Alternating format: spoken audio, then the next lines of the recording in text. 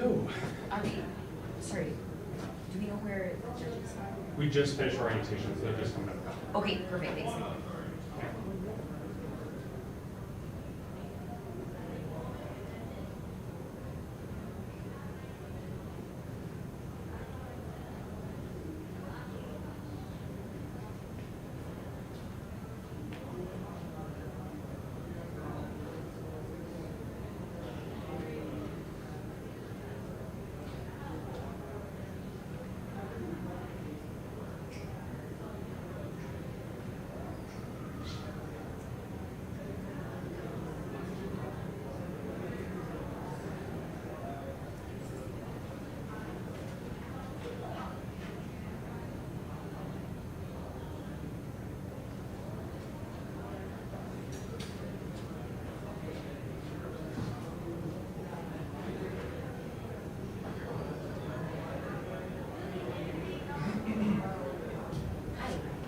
Judges? Yes. Okay, so that's your designated area. When you're all together, I'll do a quick little debrief. The live stream audio is on and recorded. Just so that, yeah. Okay. Any of your strategies should be trying to find. Yeah, yeah, for sure. Yeah. Yeah.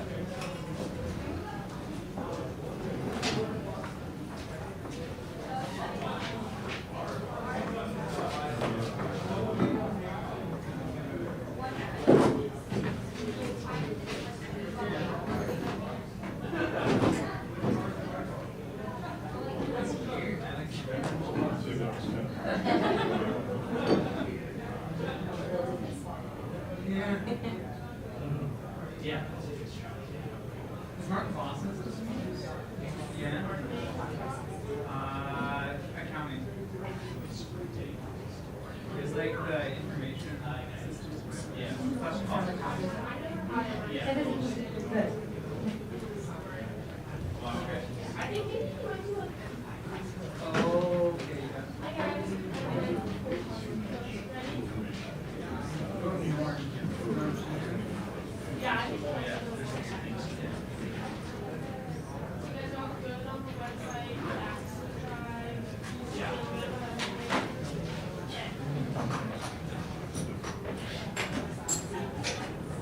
Today's trying to play out.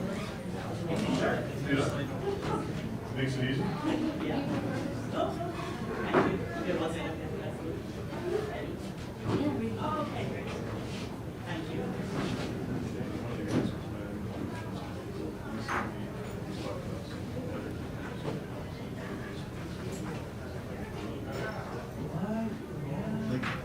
And it's kind of like, when they talk under, it's only 20 minutes.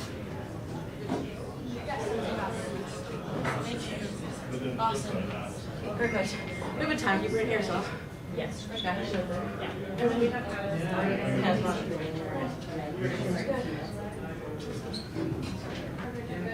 Just so you guys know, the audio is on.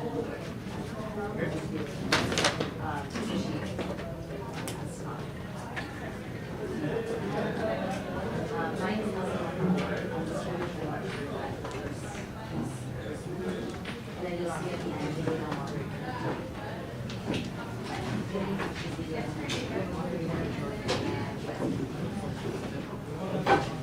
but don't be afraid to reach out. I can.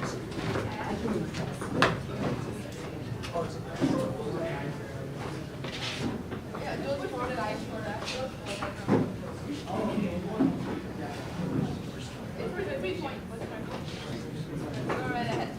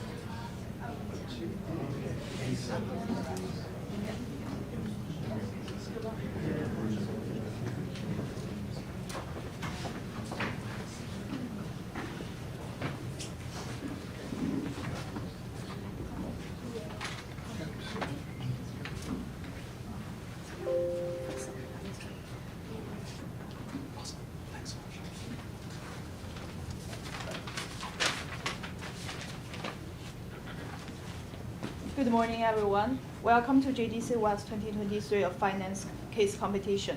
Before starting today, we would like to make a land acknowledgement. The University of Saskatchewan campus is located on Treaty 6 territory and the traditional homeland of Métis. We pay our respect to the First Nations and the Métis ancestors of this place and reaffirm our relationship with one another. We pledge ourselves to create a competition that celebrates the diverse cultures and histories of this land. Thank you to our judges, Nishit Gandhi, Mike Campbell, Jordan Wilson, Dylan Petgrove, Rami Default, and Reedy Desai. My name is Hannah Penn, and I will be the academic moderator for this presentation. Competitors will have a maximum of 20 minutes to present. Immediately following the presentation, judges will have a total of 5 minutes to ask the presenters questions. Our academic timekeeper will hold up timing cue throughout the presentation and the question period. Judges will indicate their intent to ask a question through raising their hand.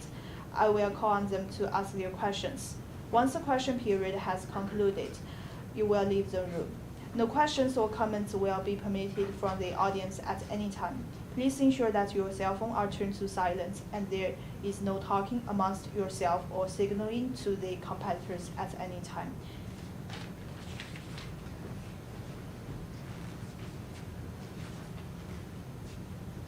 You may begin when you're ready. Hello and good morning, everyone. My name is Hayden. And I'm Demi. And together we would like to thank you for your attention across the next 20 minutes as we progress our way through our business analysis of SDSS. What is SDSS? SDSS operates within the dentistry space and has experienced difficulties throughout the 2022 pandemic. Fortunately, as the pandemic is slowly wrapping up, they are experiencing a gross uptake in revenues and new clients. SDSS operates 4 locations within Saskatoon and 1 location just outside. Together, they are 5 partners. All right. The primary issue facing SDSS today is dealing with excess cash flows. As previously mentioned, the 2022 year with the pandemic brought a gross reduction of revenues, but with the uptake of new clients as restrictions are loosened, there's excess cash flows which have to be dealt with. This brings us to the secondary issue, choosing the most efficient of the proposed capital investments. These investments include expansion as well as business technology infrastructure increases through things such as x-rays and scheduling systems. Current questions are regarding payment issues with insurance providers, and we will continue further into our recommendation and the impact of this recommendation later in our presentation. So SDSS, let's talk about the strengths and weaknesses of this company. The first strength is a positive cash flow. Consistently, before the pandemic, SDSS has experienced consistent positive cash flows, which were only interrupted throughout the pandemic. This trend has resumed. Excellent. Another strength is a strong partnership of SDSS. Together with 5 partners, they've come together to explore different capital investment opportunities with their cash flow. Another strength is their capital expenditure structure. Together they have decided on about $60,000 of continuous yearly capital expenditures. Weaknesses internal to the company include their inventory management system. Currently, an issue that arises is that one location of their 4 within Saskatoon is low on inventory. This requires a need for drivers or a vehicle to go from one location to another. This is not very efficient for operations, and we want to see this improved. Another weakness is their excess cash. Well, believe it or not, having excess cash sitting on your books is not where you want it. We will be looking into these options, and having them sitting there is a weakness. And lastly is the partnership objectives. While they are a strong 5-person partnership, the objectives of each partner does vary, with some just entering into the field of dentistry, as well as some just looking to exit and make their retirement. Continuing to the opportunities and threats.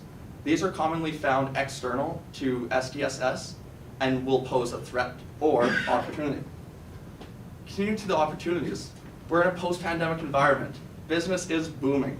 As we said, that revenue generation is really promising, and we want to see them continue to harness that new revenue potential. Market opportunities.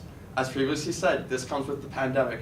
There's a growing market, and with the Canadian healthcare system being improved day by day, we'll continue to see more clients coming through our doors.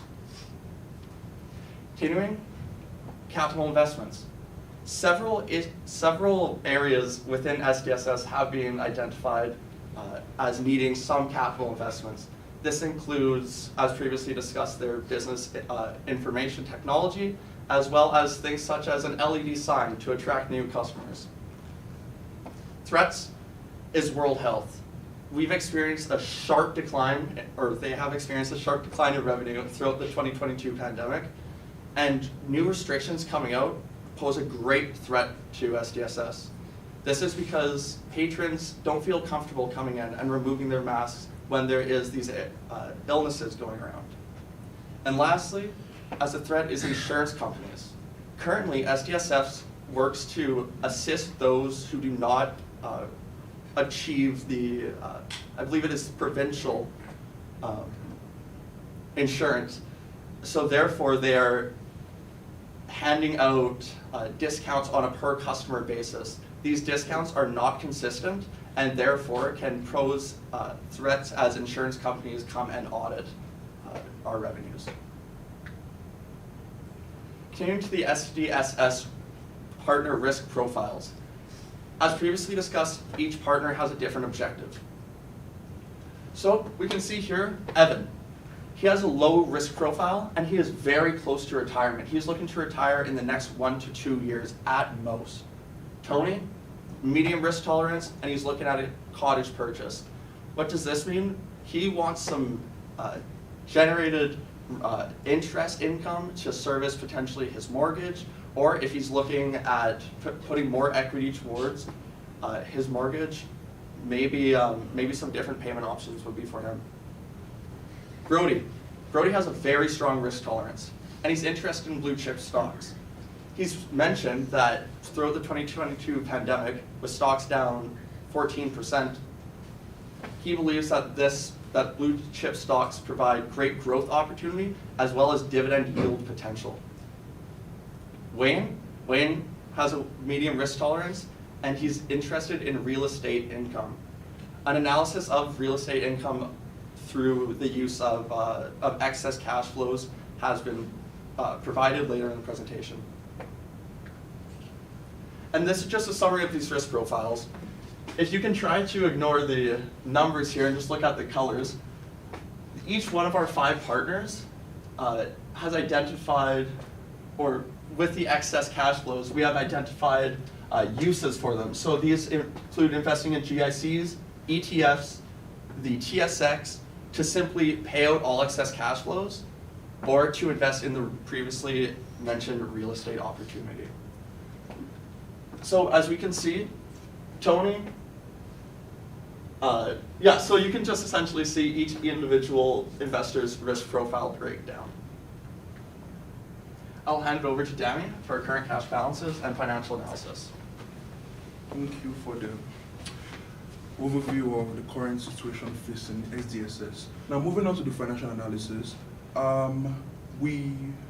this is the current cash flow statement in terms of cash balances for SDSS.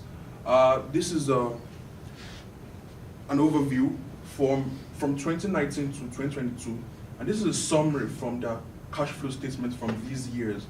This was a model developed by us, and what we noticed was which my partner mentioned earlier, SDSS has an influx of money now.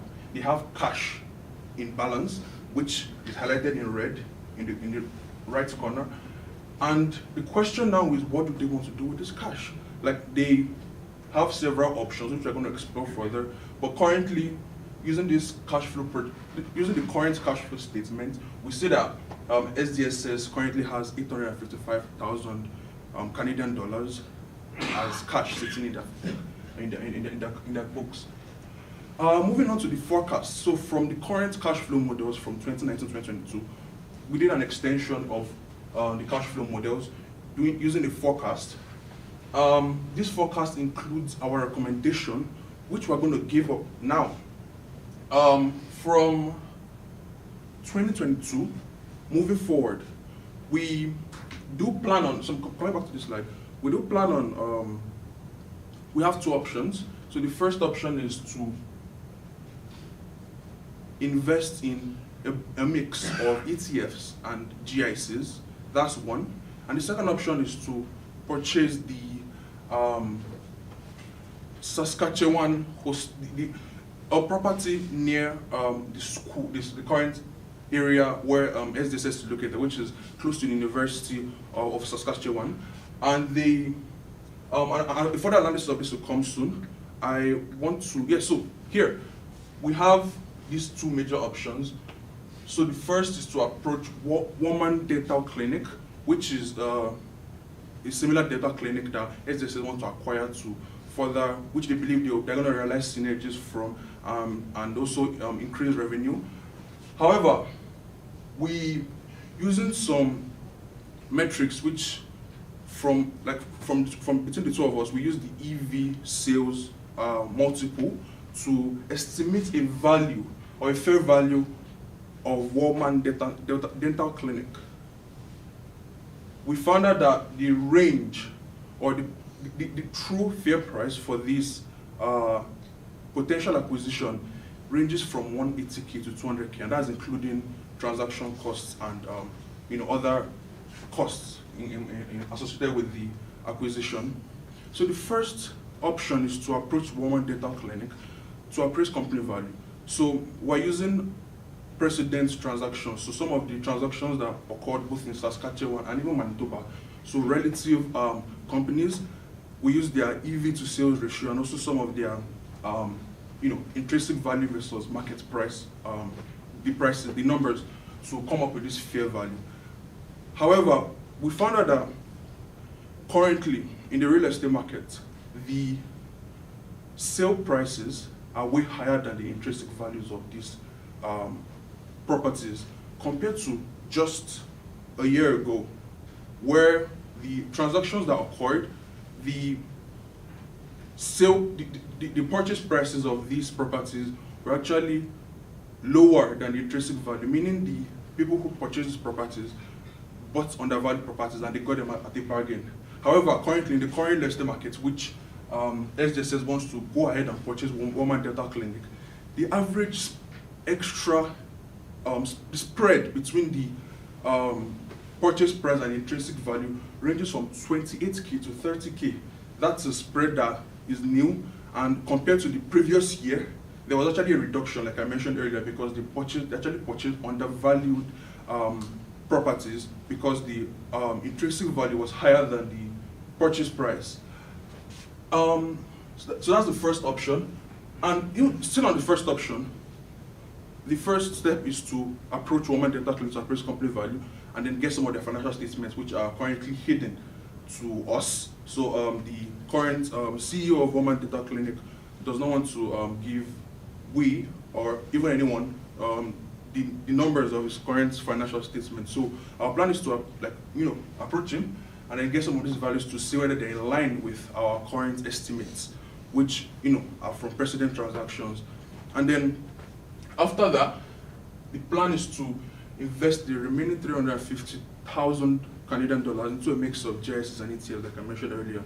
Now, the second option is to purchase the university student properties for 550,000. In terms of fair value, we came up with a range with a fair price of 530 5,000 Canadian dollars to purchase this. But as usual, we in our analysis, we add transaction costs and other unforeseen financial costs that we might incur during this period of purchase, or during this purchase period. Now back to our forecasts. We forecast, so in 2023, our current cash flows from investing activities is going to jump up, and the reason for this is what I just mentioned now. So either of the two options we are going to actually practice, we are going to incur an amount in this range. So like I said, this includes our recommendation, which I'm going to mention in a second. But in terms of some of the excess cash we have, we're already putting them into good use, using this capital budgeting from our consulting. In terms of the proposed investment options, which we have 6 options actually. So we rank them in terms of, present value, the present value of the cost of these investment options, and their urgency or need, or how useful they can be, both now and both short term and medium term and long term too, to the company. So in terms of ranking, we're choosing to pick, or we're selecting only the first 3 investment options here, which are the top 3. So first, we are suggesting we lease the company van. Leasing the company van as opposed to buying is cheaper.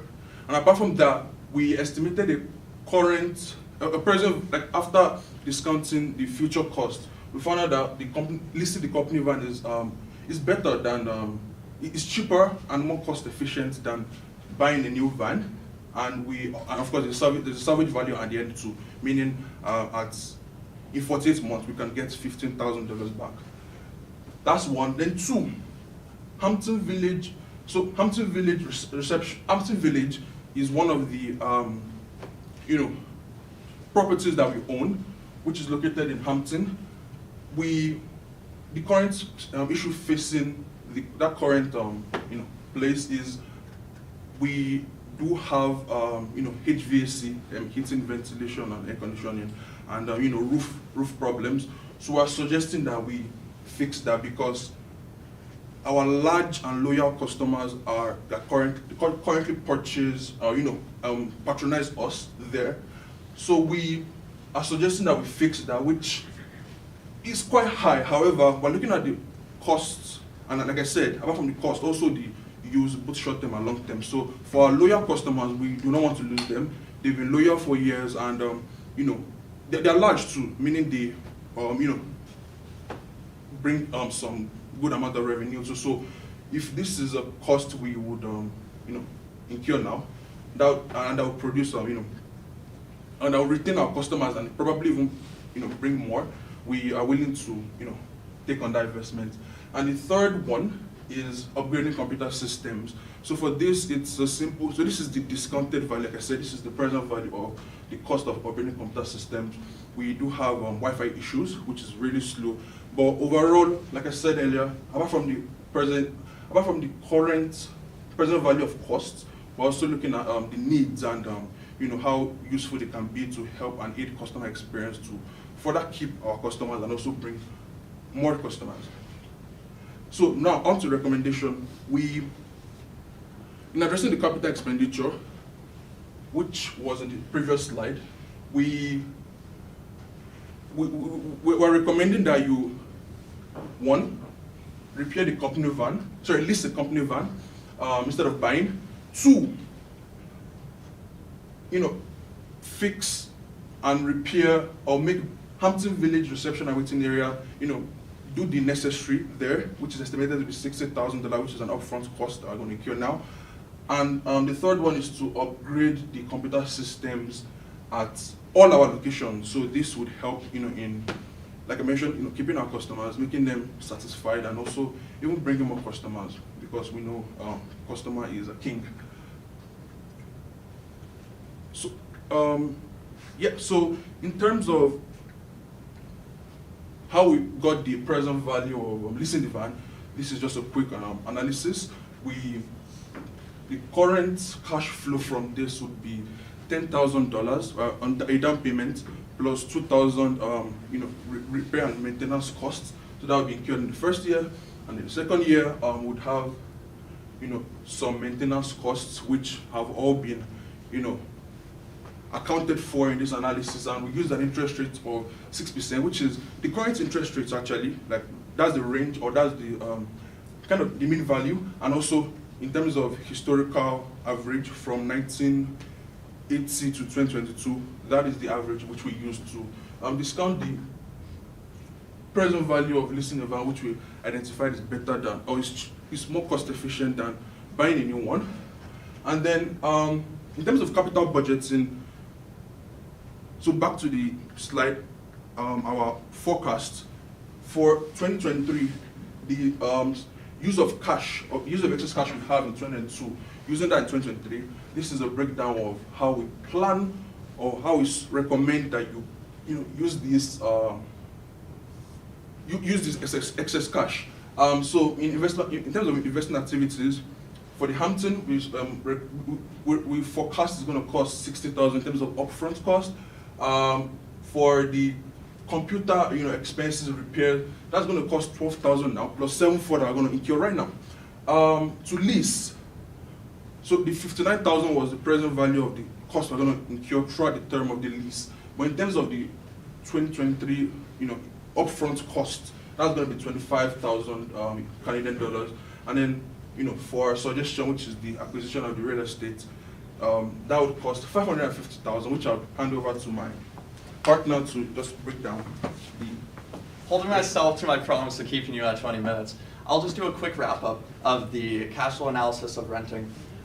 The cash flow analysis of renting has determined that there is a negative cash flow amount at 20, 40, 80% down. However, we feel that should this investment option be pursued, that they can use. Thank you. Thank you.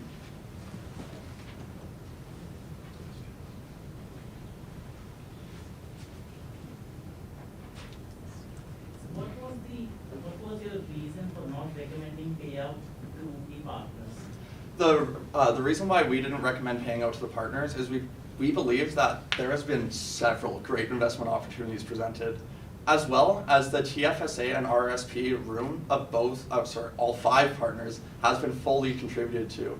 Therefore, we feel that there's no direct advantage to paying out these excess cash flows as a lump sum to them, as opposed to with investment opportunities. There's, let's say with the rental property, if you should choose to go with that, you can reduce the amount of future cash flows on the books of SSDS dentistry. Well, you mentioned that the owner of the Warman Dental Clinic doesn't want to share his financial statements. Do you think there should be a red flag or a warning that we should avoid him? Sure, I can answer that.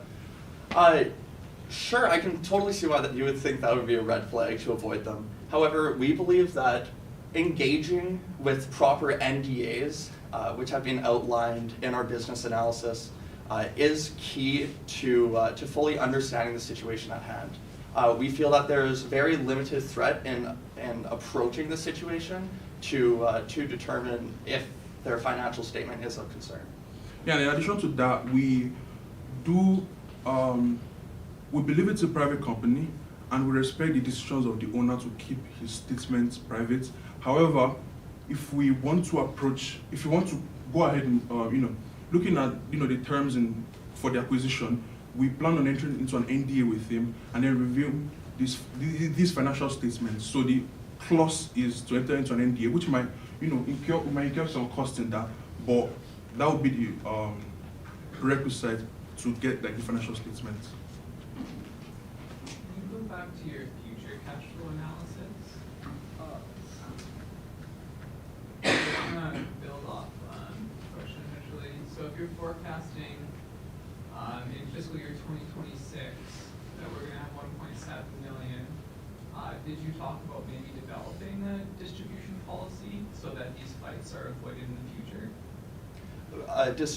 Distribution policy, so what is avoided in the future, sorry? So that we don't have shareholder fights in the future over whether distribution should be made. That's a great question. I think that should be addressed at the operational level amongst the 5 partners to ensure that that splitting up this 1.7 million in the future doesn't cause any future issues. Danny, do you have anything to add to that? Yep, sure. In terms of so we kept operating the cash flows from our operating activities at historical average. So that's the first. That's the first row.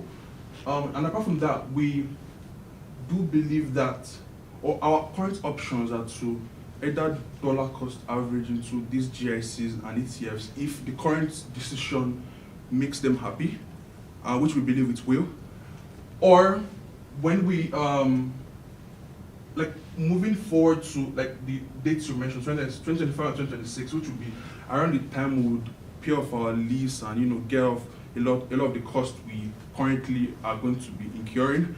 We believe that towards that time we would convene another meeting to just see where everybody is, and then definitely float the idea of paying a dividend, adding a dividend to the policy of the company. Yeah, so when you looked at your recommendations on the capital expenditures, because that's what you focused on, did you factor in any market niches or impact from the National Dental Program in your analysis or PV calculations or discount rates? In terms of impact from the National Dental Program, no. I don't believe that we felt it appropriate to include that into our future analysis. We felt that the information provided potentially wasn't fully there to provide that future few forecasts, if you will, that are accurate to our standards. Yeah, in addition to that, for all our costs, we mark them up.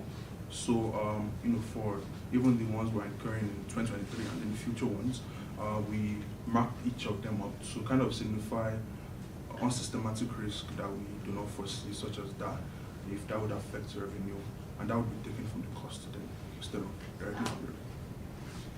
Thank you so much.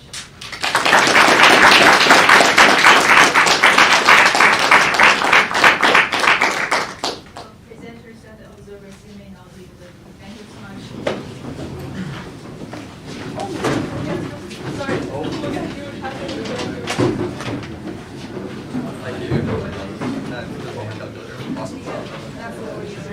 I think so. Thank you.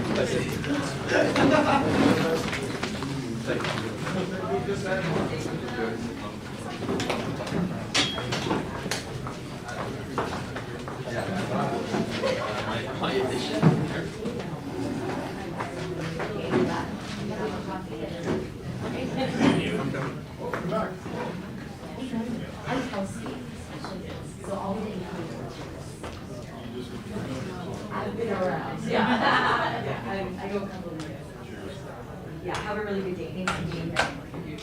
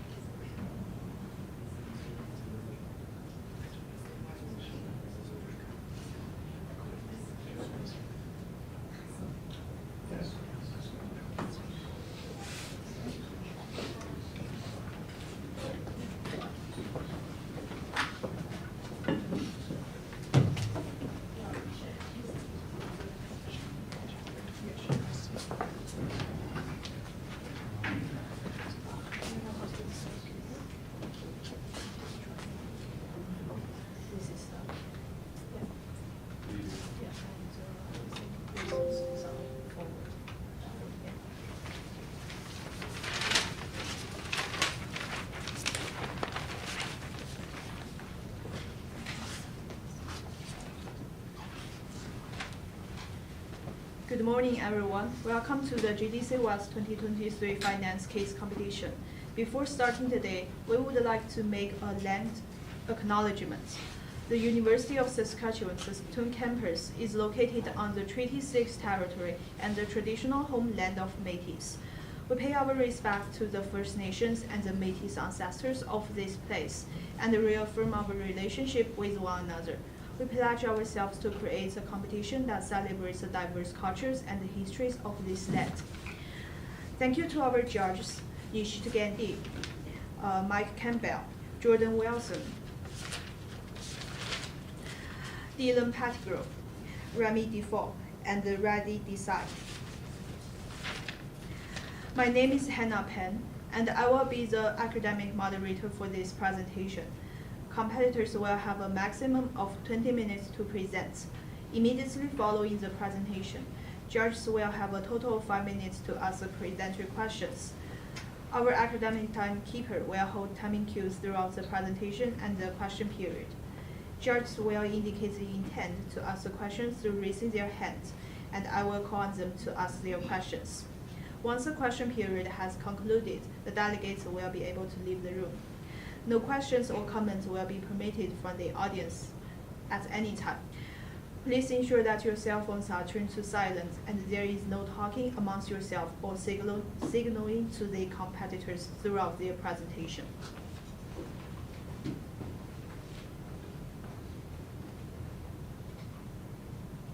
You may begin when you're ready.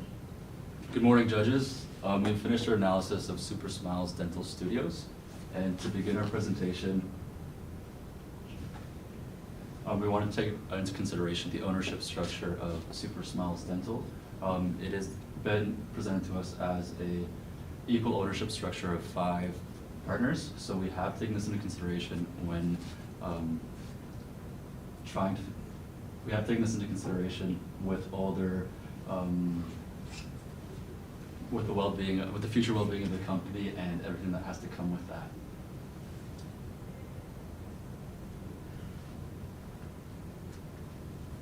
Yeah, so a quick look at how the market is operating. The dental industry in Canada has been a growing industry as it's grown from 60% of Canadians going to the dentist in 2001 to 75% in 2021. The government is also planning to commit $5.3 billion over the next 5 years, specifically targeted for youth and children. And this is especially useful, as you can see. There was a recent study in which it showed that 28% of grade 1 students are not meeting their dental needs, and the National Dental Care Program commitment should help increase the number of youth going to the dentist, and this provides a market opportunity to capitalize on. So we did a SWOT analysis on the firm, and starting on the strengths, the clinic offers health benefits and pension plan to all the staff. The staff actually love being there, and this builds a valuable community within the firm itself. The ability to accommodate emergency procedures for clients is also a big benefit for the firm, because Saskatoon is known for a weaker-ish dental industry, and this pros is actually a benefit for the firm in terms of providing urgent client care. The excess profits that they've made during the pandemic has also been a great benefit to their cash flow. Going on to the weakness, the partnership owners are at different stages in their career, meaning that some of the partners are actually, in terms of like thinking about retiring, and some are actually new to the industry, wanting to grow and get bigger. So that offers a weakness to the firm in terms of where they all want to go. The discount prices for non-insured clients lower revenue because they're actually having to offer discount prices for clients that do not have insurance, meaning that these discount prices actually vary, and they might have to lose the amount that they charge to the clients, whereas insured clients actually are paying more. The need for expansion is also a risk because of the rising interest rates right now in the market. They're not able to take out loans or buy buildings to expand their firm operations. So given that these interest rates are posing like a threat to them is also a current weakness. The opportunities for the firm is the fact that the industry has a lot of growth opportunities for affordable care, given that the rise in the percentage in the past 11 years for the dental industry has been about 15%, which is quite low. So they could do improvements to improve this. They could offer dental packages to children because, according to the case, the children actually are lacking proper care due to lower income families not being able to afford dental procedures for their kids. And the post-COVID patient inflow is also a opportunity for them to improve on because patients are in need of more care after being locked up during the pandemic. Threat is a higher market risk for investments. Markets are pretty high with the rates right now, so this poses a threat for their investment opportunities. And then higher interest rates are actually also another threat in terms of getting loans. So, yeah. The three traits that we found that could be improved are personal payout and investment in company infrastructure, as well as expansion of the business. So as Yoga mentioned before, there are different owners within the company with different interests in what they want to do moving forward. There are people who are retiring, 2 members of the board that are retiring soon, and then there are 3 younger professionals working within the company that also have their own interests at hand. So Tony is interested for his personal reasons would be as to put the funds to pay out for a cottage. Denise is a little bit more risk averse, so she's looking for low risk investments within the company in form of like an investment fund. And then we have Wayne as well, who wants to invest in firm growth, so he's looking more at reinvesting the cash flows from the company. And then Evan, which is retiring soon, he's looking for a steady income for retirement, so he is going to be relying on the personal payouts within the company. And then Brody as well is looking at market investments, but he's a lot younger, looking more at high risk investments in terms of like blue chip stocks. Yeah. In terms of investment for the company infrastructure, we will be looking at a couple different points here. So Denise is looking at comfort aids, so she wants to invest in massage chairs within the company just because it has shown to bring in new clients. Not a significant portion of clients would be brought in just for the massage chairs, as it's not a direct business operation. Wayne is looking at company van, is looking at investing in a company van and sign and parking upgrades. The reason behind the company van is due to the post-COVID environment that Saskatoon finds itself into, with more in-person events and more opportunities to attend these events and showcase the dental industry. And then Evan is looking at upgrading the Hampton Village location. So the Hampton Village location is one of their oldest locations, and it is in dire need of upgrading the HVAC systems and a couple other upgrades and maintenance that needs to be done there. And then lastly, we have Brody, who is interested in upgrading the computer systems just to increase client intake and make booking a little bit easier for everyone within the organization. The last section that they're looking to possibly invest in would be the expansion of another location. So Tony and Denise do not have any opinion for this, but Wayne believes that if they invest in a new location, which would be the purchase of an already operating dental facility, that they could increase the revenues of that location and quickly pay off the cost of expansion. On the other hand, Evan is worried of the cannibalization of clients. So with the new location, they're worried that they wouldn't actually increase the revenues, as they would just be bringing clients from their other locations into this new location. So it wouldn't provide much of a value. As for Brody, he's also uncertain of expansion due to the busyness of the industry. So after the pandemic, the dental industry has become quite busy again, as well as with the possible retirement of two of the members, they might not have enough manpower to help expand their business. So looking at the actual purchase environment, these are some recent sale prices of dental facilities in the last year. Looking at the appraisal value, they have been appraised at twice the sales. And then the actual sales prices have been just under the appraisal values. So the market, other businesses have been acquiring facilities for just under the appraisal value. And then our own appraisal value of the possible location acquisition, using the 2x sales as the others have been, as the other sales businesses have been doing, we get to $970,000 appraisal value.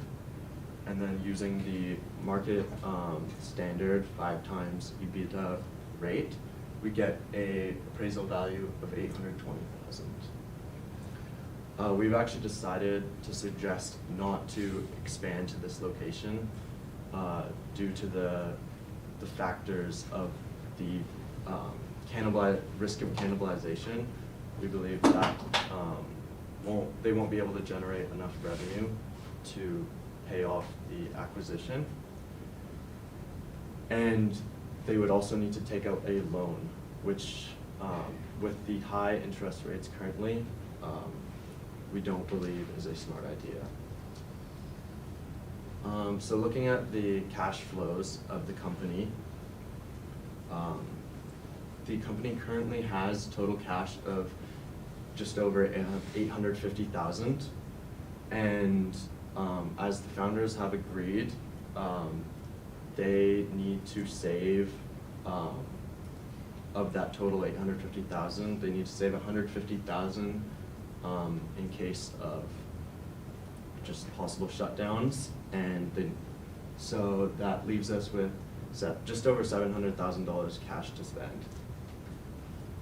So our recommendations, the first one is to purchase a van, which would help them go to events and just help their marketing, especially with the growing dental market and the $5.3 billion government fund. We believe there's an opportunity to acquire many new customers. So purchasing the van will help go to all these events and help market themselves to acquire new customers. Our second recommendation would be to renovate the Hampton Village location. So as it's quite an old facility, it's 60 years old, and with the possible acquisition of new customers, we believe it's important to have a nice facility to help attract these new customers. Moving on to the partner payouts. In the last 3 years, the partner payouts have ranged from 60,000 to 90,000, and especially 90,000 in 2021. Due to most of the partners wanting to have low-risk investments, we have decided to suggest a smaller payout of 65,000 per partner, which will lead to a total payout of 325,000. With the rest of the money, we suggest to invest 275,000 in a GIC, and over 5 years, assuming there's an 8% growth rate, that will grow to just over 400,000. So this is just a summary overview of how we would be using the cash, which will leave us with the 150,000, which can be saved for 1 month of operations. So some of the alternatives that we also had to take into consideration between all the members was X-ray machines, parking lot and computer systems, as mentioned before, and the comfort aids in the form of massage chairs.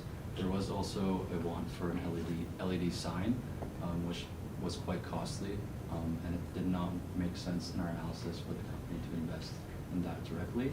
We will be taking some of these into consideration in further years, but for 2022, we will be putting these on hold.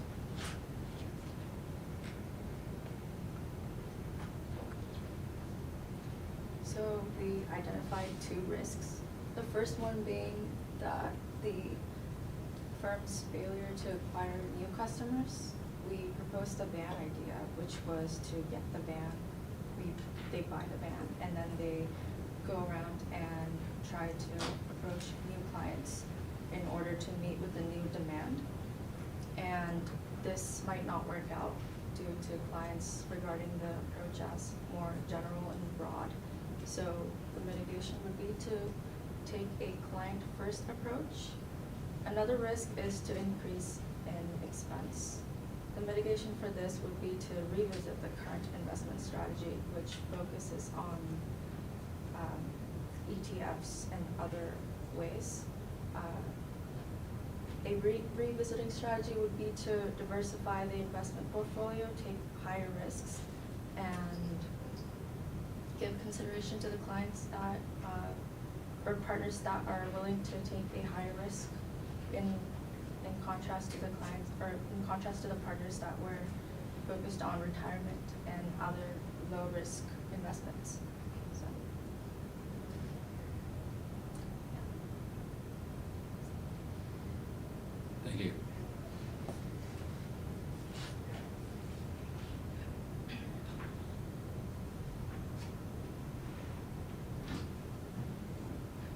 So in your recommendation to invest in GIC, I think you have seen an 8% growth rate there. Can you walk me through how you got that growth rate?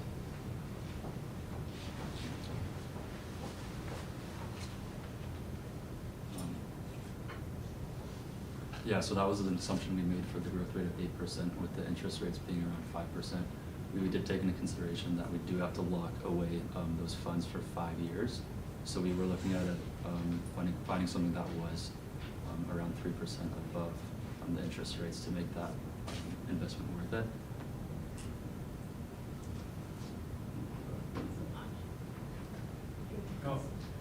So you identified up front in your analysis the National Dental Program and the market niches that it was going to attract. I'm just curious, when you looked at your capital expenditure options, did you factor in those market niches? You identified children as a niche to go after. Did you try to match the expenditure to generate new business? Yeah, so with the van purchase, those would be going to events throughout Saskatchewan, and hopefully at those type of events, there'd not only be family who would be bringing their youth and children to hopefully encourage them to come to your dental facilities. There was a statistic we had there that I think was 28% of first graders in Saskatchewan are in need of dire dental assistance. We also did take into consideration that the fact that the discount policy within the company is up for discretion. So we did want to implement something across the board to make sure that we do have something that's similar between all the different locations. So in that sense, we did leave that out in our presentation, but we do want to leave that up to discretion for the board. Also, pertaining the other options, we just thought they were too costly or just weren't relevant. For example, the X-ray didn't provide enough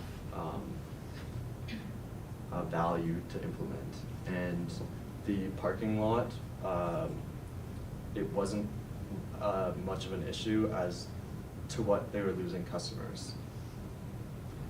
To add on to that, the computer systems could have been included, but due to financing being tight, we had to leave that out. But if we had to pick one from that, it would be the computer systems.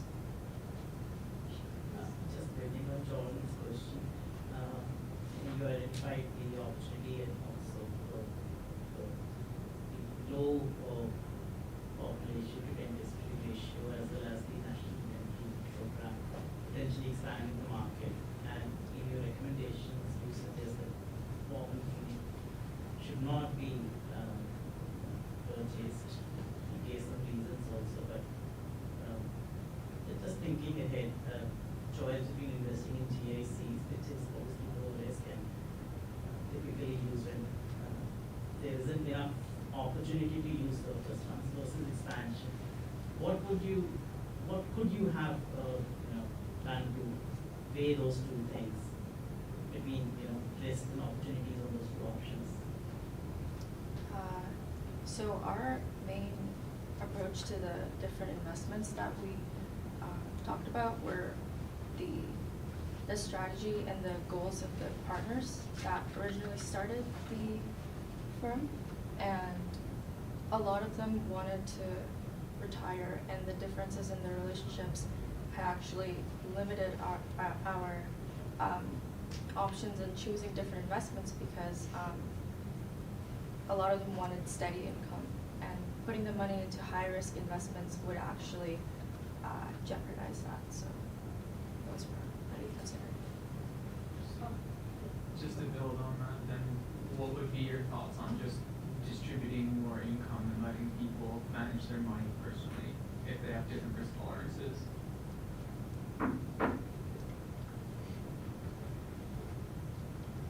We would be able to do that, but then given the market's opportunity in Saskatoon on the demand going up in the dental industry, it probably wouldn't be the best option to leave it up to the partners, essentially.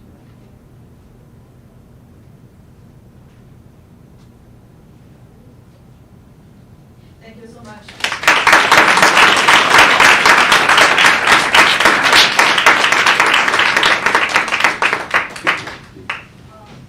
Yeah, you may now leave the room. Thank you so much.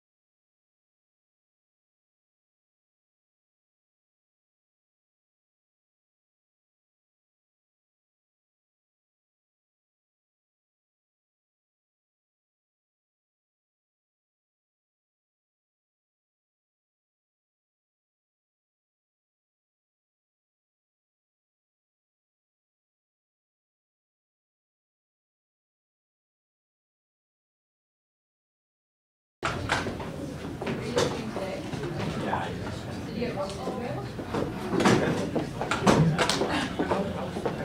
no, just kidding. I heard Mason a little bit of the last minute, but she's kind of struggling.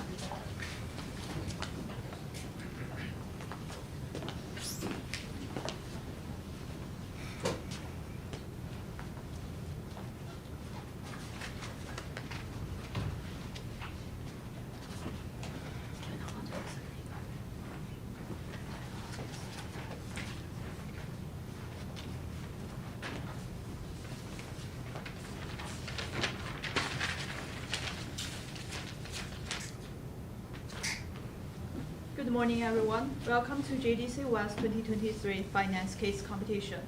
Before starting today, we would like to acknowledge that the University of Saskatchewan campus is located on the Treaty 6 territory and the traditional homeland of Métis.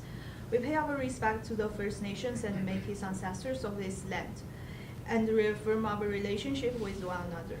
We pledge ourselves to create a competition that celebrates the diverse cultures and the histories of this land. Thank you to our judges, Nishish Gandhi, Mike Campbell, Jordan Wilson, Dylan Pettigrew, Rami Dufour, Radhi Desai.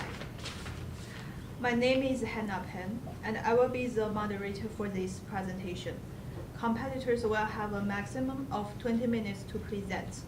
Immediately following the presentation, judges will have a total of 5 minutes to ask them questions.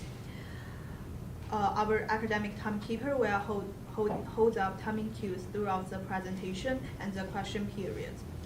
Judges will indicate their intent to ask a question through raising their hand. I will call on them to ask the question. Once the question period has concluded, the delegates will leave the room. No questions or comments will be permitted from the audience at any time. Please ensure that your cell phone are turned to silent and there is no talking amongst yourself or signaling to the competitors throughout their presentation.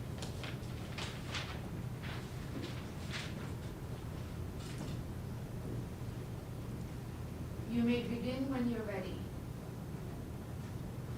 Good morning, doctors. My name is Noor, and today I have with me my colleagues Gurbir and Chris. I come to you with a piece of good news and a piece of great news. The good news is that you are doing very well. So well that I almost think my parents should have pushed me towards dentistry rather than business. And the great news is that the excess cash that you have lying around with you right now is going to give you a lot of return. And we from CNG Consulting are here to show you how. In our presentation today, we will talk about the primary issue, which is how can the needs of your business and all of its stakeholders be met? Our key questions that we have asked, the secondary issues that we have looked at, is what does the industrial climate look like? What are the needs and wants of the stakeholders involved? How much excess cash do you actually have considering your operational needs? And finally, how should this capital be allocated? I will begin this discussion by talking about the industry as a whole. The dental industry in Saskatchewan and in Canada is booming. Post-COVID-19, you already have a high influx of patients that cannot get enough of your excellent service. And now that the government is willing to provide funding to people under the age of 18 for dental treatments, there are going to be even more customers for you to service. And so how can we take advantage of this industrial climate? That is our analysis. Let's talk about stakeholders and what do all of you want? We will start by talking about the 5 of you, the partners. Evan, you're retiring in 2 years. You want a steady income. Your risk aversity is very low. You don't want to take a lot of risk. This implies that as a business, you would like SSDS to prioritize sustainable business practices and make investments that have a low level of risk. Talking about Wayne. Wayne is retiring in 10 years, and you want to save time. You've already worked so long in this industry. You have experience. You're one of the most experienced doctors you have amongst the partners after Evan.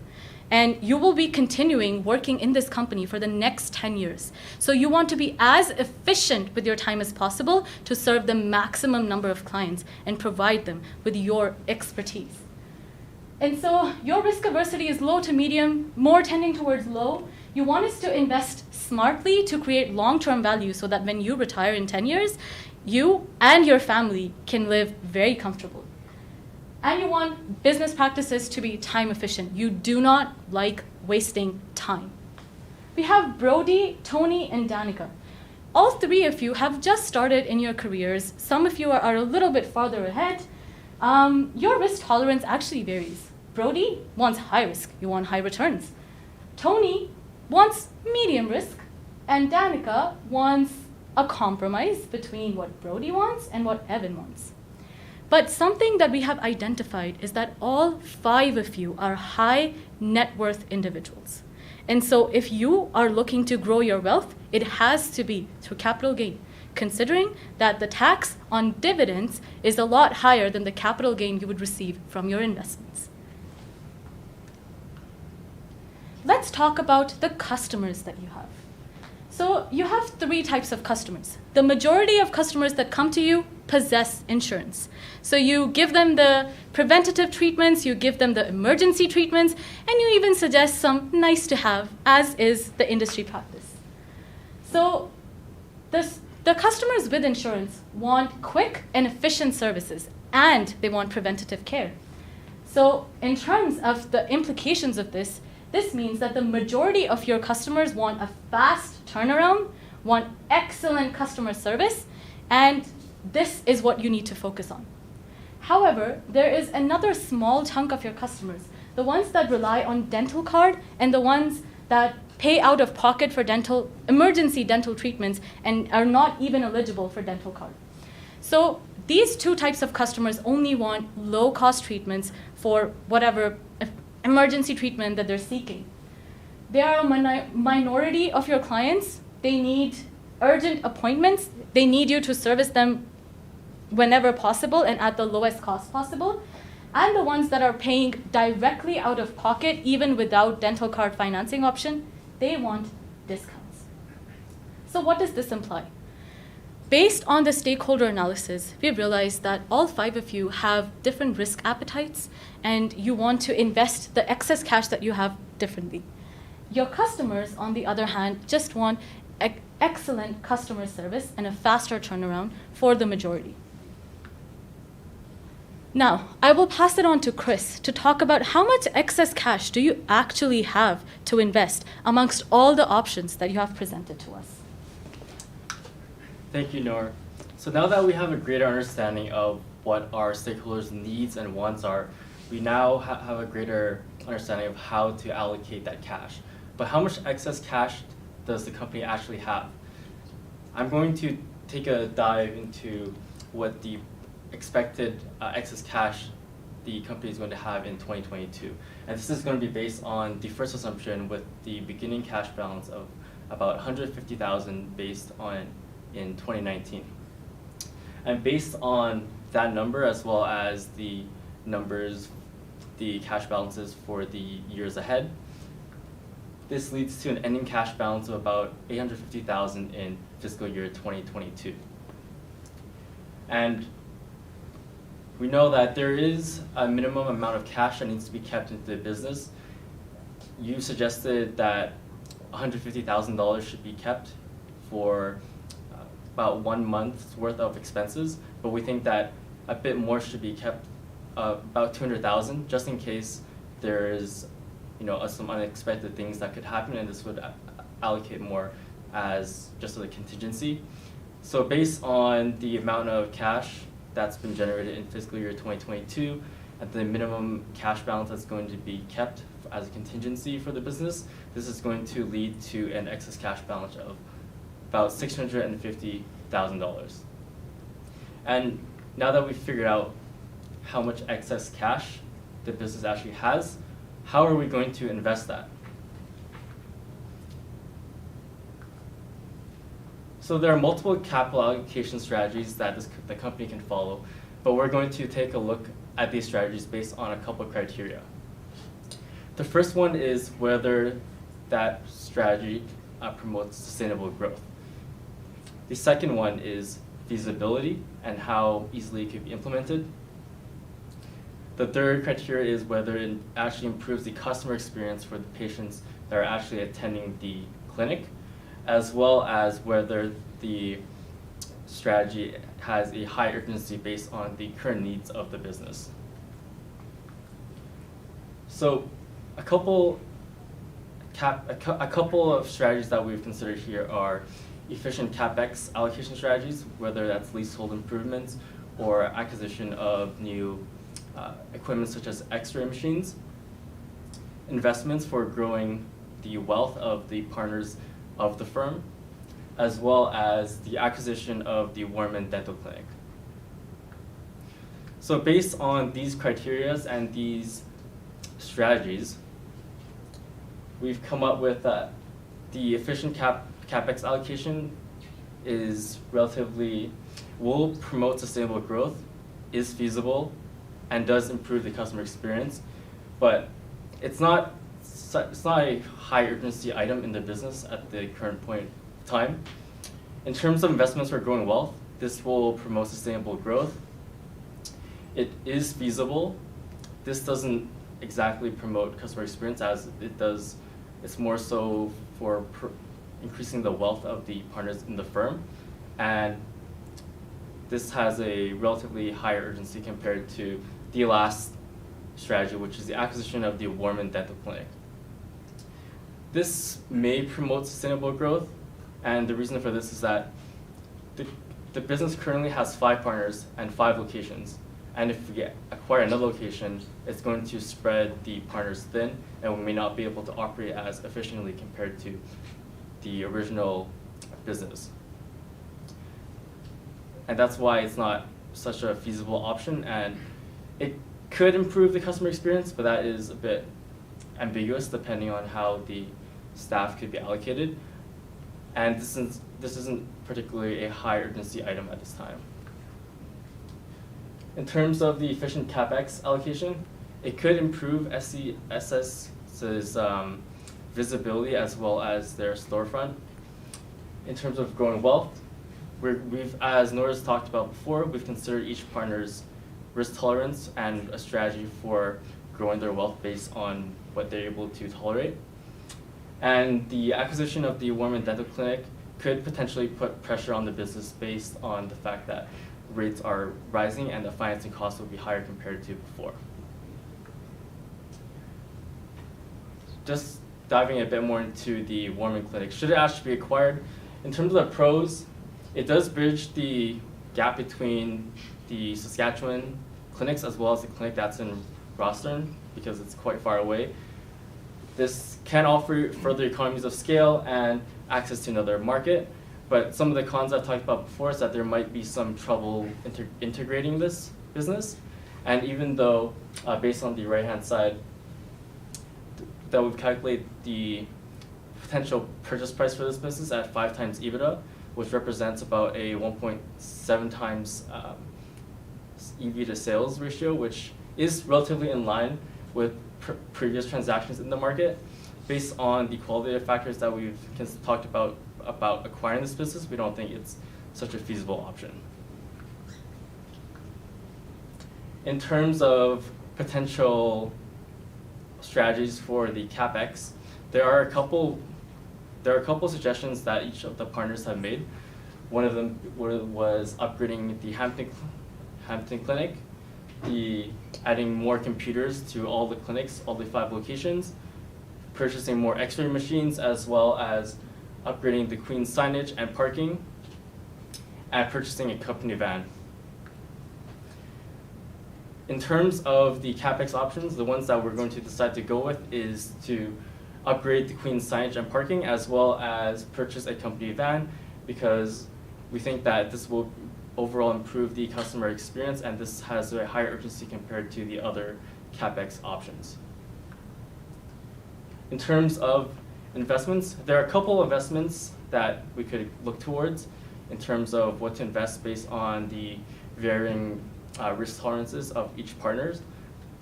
One would be investment grade fixed income, blue chip stocks, GICs, ETFs, or real estate. But the options that we're going to consider here are ETFs and real estate, mainly because there's a relatively good risk to reward ratio in terms of the ETFs, as well as the current good climate for real estate given the current inflationary environment. Now I'll pass it over to Nora for our recommendation. Let me summarize what we have talked about so far.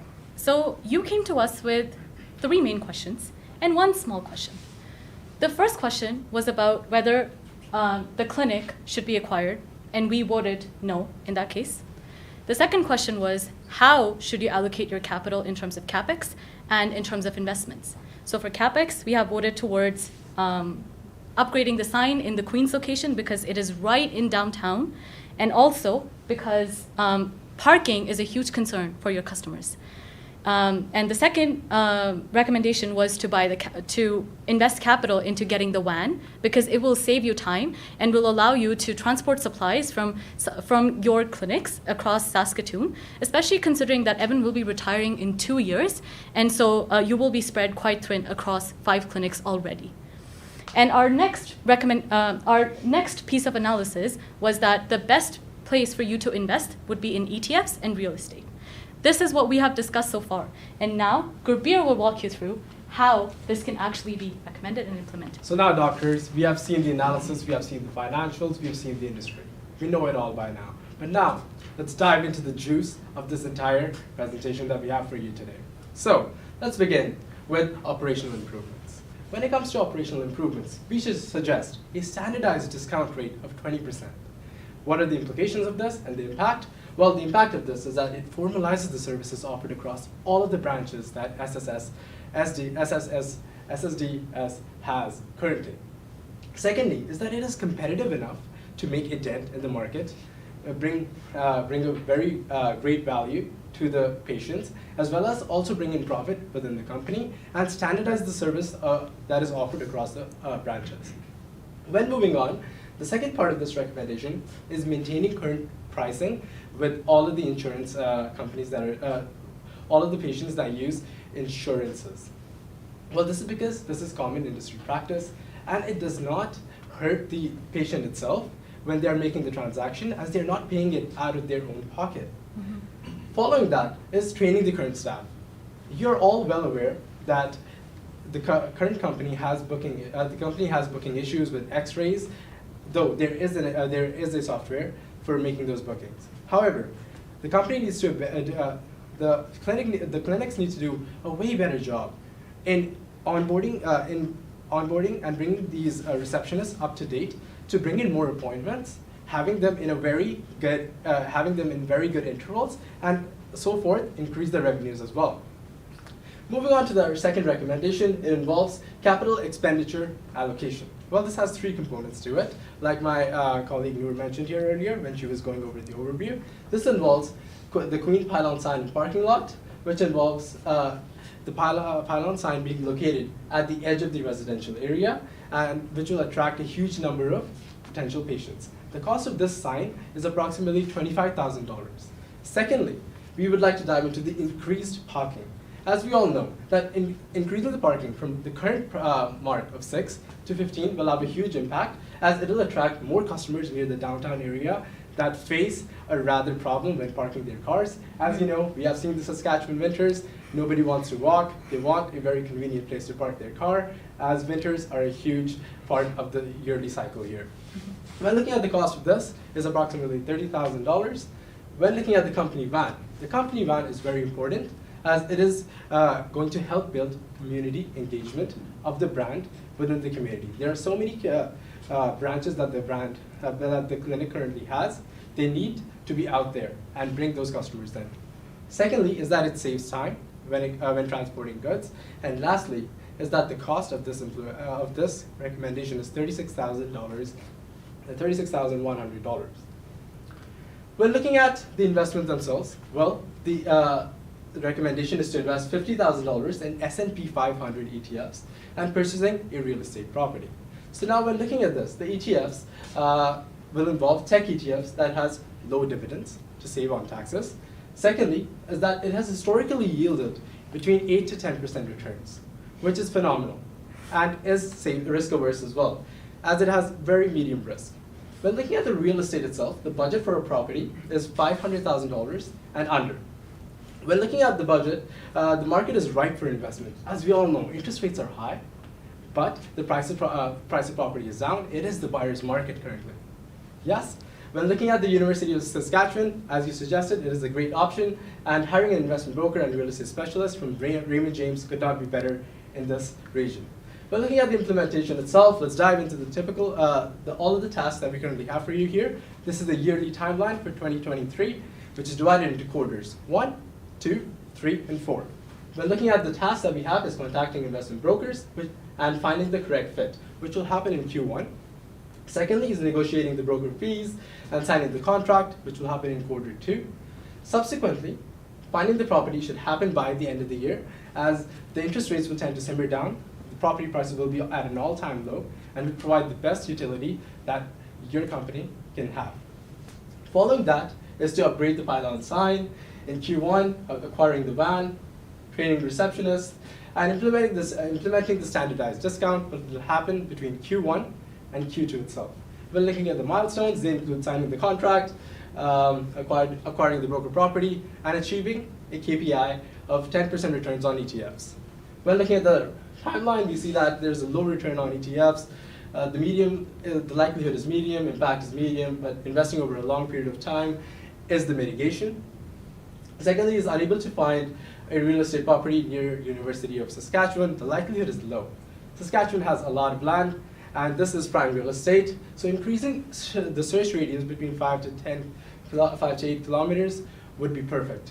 So now, all in all, we have discussed the primary issues, the secondary issues. We've also discussed our ABC strategy, as this business starts from the A, B, C's: operations, the standardization, formalization, and lastly, investments. All in all, this will increase in capital gain and efficient operational practices. Thank you so much, and I now open the panel for any questions that you may have.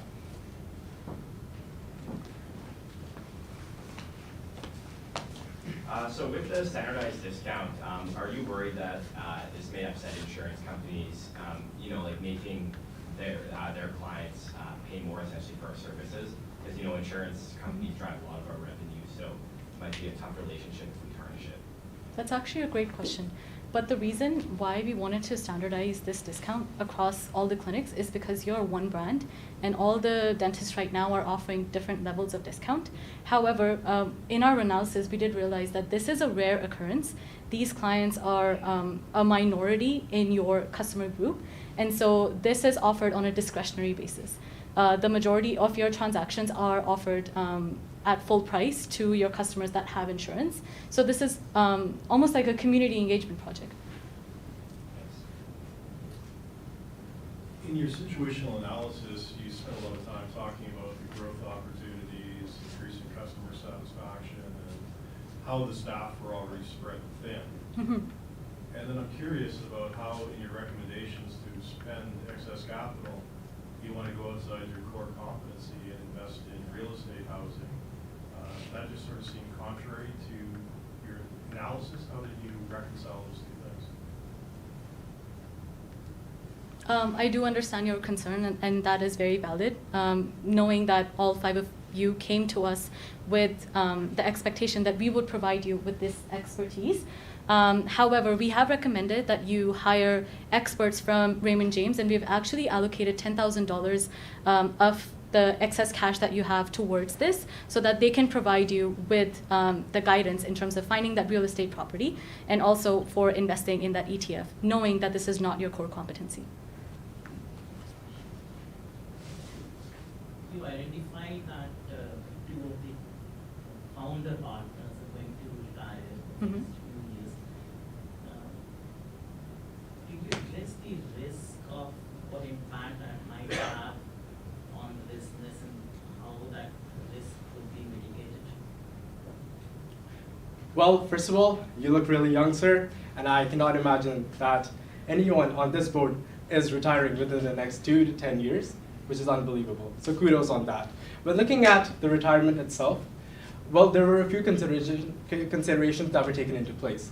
You suggested that it was suggested that an acquisition should be made. Well, that was mitigated because it would even intensify the current commitments that each of the doctors currently have in the firm itself, which is why that was put on hold and put on the side.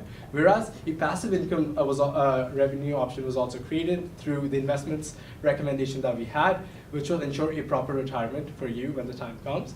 And additionally, furthermore, more qualified doctors can also be contacted when the time is nearby, approximately a year before your retirement, and subsequently potential candidates can also be looked at when the 10-year mark is nearby as well.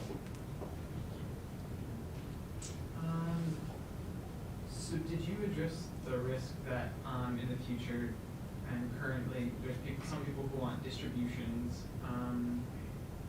but it doesn't look like you've recommended that you'll have any distributions, or in the future if there's excess earnings, they get to the same place where they're deadlocked and they kind of agree on what to look at? Did you think of policy or anything like that? That's actually a great question. We understand that all of you have different risk appetites, but excluding Evan, that is retiring in the next 2 years, the four of you do have a low to medium risk appetite, which is why we recommended investment in the ETF and real estate. Depending on how that goes and how your investment in real estate goes, you can continue down this line and continue generating passive income through your business. As a small business in Saskatchewan, you are eligible for an $800,000 tax credit on capital gains. And so capital gains is the way to go for you to build your wealth.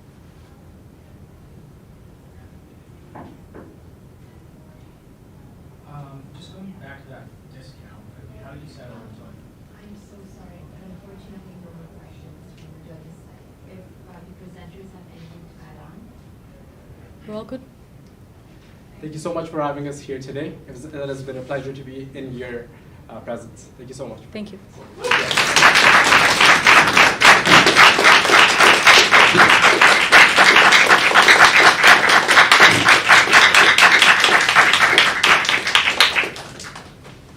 Presenters and observers, you may not be able to leave.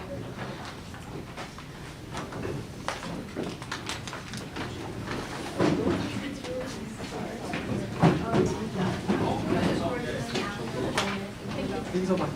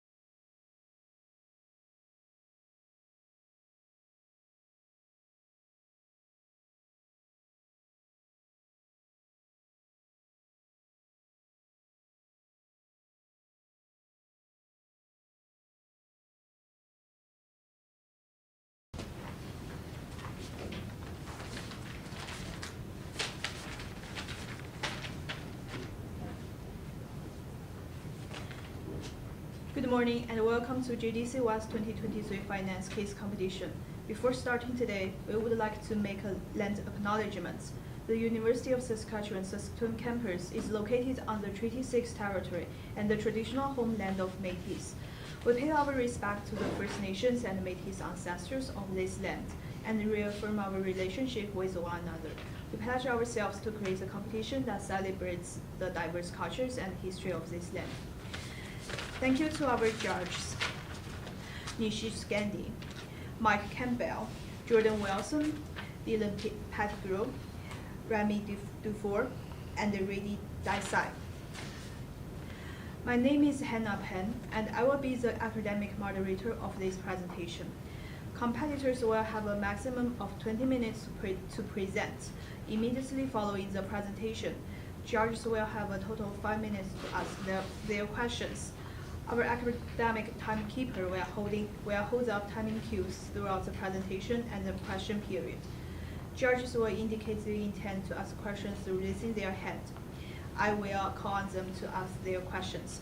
Once the question period has concluded, the delegates will leave the room. No questions or comments will be permitted from the audience at any time. Please ensure that your cell phones are turned to silent, and there is no talking amongst yourself or signaling to the competitors throughout their presentation.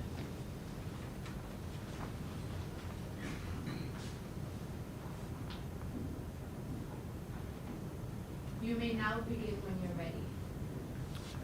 Good morning and welcome. Thank you, judges, for meeting with us today. Before we start our presentation, I just wanted to acknowledge that we are on Treaty 6 territory, the homeland of the Métis. When I was young, I hated going to the dentist. The dentist was not a fun place for me. Someone sticking their hands in my mouth, that just doesn't sound enjoyable to anyone. However, now that I'm older, I recognize that going to the dentist is an important part of everyone's lives. They make you healthy, and they leave you with a bright smile. Now, although we're not going to clean your teeth, we are going to provide you with a solution that is going to make your business healthy on the long run and provide you with a bright future. I'm Jack, and I'm joined with my colleague Nathan and Luke, and together we are Step Up Consulting. Looking at our executive summary, we've identified a primary problem, some secondary problems, 3 alternatives for you today, all while keeping the objective of providing a recommendation that optimizes the excess cash and satisfies the partners of your firm. Diving right into our primary problem, how should you, Super Smiles Dental Studios, handle excess cash for 2022? This is a primary and big problem for you today. Currently, you have $854,000 cash on hand, which is a substantial amount and that you can use to benefit your business.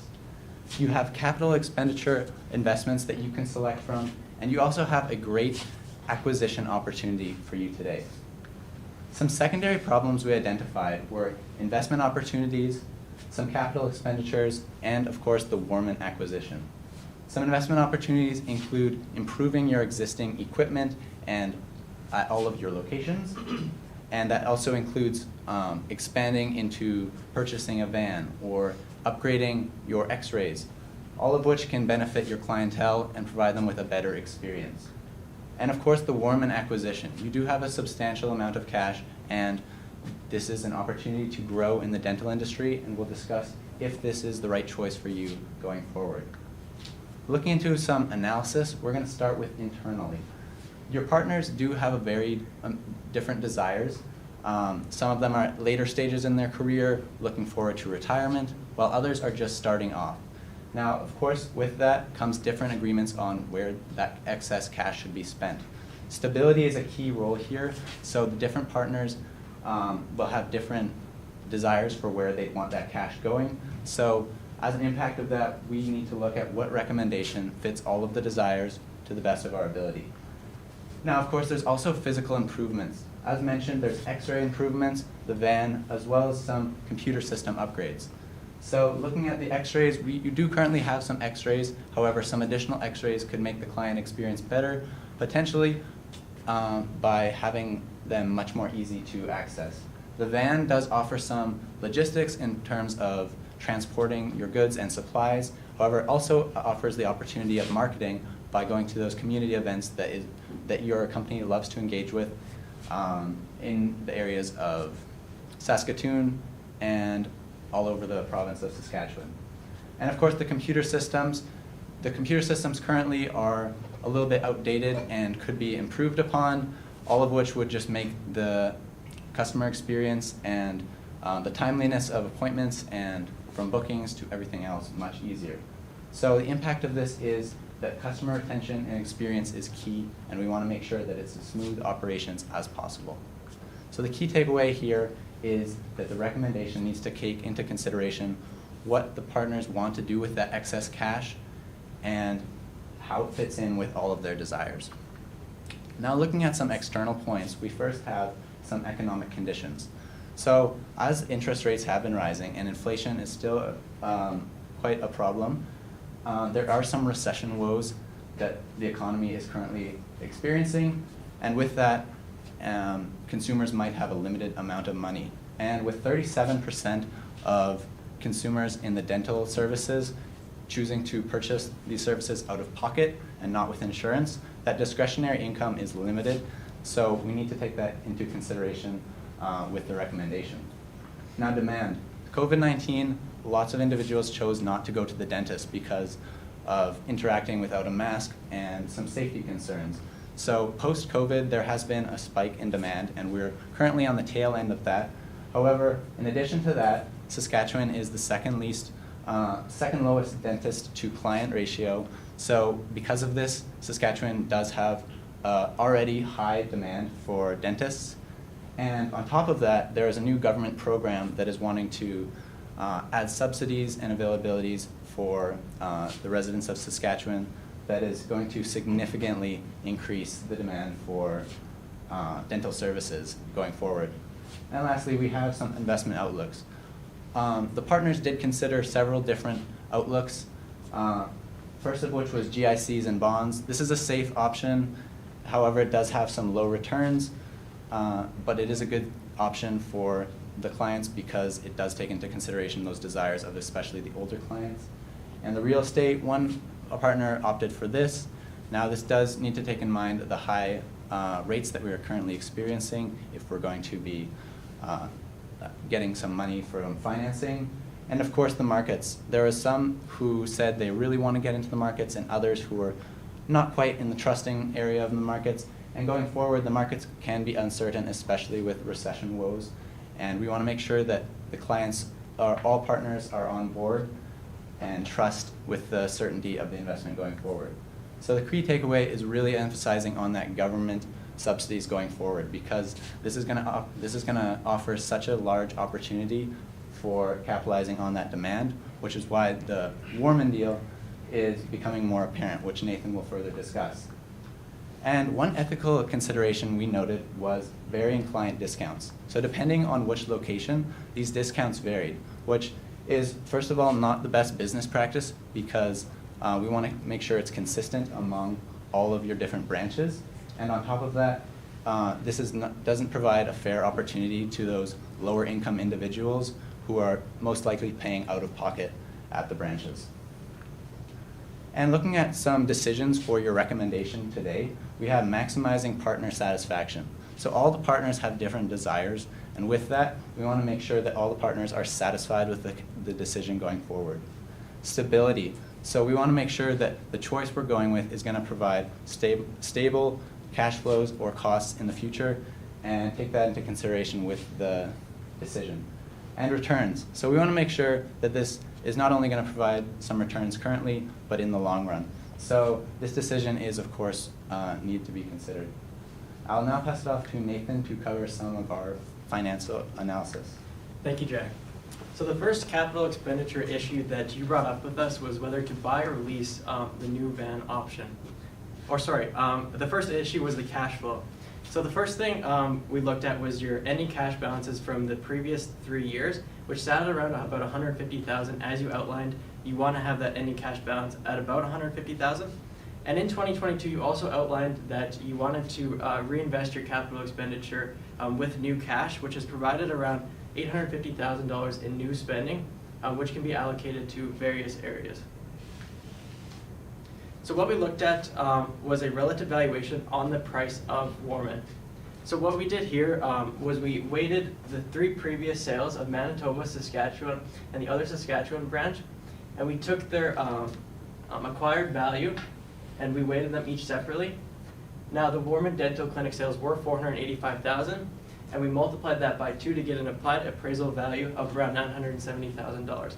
Now we did identify that there is a bit of a market discount right now between the sales price and the appraisal value, and we estimated that around 5%, and this brought us to an implied purchase price of Warman Dental at around $920,000. So the critical insight here is that the current market price of the Warman acquisition is valued at around $900,000. So looking at another capital expenditure issue, the lease or buy option. So you have outlined that you want to purchase a new van, but you don't know which option is best for you. So we've outlined that the buy option has an NPV of around -$47,000, and the lease option has around an NPV of around -$36,000. Now the buy option frees up future cash flows as you can expense it right away and then invest in other things in the future, whereas the lease option frees up some cash flows in this period and expenses them over the long run. But overall, the lease option does have the lower NPV, and that's why we suggest if you do invest in the new van to go with the lease option. Next, we also wanted to look at our DCF analysis of acquiring a Warman Dental in the future. So if you do invest in it, what could this look like and what could this grow into? So what we did was we increased the EBITDA by 30% for 3 years to reflect some synergies after acquiring this company and increased demand in the dental industry. Now we do think this is a bit conservative and we could have grown it by more, but we wanted to see kind of a base case to see, okay, how much would this grow by in the future, and base our recommendation off of that. And we did use a discount rate of around 10% and a terminal growth rate of 1.5%. So by investing in this project, you can see that initial $900,000 investment rise into a $2.8 million valuation over time in perpetuity. So the critical insight here is that synergies and growth potential provide a over $1.8 million benefit for the Warman location. Next, getting into some of our alternatives. So our first alternative here is markets. So what this would look like is your company going through the markets. So invest in low risk GICs and ETFs, allocate half of your available cash to your capital expenditures as you've outlined, work with an advisor to set up an investment portfolio. And some opportunities here is that GICs do provide a stable income. Some of your partners wanted a lower risk investment, and this would provide that. And also upgrading current operations may increase some of your patient satisfaction. Alternative 2, which is housing. So what this would look like is buying out the U of S rental property for around $525,000 and negotiate terms with a property management company. Since you guys are in the dental industry, you wouldn't be able to manage this property by yourself. And by negotiating terms with that property management company, that would kind of take some of the risk and uncertainty of managing that out of your hands. Now the opportunities here is you could take advantage of the capital appreciation on the property. There's diversity investments. Since you're currently invested in some portfolios on your own, this would allow you to diversify by investing in real estate. And also you could use the leftover cash balance as a real estate safety net. So if you do have problems purchasing it, or maybe some of your tenants destroy or damage property, some of that extra cash could be used as a safety net to repair that. Looking at our third alternative, which is acquire. So what you do here is you acquire Warman Dental in line with the current market price. You would invest your remaining cash into capital expenditures, which Luke will go into in a minute. Some opportunities here is you can capitalize on the Warman synergies. Your brands are very similar, and by merging and acquiring, you'd be able to capitalize on those. You could grow as a Saskatchewan brand by expanding your reach to new markets, and allocate budget to the only necessary improvements that you need for your company. So now I'd like to invite Luke to talk about which alternative is best for you. Thank you, Nathan. All right, so looking real quick here, we'll go through those 3 alternatives that Nathan mentioned, starting with the markets. The issue with here is that some of your, the opportunities here is stability, first and foremost. However, you have some younger owners in your partnership group who certainly wouldn't be happy with the lower returns. There is some fluctuations in the market right now. Rising interest rates cause some significant risk, and things are uncertain. So that alternative will not go forward here. Moving on with housing, solid returns. You've got the housing market is cooled down right now due to those interest rate concerns. Assuming you would be able to turn that for a higher profit as interest rates fall and real estate values rise, there is that state security. However, with renting to the university student market, there is a significant amount of credit risk with your tenants as a possibility there. You aren't property managers, you're dentists. You would have to hire additional staff, which would further eat into the benefits of the housing option. And with universities, I think we all like to party a little bit, so there is risk to the damage of the property there. And if your tenant has damaged the property and has the credit risk, you might not be able to recover any potential damages, as you'd be bleeding a stone. So therefore, we come to our final alternative there, the acquiring. We believe there is a massive upside potential in the dental market. We believe that with strategic investments into capital expenditure, you can significantly improve your current operations and provide both stability for your older owners and upside for your younger investors who want greater returns. Therefore, it is our recommendation that you move forward with the acquisition of Warman Dental Center, as well as some other strategic capital investments going forward. Starting off here, this is just a breakdown of our budget that we've allocated for the plan here, starting with that $850,000 beginning cash and the $150,000 in operating budget that you wanted to maintain at the end of your investments. We have allocated the cash to a variety of different projects, as well as beginning on a loan process for the Warman acquisition. So starting out here with how we're going to implement this for you. Starting with the payout, we recommend that you pay out $100,000 to your owners. This is your traditional structure. You simply have too many conflicting desires within your ownership group for any one investment to satisfy everyone. So by distributing the cash to everyone, they are able to invest their own portion of it in the way that they desire. The Hampton Village is next. It's gone 15 years without any renovations. Bring some modernity to the offices there will help your brand image and satisfy those very loyal customers that you've had for so long. And then starting off with approaching Warman. So we've recommended an initial offer price of $820,000. That's in line with the 5 times EBITDA valuation metric that is standard in the industry, on the high end of that standard rather, which represents the current strength of the market. However, you're willing to go up to the $921,500 metric that we stated in our relative valuation for you. So therefore, in the phase 1, the total cost will be around $1 million here. In phase 2, you're going with the upgrading computers. Now, there was significant consideration for the x-ray machines. However, the largest problem with x-rays right now is the scheduling, not being able to have them in the rooms. By upgrading the computers and having them in the direct patient rooms, you're able to have the dentists and dental assistants schedule the appointments themselves. Therefore, they're able to indicate that an x-ray room is needed for that appointment, therefore significantly reducing the friction points and harms that are currently present at half the cost of the investment that would have been required to put x-rays in all of the rooms. Closing with Warman, we've estimated deal cost of around $125,000 and a negotiating term of 6 months. That just represents the current hesitancy of the owner to move, time for due diligence, and legal costs therein. And then the company van, this will help with both your logistics and marketing, both in your existing locations and within breaking into the Warman as part of your larger umbrella, and with any moving of equipment that might be needed with that acquisition. And in phase 3 here, we're addressing that discount policy. Hopefully with the government funding that is going to be coming in with the dental plan being added, this will be significantly less of a concern as it currently is. However, it is important for you to standardize the policy across all of your locations. As for what percentage, it would have to come down to a determination based on community needs. It has to be a priority of both maintaining somewhat of a profit for these services, while also providing services to community members who might not be able to access it otherwise.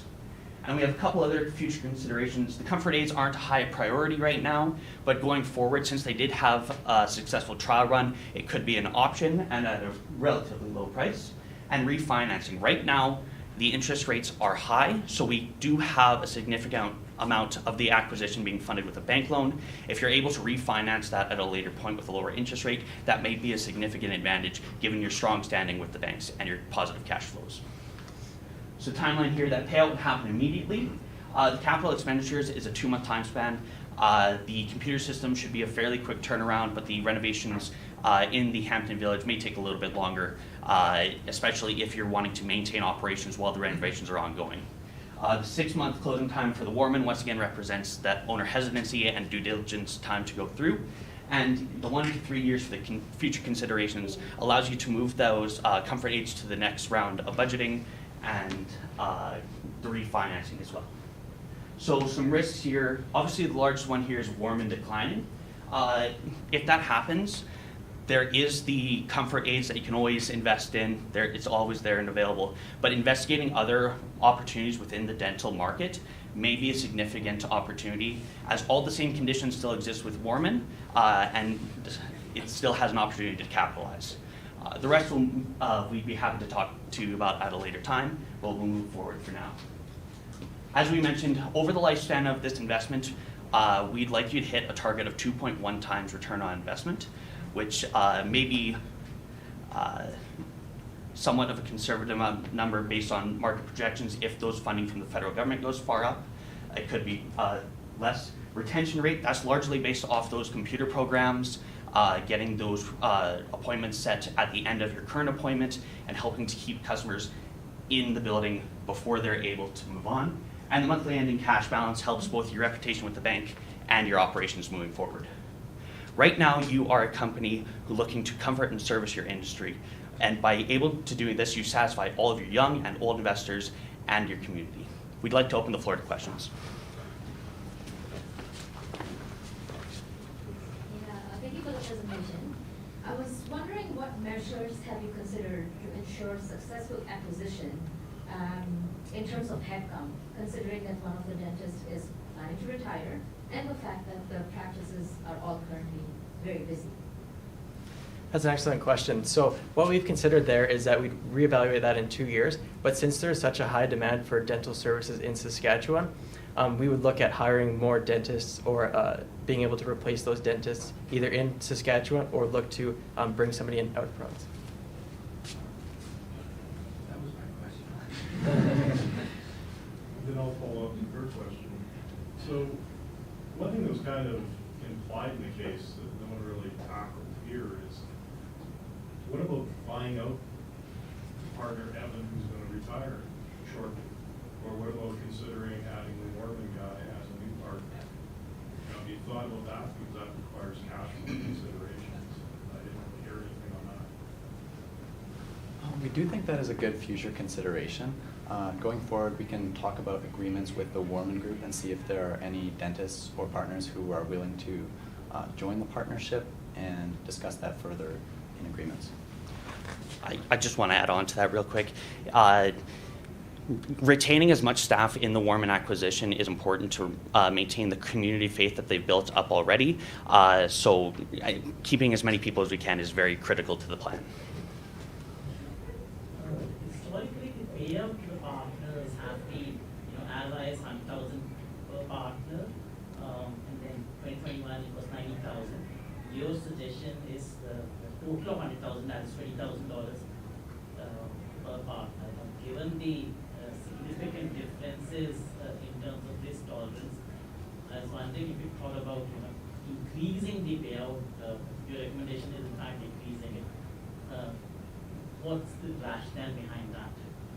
That's an excellent question. So the reason why we went with the $100,000 in the first year is because we wanted to use that cash to invest in the new company, and we believe that in the future the cash flows will be freed up to provide more payments to the owners, which will increase going forward in the future.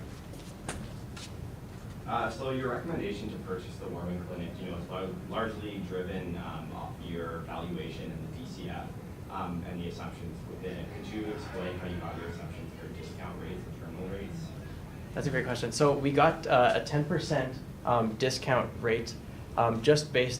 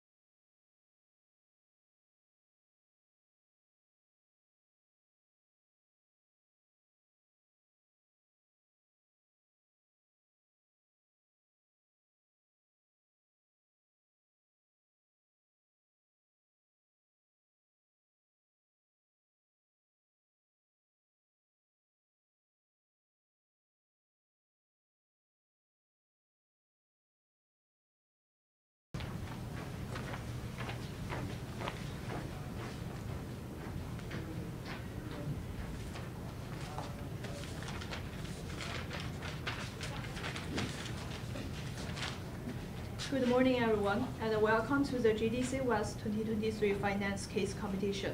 Before starting today, we would like to acknowledge that the University of Saskatchewan campus is located on the Treaty 6 territory and the traditional homeland of Métis.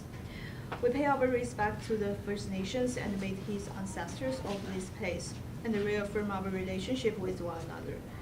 We pledge ourselves to create a competition that celebrates the diverse cultures and history of this land. Thank you to our judges, Nishit Gandhi, Mike Campbell, Jordan Wilson, Dylan Pettigrew, Remy Dufour, and Regina Desai.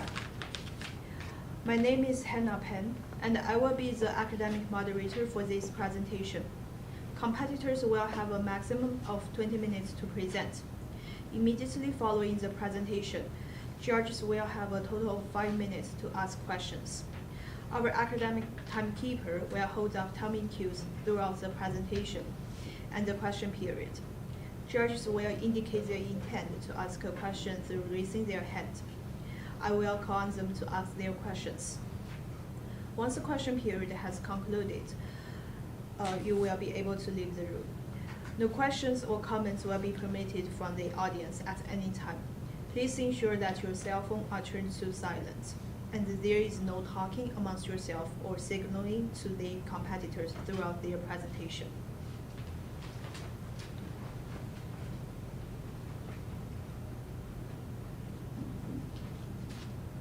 You may begin when you're ready.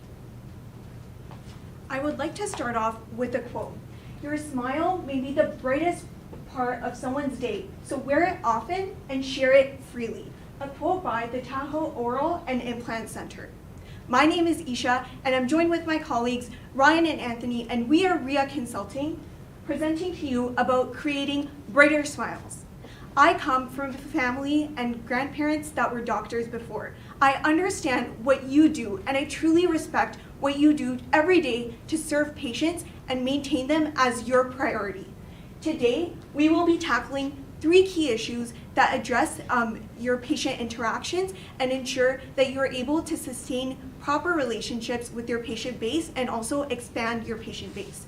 Starting with the primary issue, how should Super Smiles Dental Studios, from now onwards, we will call it SSDS, invest in excess cash flows to efficiently improve its operations? The recommendation that we have come up with is to invest in installing a new X-ray system per location and also upgrade 8 computer systems in popular locations, and then also proceed with acquiring a one van and lease it. The impact here is to ensure enhanced and seamless patient experience. To address some secondary issues, how can SSDS reach and really broaden its patient demographic to ensure that the dental care that is so essential is reaching a larger demographic? So the solution here is to have more community engagement and also engage in a pilot program, which we have come up with, cap on cavities, and really install this in elementary schools to reach children. And this will build up your client base on a 10% year-to-year basis.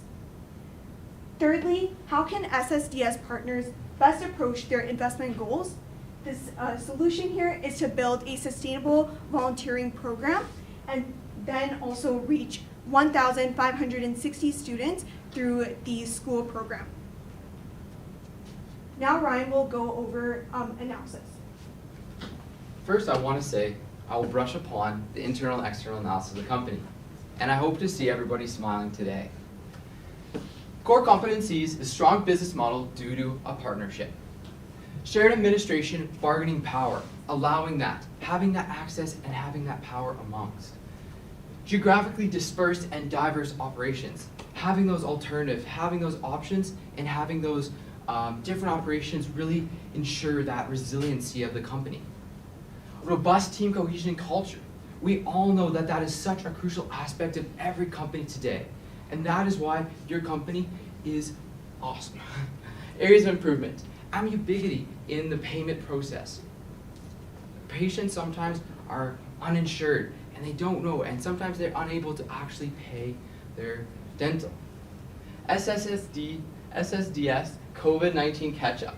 There was a loss in staff and large investments in COVID-19 precautions. Therefore, there are some investments that need to be caught up, and this is common among many businesses. Lastly, uncertainty with discount prices. There is no communication amongst the team member to have the certain amount of discount prices. Overall, SSDS has a strong business model and geographically is very diverse. Moving forward, growth opportunities. Unmet dental needs among children. 28% of grade 1 students have unsatisfactory dental care. Moving forward, market adjustments from COVID-19. There's opportunity for market gain and the cooling housing market from COVID-19. Growing Canadian dental visits. 75% of reported dental visits, and this is up from 60% in 2001. The key threats here, though, are growing research and innovation in healthcare. There's a potential and inability to adhere to the changes in technology. Moving forward, an ambiguity of investments. There are riskiness in the market, especially in today's age after COVID. We do not know where the market is going to be in the future. And lastly, the raising interest rates. Increasing the amount of interest rates really impacts your business and how borrowing will fall through and how much you're paying back. SSDS has the capability to capitalize on the open and growing markets in the dental industry. The stakeholder analysis, the patients. The patients are the most important stakeholder here. You want to ensure their highest satisfaction to establish that general communication among the community and timely and safe operations in any surgical setting. And lastly, the shareholders. Return on investment and ensure a risk management process to ensure a low risk in the future. Lastly, I want to introduce Maria.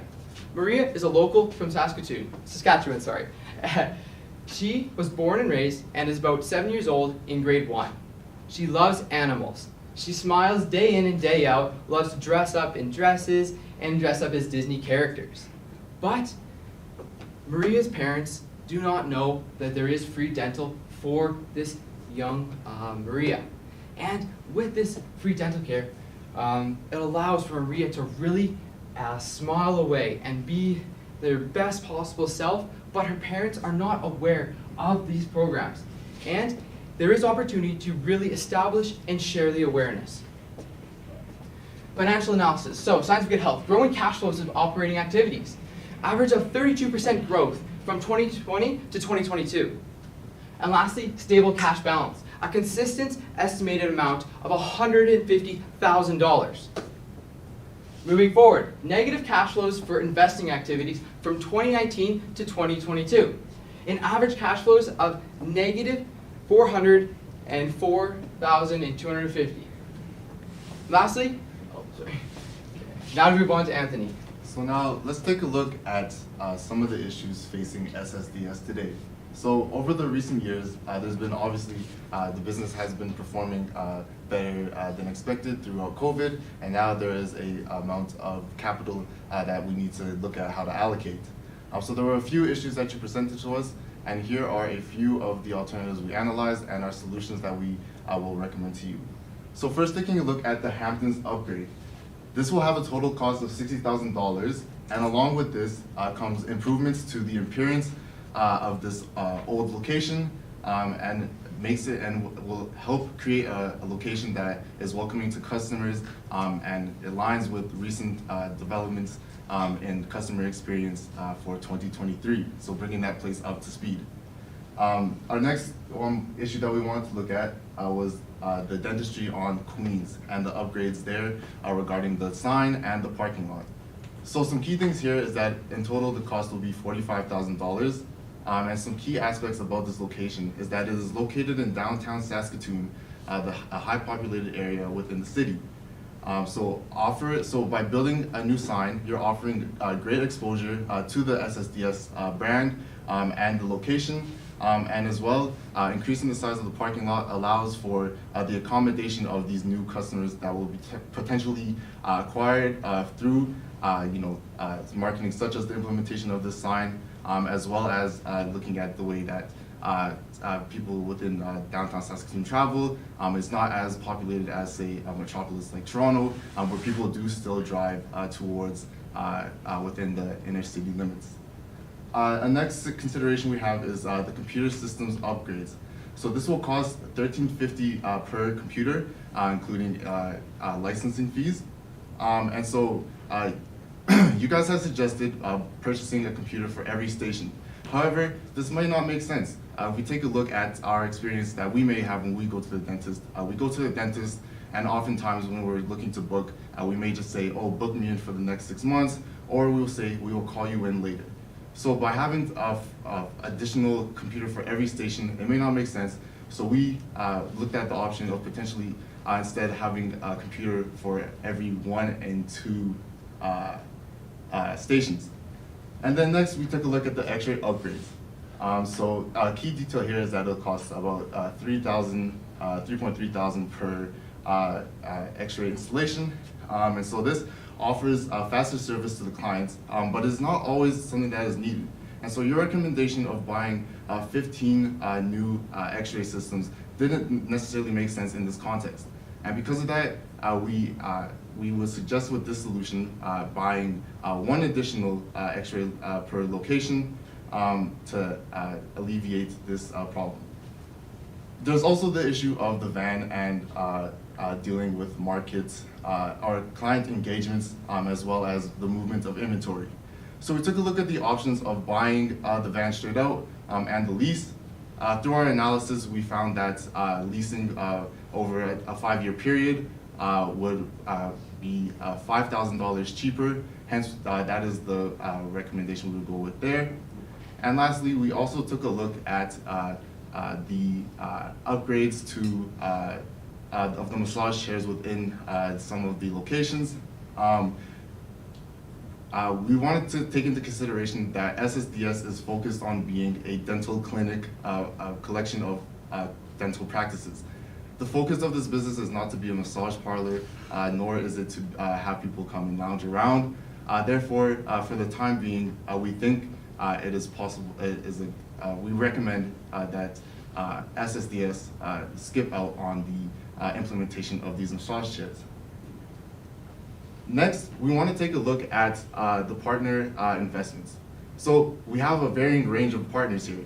Some of you will be retiring within the next 2 to 10 years, while some of you are in the early stages of your career. So what do we do with this extra capital that we now have, and where should we put it? Well, as we know, throughout COVID-19, we've experienced a lot of volatility within the markets, and we're not exactly sure what our returns may look like in the future. Given this, we do know that generally the markets do tend to increase year over year, and given that we have been in a recession, there is potential for the market to correct.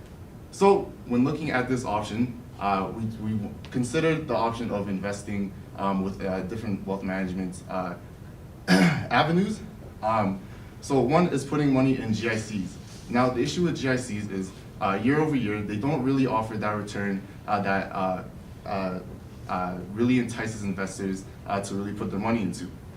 And then we also took a look at ETFs, and the ETFs help solve some of the issues that are affecting the wide range of partners on this team. So everyone on this team has different levels of risk tolerance due to their differing terms of career experience and the needs of their capital. And so through this, we suggest putting money of this allocated money into ETFs, as ETFs allow for the kind of customizable approach. You could put your money into different portfolios, balanced differently between fixed income and equities that help alleviate the different risk aversion levels of each of your investors. And then lastly, we took a look at the Warman acquisition. And so some key details here are that recent transactions within the market have sold at a discount of 3.11%. This is in contrary to the owner of Warman, who would be looking for a premium of the purchase in the market currently. Secondly, This location is 20 kilometers from one of our SSDS locations. Does it really make sense to acquire something that is so close, within reach, to SSDS services? And obviously there's an opportunity for sales of current SSDS practices to be cannibalized. And then lastly, there's also high interest rates within the market.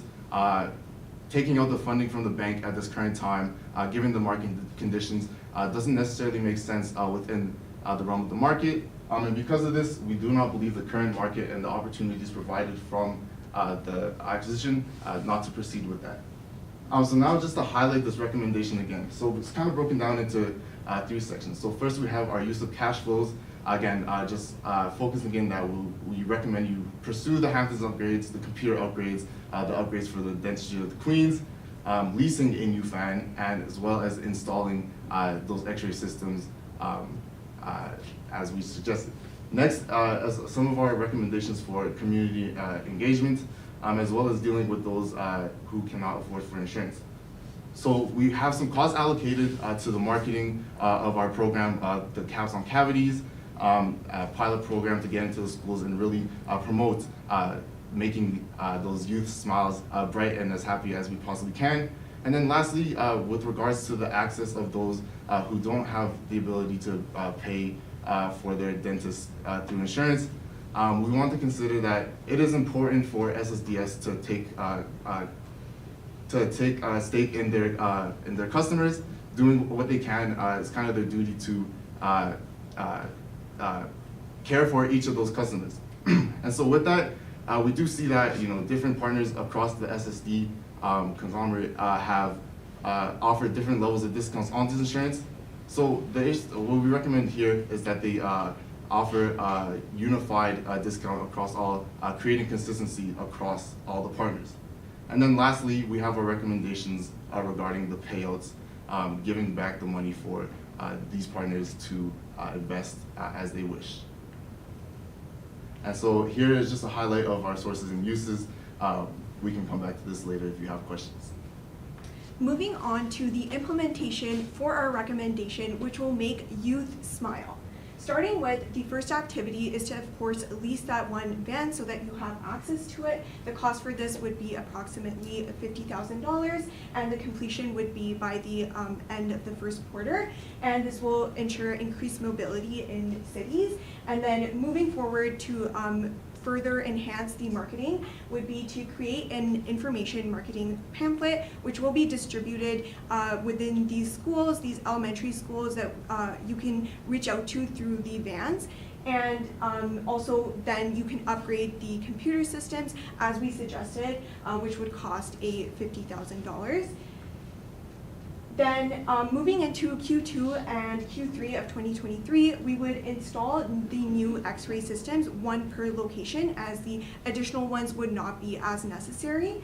And secondly would be to engage in community events that were already a point of interest for you, but furthermore, we also recommend the Cap on Cavities classroom chats. This is a pilot program that we, as a part of our recommendation, have developed. We strongly suggest that you use the vans and also the volunteer team that you can hire on and increase community engagement and really go into these classes with these pamphlets and information that you have about enhancing dental care for younger children, because as Ryan mentioned, there is that unmet need in grade 1 students and onwards that do not have access to dental care or are not aware. So really the Cap on Cavities program is a highlight of our implementation and overall recommendation for you to continue to grow in these markets. And going back to the customer profile for Maria, this is really important because this is where you're able to really target the younger children and are able to provide them with that information. And also, if you go into these schools with the pilot program, you can also reach out to the parents through, let's say, parent-teacher conferences and really give those pamphlets to the teachers so that they can distribute it as well to build awareness in the community and overall serve the client base properly. Now, going back to some steps in our implementation, of course, the Queen's pylon sign and parking are also a key part of our implementation, which would cost approximately $45,000 and would be completed by Q3 2023. And as Anthony mentioned, this would really ease access in the downtown area. Now, in terms of the Hamptons upgrade, this is also important. It's your oldest location, so upgrading it will provide that nice customer experience for patients to come in and feel comfortable.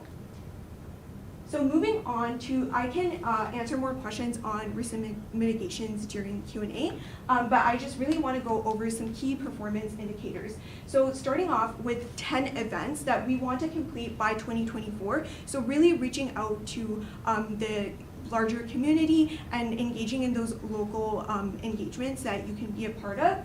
And then secondly, as we install these pilot programs and also reach out to different types of communities, you will see a 10% year-over-year growth in your customer base. And lastly, through our pilot program, the Cap on Cavities, you'll reach 1,560 students through that program, which will of course really target the younger market and will really create brighter smiles.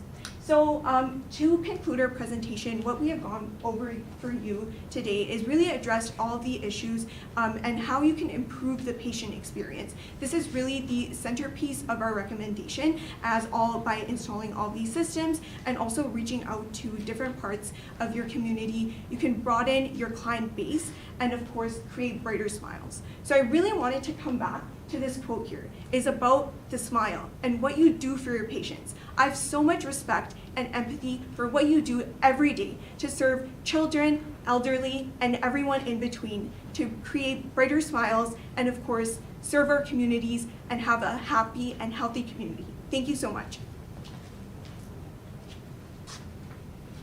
Thanks for that. You mentioned that we go a little bit more into risks and mitigation. Part of this, you recommend that maybe we don't go with more of an acquisition, the market's maybe not best for buying something like that right now. Are there any risks that you can talk about which could arise from us not buying that? Yeah, great question. So there definitely are potential risks, being that there are possible cost synergies from taking on an acquisition such as the Warman. However, these synergies we feel are outweighed by the cost that we would see within the market right now, coming from interest, coming from the overpriced or potential premium that you would have to pay for the acquisition, and all those other costs. So really, it just became a thing that the costs kind of outweigh the benefits. You would recommend to pay out to the partners about $268,000, roughly about $73,000 per partner, so going up from $65,000. And yet you did not recommend the firm itself investing in various financial instruments. What was your rationale for distributing to individual partners and not firm making the organization investing? So yes, that's a great question. So how we did that and how we kind of implemented the strategy was we thought that each of the respected shareholders deserve an adequate number, and using the history of the average salary in that respected area, we then chose like an average of that sense, so they can get a certain payout that is like a certain amount level to, yeah, that's an average of like the history that can be used to as just general standard.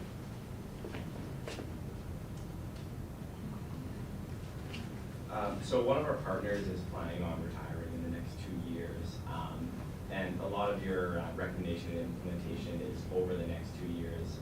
So if I'm that partner, and I don't really want to see my capital invested into something that I won't really see a benefit for, because I won't be in the business anymore when you're reaping those KPIs and rewards.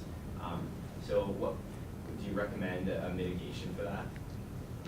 Yeah, for sure. So to address this, obviously some of these events will be going forward in 2023. So this partner will be able to reap some of those benefits. And also just in terms of reaching the larger client base is a key value for the retiring doctor as well, just to ensure that his legacy really lives on within this company as well. So that is something to consider, and that's something that we would discuss with him further as well.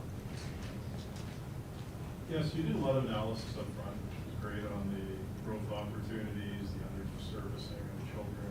You've got some great ideas for growing your customer base. But you don't really have any ideas, there's a maximum that you can fit in this classroom. You can only fit in X number of people. You're trying to grow the business, but there's no recommendations because you just got a Warman. How are you going to deal with extra capacity with the same number of chairs? 5, 10 Yeah, that's a great question. So obviously, a key thing here is just making sure that those desks are filled to begin with. We would have to have further analysis on the company to see the rates at which bookings are accomplished. However, we do see that there is this opportunity for more clients to be acquired through the company, through our initiatives. And so really just opening the avenue for that to be taken advantage of is the goal of this recommendation.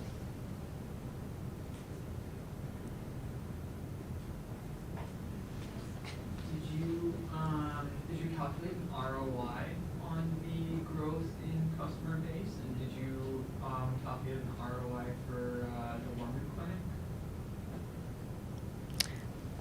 We did not calculate a specific ROI for the increased customer base, but we do see that 10% year-over-year growth, which would obviously increase revenues over time. In terms of Warman as well, we did not calculate a specific ROI. However, we did see just from a qualitative perspective that the sales and everything would cannibalize, which is a huge detriment to your current business. And on that basis, we declined the Warman acquisition, as well as that they are being sold on a discounted basis.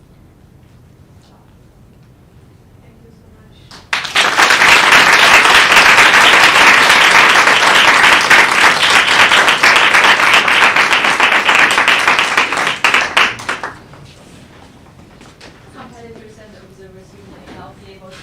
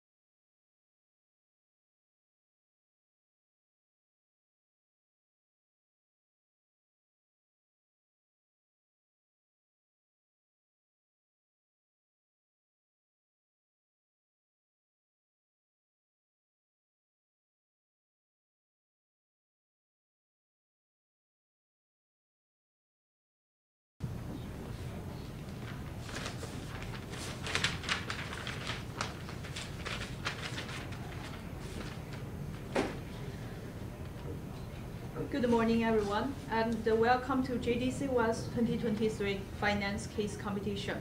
Before starting today, we would like to make a land acknowledgement. The University of Saskatchewan campus is located on the Treaty 6 territory and the traditional homeland of the Métis. We pay our respect to the First Nations and Métis ancestors of this land, and reaffirm our relationship with one another. We pledge ourselves to create a competition that celebrates the diverse cultures and the histories of this land. Thank you to our judges, Nishit Gandhi, Mike Campbell, Jordan Wilson, Dylan Pettigrew, Remy Dufour, and Reedy Sai. My name is Hannah Penn, and I will be the academic moderator for this presentation. Competitors will have a maximum of 20 minutes to present. Immediately following the presentation, judges will have a total of 5 minutes to ask questions.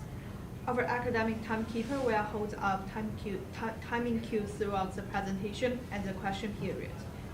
Judges will indicate their intent to ask a question through raising their hand.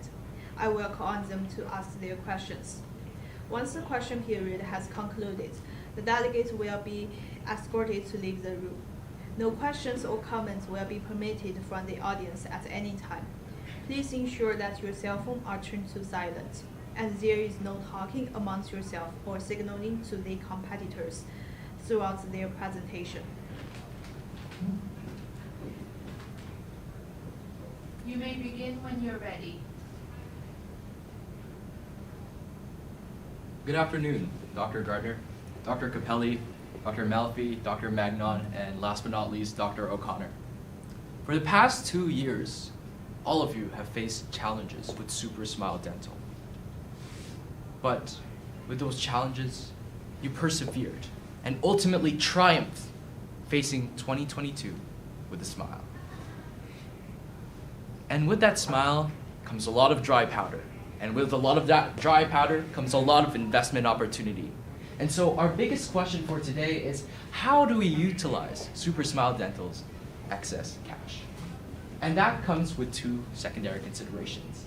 That comes with, first, assessing the market tailwinds with a $5.3 billion governmental support within the dental industry for the next 5 years, as well as optimizing and working with all of your dentist interests. And ultimately, we have a recommendation focusing on selective capital expenditure investments, acquiring Warman Clinic, and last but not least, investment in the stock market, if given the chance to have that excess capacity.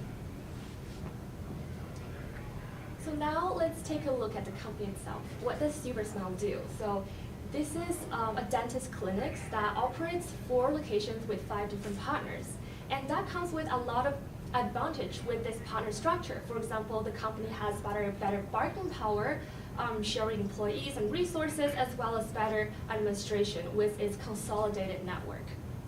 So in other words, the economics of scale will be achieved under this company's consolidated network, and that grants the company a better comparative advantage over the other scattered standalone small clinics. And before we dive into the company's problems, let's look at the industry tailwind.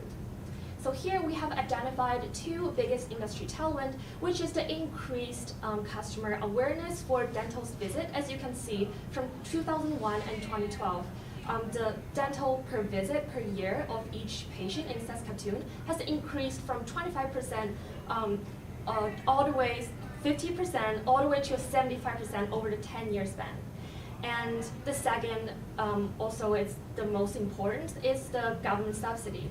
Because there are 28% of the on-demand dental need for the children, the government will deploy $5.3 billion to target those children with on-demand dentist need. So we expect the dental industry to have growth in demand in a post-COVID environment, with a government subsidy being the biggest industry tailwind. So what's the problem for us? So we do have excess cash on hand with about $853K. And with this excess cash, we need to make an evident decision to decide on how we are going to invest those cash. And we suggest that your company should look at upscaling the business in a timely manner to capitalize the market tailwind. And how to achieve that is through operational efficiency and patient traffic, increased patient traffic, if we were to break it down. And here we are faced with a list of different options on the table, as there is an ongoing disagreement within the groups. However, here are the 3 recommendations that we suggest that your company should look at when prioritizing the problems. And with those 3 options, there comes considerations. For example, for the potential acquisition, we want to think about how we can incentivize the sellers, as right now the sellers seems to be reluctant to sell his business.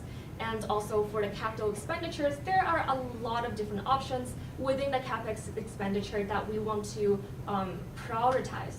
And we need to think about, the company itself needs to think about how to prioritize those investments. And last but not least, for the investment in the stock market, because of different partners have different investment appetites, some are more risk averse than others, the company needs to decide on a proper investment vehicle and stock to invest in. So now that Natalie has already reviewed the situation analysis of this industry, the company itself, let's take a look at the company's historical financial performance, mainly from a liquidity and capital intensive perspective. So from the left-hand side, right-hand side, you can see we compiled the company's historical cash flow from fiscal year 2019 to fiscal year 2022.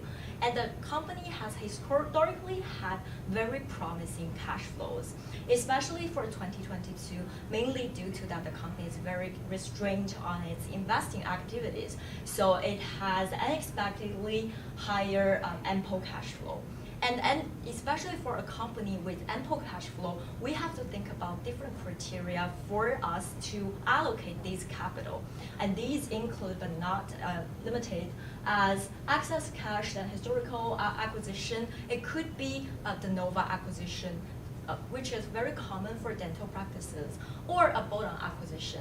Or we can even invest in the dental practice as a majority equity stakeholder, rather than investing in the whole business. And second would be some other capital-intensive investments, including the marketing and the existing infrastructure to improve our future dental practices and core technologies. And the third one would be investments in the stocks or ETFs with stable gains, given that currently the market is very uncertain and not really stable, so we do want to limit our risk upfront.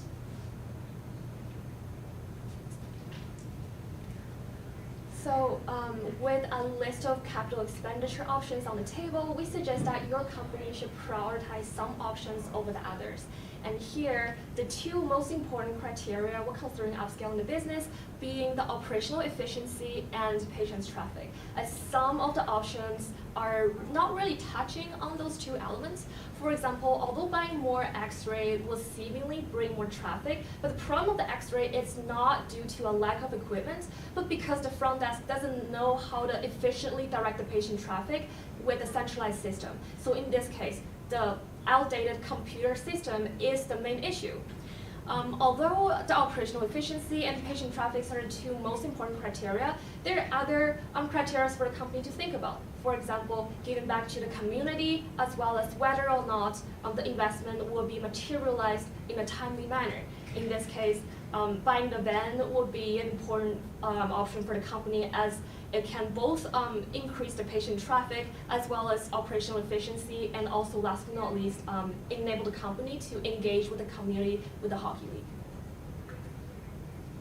So now let's take a look at our first recommendation, that is to invest in Warman Clinic as a majority shareholder, rather than going through a de novo acquisition or a bolt-on acquisition.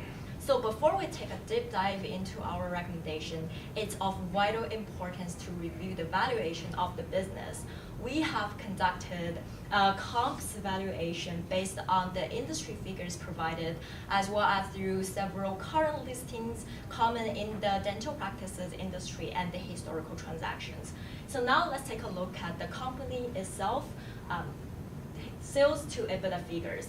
So the company has historically performed its sales to EBITDA figure at around 2 to 3 times, and we basically use this figure to calculate our EBITDA multiple, which is a very important determinant of our comp's valuation. So we arrived at an average industry EBITDA multiple of approximately 6 times. And here are the details of our comparable valuation analysis. So we break down our comps into 3 subcategories. The first one being the current listings of dental practices in SK, and the second one being the other businesses related to optometry and veterinary in SK, and the third one being the president listings for very similar dental practices transactions. And we took an average.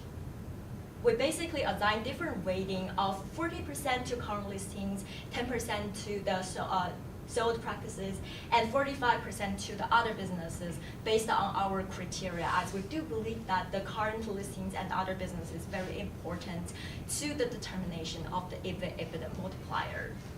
So finally, we decide to invest in 50% in their equity stake as a majority shareholder, and that gives us approximately 500K as total capital. One thing we want to notice that we want to invest in this business through total cash offering rather than through debt financing. This is because currently the industry has really rising interest rates, so we don't want to further burn the company from a leverage perspective. And secondly, the company already has great existing infrastructure and its core technology, so we do want to focus on the business itself. And if we have ample cash, we want to invest a part of the target business so as to realize synergy and the upside growth potential after we sell off the business. So we will be selling off the business after our 5-year investment horizon, which will be explained in our implementation. So our second recommendation would be towards the excess cash. So after actually having a 50% stake within the business, we would have a little bit of that excess cash as in ETFs. Although 3 out of 5 dentists recommend seeing a substantial opportunity to invest for diversifying assets, such as Dr. Malfi, Garding, and O'Connor for risky and stable assets, or less risky and more stable assets.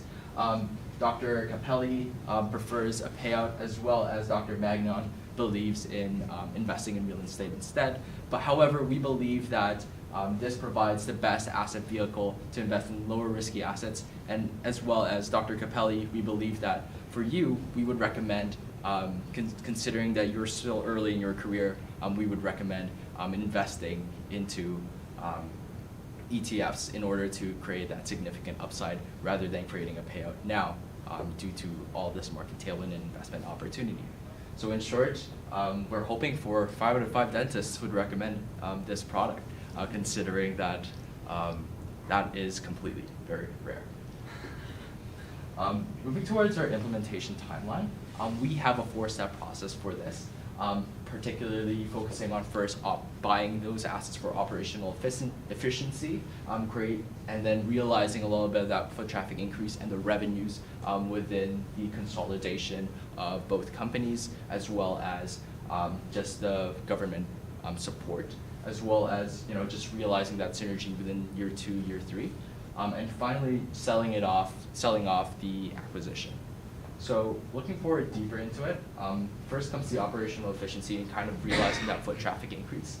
So we would invest initially for the first year, investing in those selective CapEx that Natalie aforementioned, in order to prioritize that operational efficiency, being aware of the amount of foot traffic that is going to enter within the next 2 to 3 year period, being aware of how quickly we can service all these dental needs for the most amount of people. And we would also be creating a financial bid within the first year as well, considering that the seller doesn't really have a bid to begin with. And so within the second year period, we see completing that financial close with Warman Clinic. And moving forward, it's just that realizing that synergy comes with that cost consolidation as well as assessing those revenue lifts, considering that Warman Clinic is situated between 60 kilometers between the two dental offices that Super Smile has, as well as assessing that revenue lift, assessing the foot traffic that is to move forward with. And finally, we're seeing of selling off that acquisition. So we have decided that for the CapEx, the selection of CapEx, we are leasing the van, particularly in order to ride those market tailwinds within that 5-year governmental period, as well as selling that stake within Warman Clinic in the future. So based on all of our recommendation and implementation, we've mapped out a capital framework, basically a cash waterfall, just to give you guys a clear picture how much capital we want to allocate within each category. So first of all, let's start from the excess cash of approximately 800K. We will reserve the payout to shareholders as we believe that the business has the potential to grow itself, and also because those shareholders have their stake in the business. So if we were to invest the business in other capital intensive or more worse projects, that will further attribute to the company's upside growth potential. And then for the acquisition, that is mainly the equity investment in Warman Clinic. We will have 480K as the cash offering, and then we also have our capital expenditure starting from year 1 of approximately 132,000. Overall, we have cash available for other investment of approximately 217,000. Given in the scenario that the company wants to have at least 150 in their bank for their first month, so we will be able to allocate the remaining 60,000 to ETF, as we believe compared with investing in blue chip or other stock indexes, ETF is relatively a stable investment, and also it will diversify our investment revenue stream. And finally, we have a remaining cash of approximately 166,000. And we also have additional capital gain from our dental practices, as the business will be growing itself based on the existing infrastructure. So that gives us basically a chart of how the cash flow will be moving forward. And here are some important impact measurements from a financial perspective, as well as the key performance indicators blended into our implementation timeline. So first of all, we will be able to achieve 50% from our equity investment in Warman Clinic. And secondly, from our liquidity perspective, we will remain very stable cash flow, and the cash flow will be improved by 34% based on the 160 we can realize in 2023. And finally, we will be able to save our cost savings with no leasehold improvement required, because if we to invest in the stake in Warman Clinic within the next 4 to 5 years, we don't have to worry about the leasehold improvement, but we're not sure how the lease improvements gonna go moving forward. So that's why we decide to sell off the business within the 5-year investment horizon. So finally, looking into our risks and mitigation, we have 2 key risks regarding within the acquisition. First is potentially the product cannibalization that we have, particularly because the dental offices are pretty much situated pretty close to each other, so that growth could probably be spread throughout each of the dental offices. However, we do believe that fundamentally speaking, the business itself, as a fundamental basis, they actually work together in the sense of reducing costs, creating more operational efficiency, and that's why we actually see a little bit more value within the cost synergies that we're able to generate rather than that top line growth. And moving forward, we also see that there are some liquidity costs by the end of selling the business or selling our stake within the company in the long run. We do have that ample capacity to provide a little bit of that discount for Warman with that stake. So with that, moving forward, this is our investment, and I hope that I got you guys off with a smile. Thank you.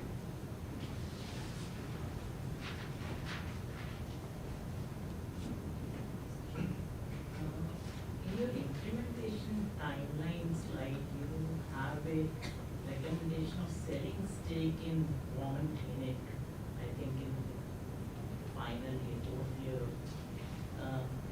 Could you explain that a little bit? Why would you want to sell it? The dentist, as far as I understand, is there only business of buying and selling things? For sure, I can take that one. So the reason why we're not acquiring the entire business or to go through a de novo acquisition in the commonly in dental practices is because that we currently also want to focus on the growing the business itself, because the company has existing infrastructure and we've already allocated part of our capital in improving the company from its marketing, its technology, as well as its other infrastructure. So we do believe that invest in 50% stake of the business would be sufficient for us to realize the cost and revenue synergies throughout the 5-year horizon. And the reason why we want to sell off the company stake is that after 5 years, the target company, we're not sure about their leasehold improvements. So far the company we don't have to worry about their leasehold improvement, but in the future there might be additional cash outflow for this. So we don't want to risk the company to further burn on its cash flow and liquidity perspective. Thank you. I just had a question, just for my clarification. On your capital cash waterfall, it's this one. So I look at 2023, we have 835,000 excess cash, and everything below the acquisition, the capex, remaining. Are those all like out? Does that add up to 835 million of spending, or am I missing something? I'm just wondering how we get to 167 excess at the end of the day. So the 835 would be the beginning excess cash flow we have in 2022. And then because we reserve the payout, so the payout is 0 to shareholder. And then we take the cash offering for the investment in 50% stake. So that's 486K, and our capex, including everything Aaron has mentioned in implementation, that's 132. So now, so far at the stage, we have 217 remaining, and then we will be invested in ETF. So 217 is something. Okay, got it. Just on that same slide, have you accounted for the 150,000 in annual operating costs? And then second, did you say just now that you're not going to make any partnership payouts or distributions? Yeah, so for partnership of distribution, because the shareholders also hold a stake in the company, so we want to use the payout to further grow the business and then invest in other investments like stocks or ETFs, so as to have capital gains, and we will accumulate those capital gains in the future. Well, later on, in the next couple of years, let's say year 2 or year 3, if we have ample cash flow, we will be able to distribute those to our shareholders. Just because right now we believe it's way more important to focus on growing the business itself and to grab the market share in the dental practice industry. Yeah, I guess to add on, based on the situational analysis, we came to the agreement that we should prioritize on upscaling the business, and then if we have excess cash in the near term, we invest in the stock market, and after those gains are realized in the future, then we will pay out those pounders. So some of the partners, one of the partners want to retire in the near term, and a couple other ones are planning on retiring soonish. To prevent essentially fights between the partners about distributions, did you acknowledge about talking about a shareholder agreement or amending the plan or having some sort of capital reinvestment plan percentages or stuff like that to reduce fights between the partners in the future? Because if you're not making any payouts in the next 5 years. Yeah, for sure. I can answer this one. So originally our assumption being that each partner has a 20% stake within the company. So essentially, they would still have that excess cash, and they would have that that stake to increase it to ride on the business's growth. So they have that ample option to kind of sell their stake in the business if they were to retire in the long run. Thank you so much.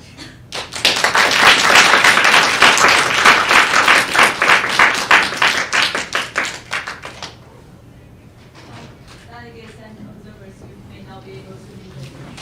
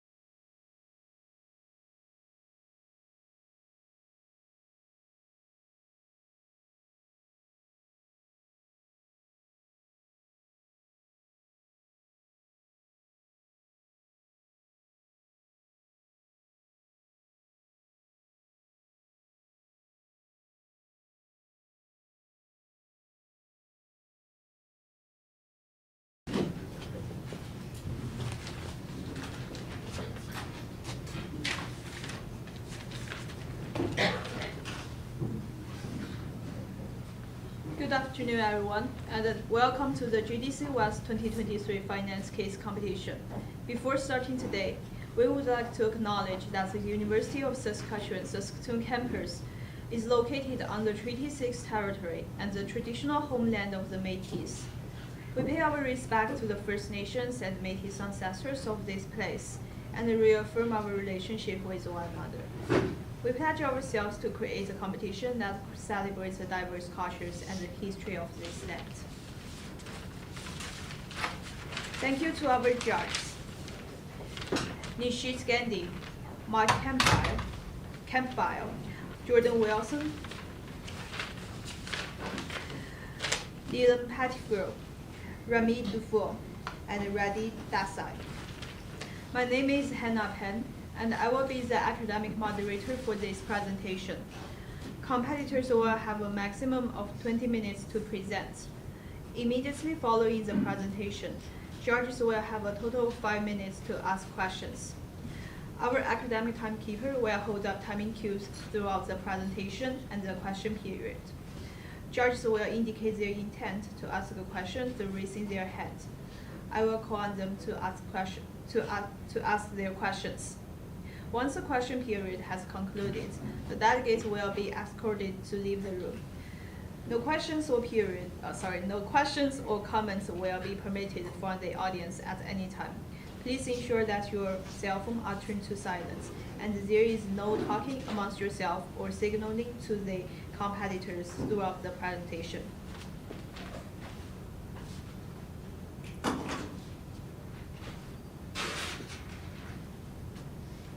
You may begin when you're ready. All right, so welcome, hello. My name is Brian. These are my partners, Quentin and Greedy. And today we're gonna discuss some of the topics that you guys brought up for us in regards to some issues as well as some opportunities that lay ahead. The main point that we wanted to drive home today was increase the value of the business and satisfy all of the partners. Getting into it, the primary issue or primary problem that we have identified is how to use the excess cash to maximize shareholder value. Now, there are some underlying secondary issues that contribute to that primary problem. First being is partner relations. So the relationship that you guys have among yourself can be an issue when making decisions in regards to what type of investments that you guys want to make and using that excess cash to grow the business. Another issue is the global pandemic and uncertainty in the market with inflated profits post-pandemic and deflated profits during the COVID pandemic. So our recommendation today is to acquire Warman Dental Clinic, deploy capital expenditures on upgrading computer softwares and equipment, and a dividend payout for all partners. So some of the impacts that this will have on the business as well as the partners is being able to expand operations and grow the business, increase operational efficiency by deploying capital expenditures, as well as satisfy all the partners here today and what they want to achieve in the business and personally as well. So diving into an analysis and a market overview, there is a very positive population to density ratio in Saskatchewan right now, where the population is quite high relative to the amount of dentists in the province. There's also a growth on regular checkup bookings within the province as well. If you take a look at the graphic here, you can see a pretty steady growth rate of about 2 to 1%, or an average of about 1.5% there. There are very volatile revenues from the global pandemic, like I touched on briefly in the executive summary, where during the COVID pandemic, customers and people were maybe a little bit fearsome to go into the dentist and get checkups or schedule those appointments. Where post-pandemic, you know, they're more willing to go in and the risk isn't as significant for those customers. So you are seeing a little bit of a inflation in revenues there. There's also some government capital injections being injected into the industry as well, which will support you guys. And there is also an increase in interest rates with the global pandemic, which can create a little bit of a risk as well.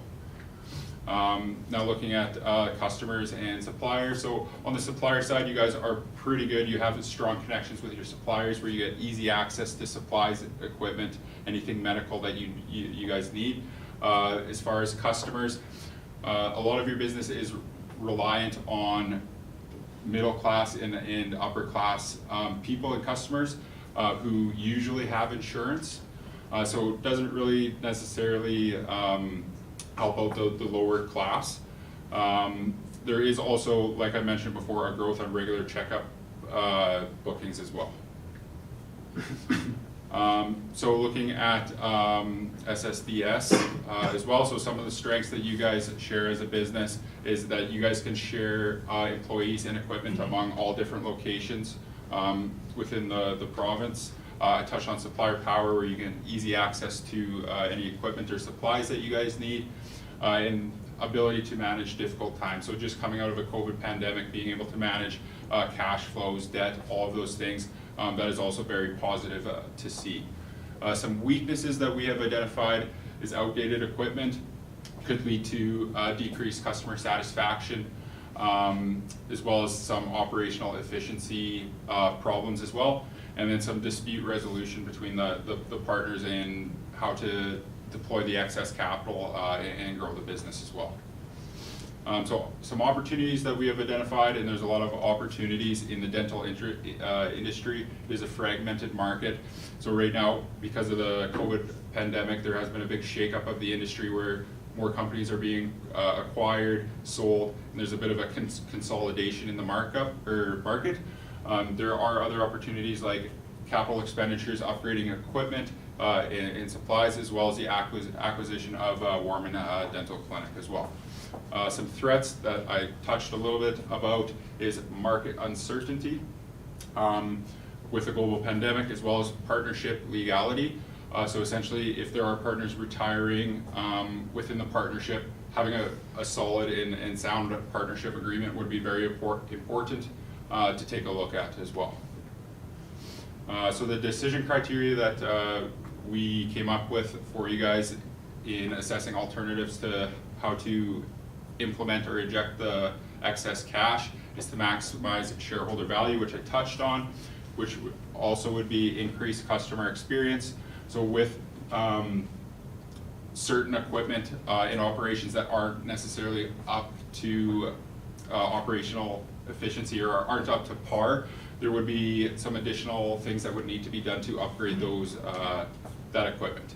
On the other hand, ethical considerations is also another important topic to touch on, and we did also add it into our decision criteria for you guys. So now I'll pass it on to Quentin. Yeah, so I'll reiterate again, the main issue at stake here is how to deploy your excess cash. And so the first item here that we need to do is build up your ending balance of cash, and that's going to be a function of your beginning balance in 2021, and then also flowing through your cash flows from operating, investing, and financing activities. So your ending balance of cash for the year is going to be $850,000, around $850,000. And so allocating this cash amount, you stated that you need a minimum balance of $150,000, and so we take on that amount. We also have allocated a down payment of 25% to purchase the Warman Clinic, and then also going into capital expenditures. We suggest that you deploy your capital to revamp the Hampton Village upgrade, that's the outdated clinic, the sign and parking lot upgrade as well, computers and x-rays, all these things, all these capital expenditures are very important to increasing your customer services, which will ultimately fuel organic growth through your organization. And then also with this, not only do you get to acquire a new company and increase your current business through capital expenditures, but there's also room in the budget for a payout of around $65,000 per partner as a dividend.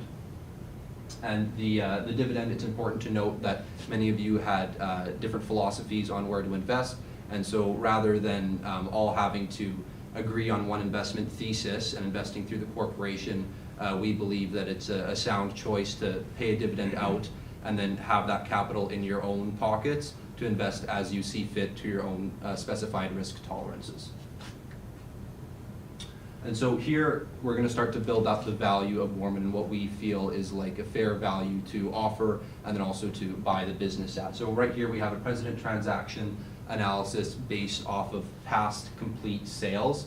And it's important to note that many of these businesses are sold at a discount to their appraised value. And when we run the numbers, you get an average enterprise value to sales ratio of 1.94. And so we're gonna use this as a weighted average among other metrics to finalize the asking price for Warman. But for past sales completed, it's sitting at 1.94 EV to sales. And so current listings, so listings that haven't been sold, they're listed at a premium to their appraised value. And so what that tells us is that there's wiggle room between your asking price and the final price that you're going to be paying, and you're based off of the last table, you will be paying less than the appraised value, but you will need to put in an asking offer slightly above at a 1% premium per this table. And as well, the current listings, they sit at around 2.03 enterprise value to sales. And so as we build up our implied value, it's important to understand Warman's financials, and really the focus here is going to be on their EBITDA, as we're going to take a EV to EBITDA multiple and then weight it out against the EV to sales multiples as well. It's also important to note that during the pandemic, your revenues were significantly down, and then post-pandemic, you rode those tailwinds, industry-wide tailwinds, to increase revenue. And so basing it off of 2022, and basing your multiple off of one single year's sales, it would be inaccurate, and so we need to somehow normalize that. And so normalize that revenue, and so by doing that, we did a 3-year average, and 3-year average is what we're going to base our multiples on for the EV to EBITDA multiple.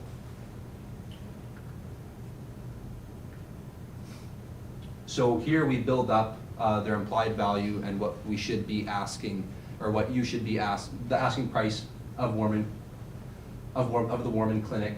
So here we have an equally weighted average between the enterprise value to sales of both current listing and past completed transactions, as well as an EV to EBITDA multiple of 4. Per a chartered business valuator who you consulted, the average going rate is around 2 to 5 times EBITDA as a selling price. And so to build in some conservatism within our model, we chose to take the higher end and go for a 4 times EV to EBITDA. And so when we run this model through, we can see the average implied value of the three methods is around $740,000, and then when we add that premium, which we need to add to our asking price, which we can then negotiate down further, we get to an asking price of around $750,000. And then we also have an upper bounds of 110% of that value as an upper bounds limit as to what we're comfortable paying for this company.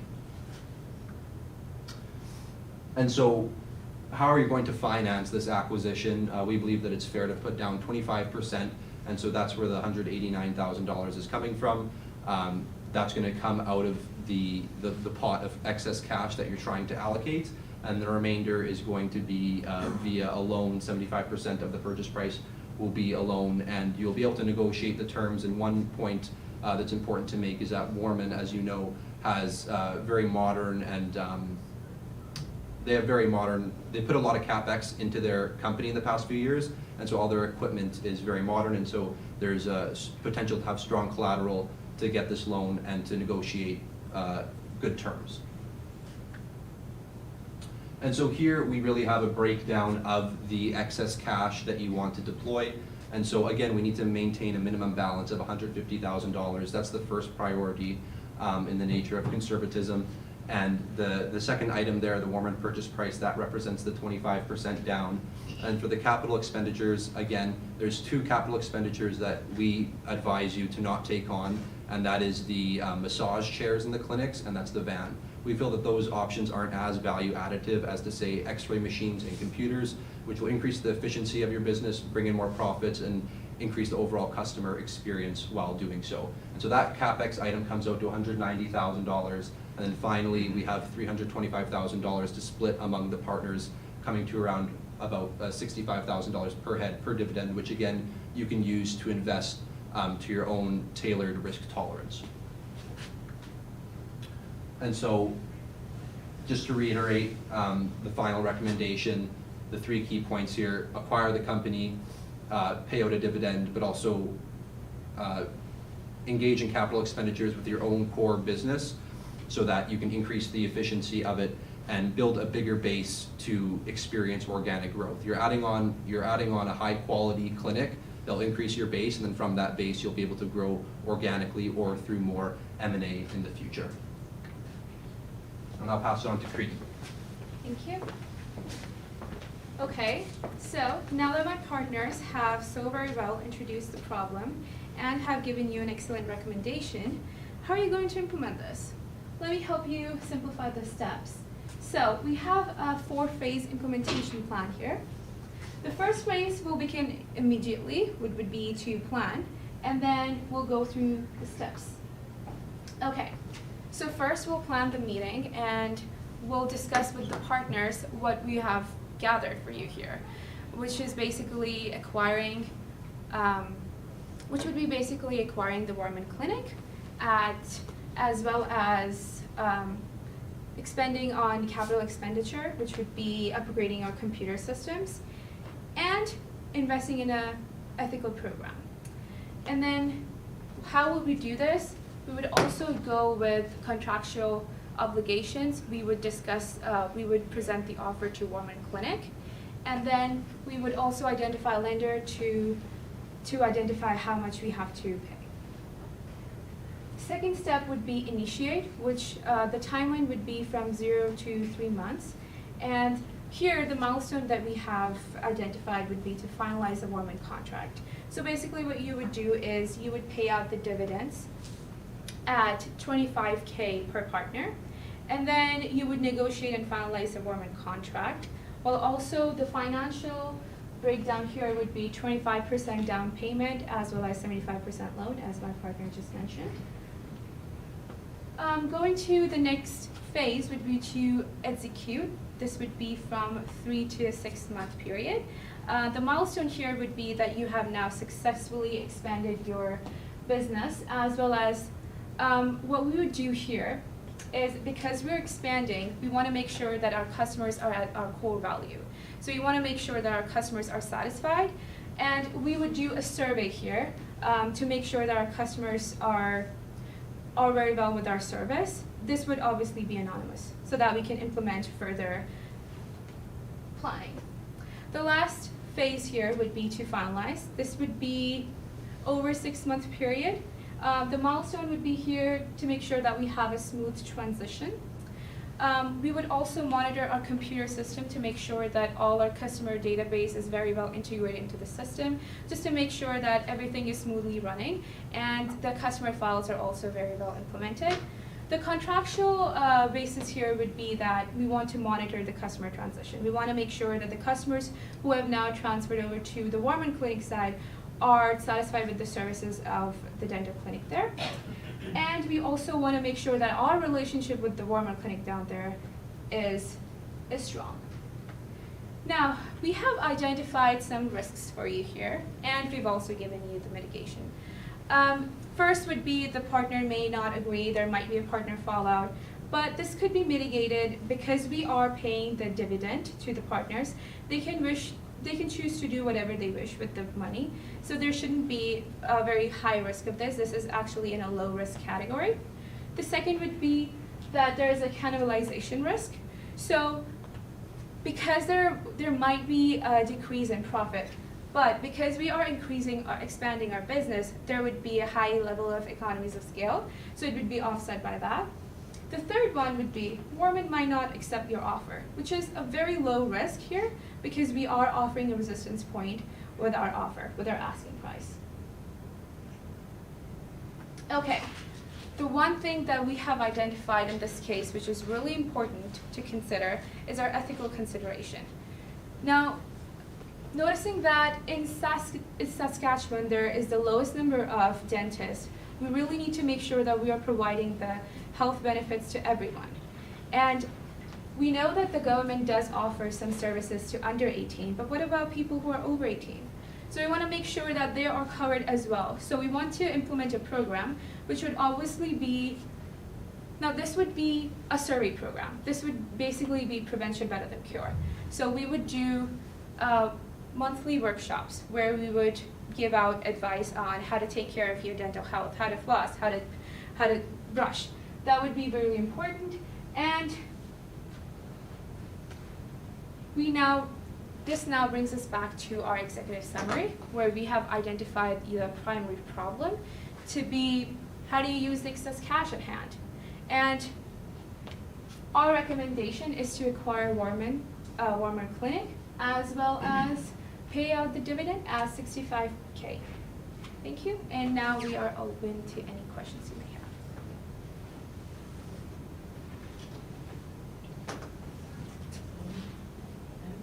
This might be a typo, but I just confirm. In one of the slides, you have the payout to partners 25K per partner. Another point you mentioned 65K. What is it? It's 65K, that's a typo, Yeah. sorry. And the question is, have you considered the risk of two partners retiring in the near future? How might that impact the cash flow and the management of the business, including the newly acquired Warman Clinic? Well, I can take over the management here. Well, because we're acquiring the Warman Clinic, we are under the assumption that there would be some dentists already working there, but we are always open to hiring new dentists. By that time, the two of the partners, Tony and Denise, would be more experienced, so they can lead the clinic. But obviously, we are looking to partner with Warman Clinic, so they might have some experienced dentists there. Now, could you answer the financial part? Yeah, so in terms of the financial implications of the two partners retiring, the idea is that we bring on two more partners, as Kriti discussed. The assumption is that there may be one dentist that owns the Warman Clinic, but many other dentists under said dentist. So we'll be able to take on some of them, and also the more junior dentists at our current clinic, they'd be able to step in as they have more experience over that time period of the partner's retirement. Thank you. Can you explain how we might incentivize people to come to these dental hygiene workshops that you're talking about? I don't know if most people are willing to spend their free time learning about how to brush their teeth. It's not generally, it's not that simple as brushing your teeth. It would be basically about how to identify the early onset problems. It could be that your teeth is rotting, how to identify it early on so that you can cure it. But so what we would do is we would obviously spread the word of mouth, but we also have this upgraded computer system. So we have all the list of our customers. We can easily send our email invites to people, and this would only be once a month, so it should be pretty easy to attend, but this is not mandatory. Yeah, I think additionally to that too, another problem that you guys wanted us to address was if there should be a discount offered for lower class customers that come in and look to get dental work that maybe can't pay for it or don't have the insurance for it. So the discount program would be included in this and would also incentivize them coming to workshops so that they don't have to come in for so many appointments and etc. How are you going to perform due diligence on the Warman Clinic, upgrade your computer systems, train your staff, and get new processes within 6 months? Yeah, so this would be 6+ months. We are under the assumption that the staff there at Warman Clinic are already very well trained. So it would just be about communicating our values and our ethical considerations to them, how we value taking care of people and their dental health, and people who can't pay for who don't have insurance, so they can't pay for their dental services. So this would be pretty well trained, but we are under the assumption that they're already a little bit trained. But it's just that communicating our services, our values, and our customer values to them as well. So this could be really well implemented as we would have meetings with them. So more of a minor question, but when you came up with that 1% premium on the purchase offer, the second part of the question, but how did you come up with that 1%? So the 1% is represented by the difference between the asking price and the appraised value, and then an average between the three items there. Okay, that's sort of the real question from that, because I think that's what I thought you said was, with an unwilling seller, did you ever consider that you may have to offer a higher premium because of the difference between fire sales, people that want to sell, and people that may want to sell at the right price? Did you factor that in? Yeah, and so I think if we do need to offer a high premium, I think that, and as you all know, the revenues right now are quite high, inflated, post-pandemic, and so there's already sort of a premium built in. And so through negotiations, sitting down with the Warman Clinic dentist, I think we would be able to sell them on that, the fact that there is already a built-in premium, and now is a good time to sell. Thank you so much.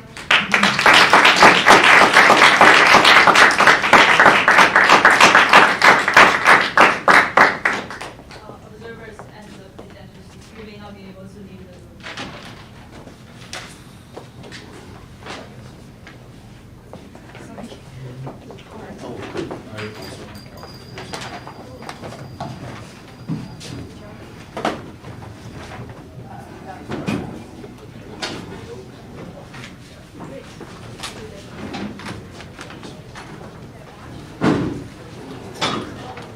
Perfect, thank you.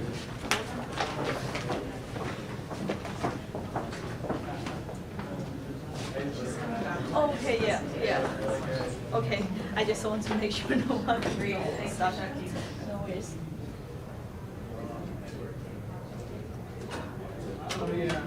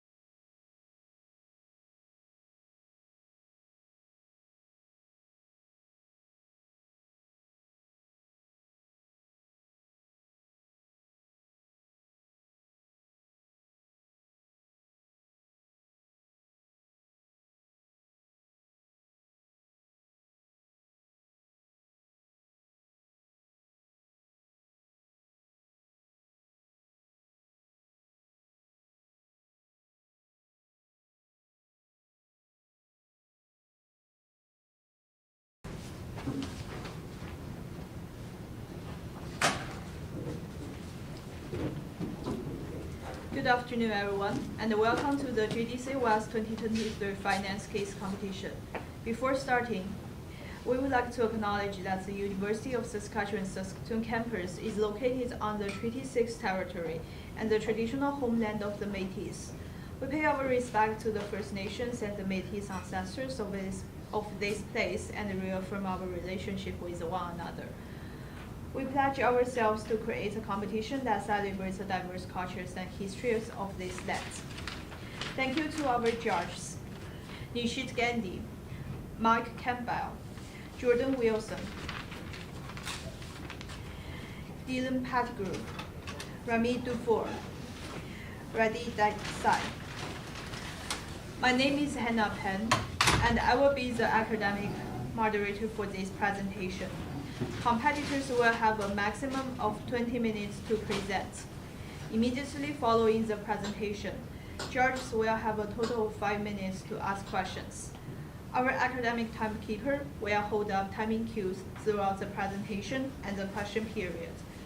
Judges will indicate their intent to ask a question through raising their hands, and I will call on them to ask their questions. Once the question period has concluded, the delegates will be escorted to leave the room. No questions or comments will be permitted from the audience at any time. Please ensure that your cell phones are turned to silence, and there is no talking amongst yourself or signaling to the competitors throughout their presentation.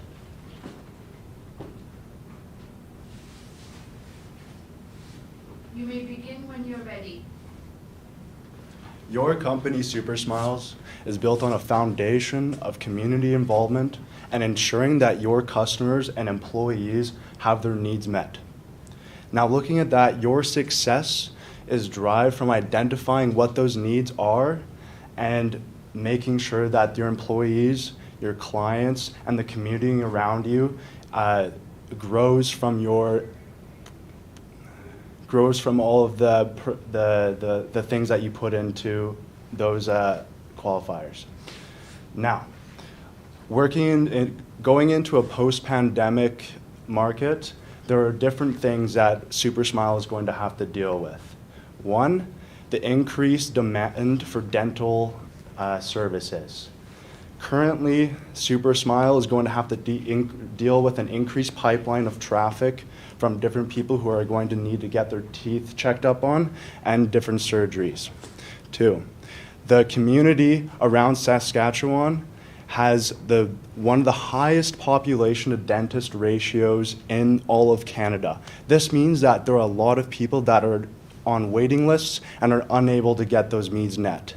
Three, there is a high portion of people who aren't able to access those opportunities due to their low income, which leaves them with poor dental health, and as a whole of the community, this will have negative consequences. My name is Chris Nielsen. This is Anish Bhattacharjee and Ashad Maman, and we're going to provide you, the shareholders, a direction for your company, as we understand that all of you have different conflicting interests, but what we have provided you today, I believe, will unite the company in a stronger direction. We are ACA Consulting, and Anish will go into more in depth of what we will be talking about today. Thank you so much, Chris. And well, before we start getting into all of the heavy data and unload a lot of information on you, I just want to go over what we will be discussing and talking about today. So first of all, we're going to start off with just a qualitative outlook on the options that are presented to you and have been causing, I wouldn't say too much of a conflict, but a little bit of a hassle, right? So we're going to go over that. We will be dealing with the key issue, which we think is dealing with the excess cash that you have on hand right now. And we will do this by a financial analysis. We're going to go over the KPIs. We'll do a pros and cons, and we will also be using some financial tools to present the data to you in a way that can help us come to our outcome, which is that we will recommend a few things regarding the issue and the concern that you are facing right now. Mainly, based on the capital investments, the financial investments, and the other investments which you are considering. So before we start and talk about any of that, I think I need to address what some of the main concerns your company is facing right now.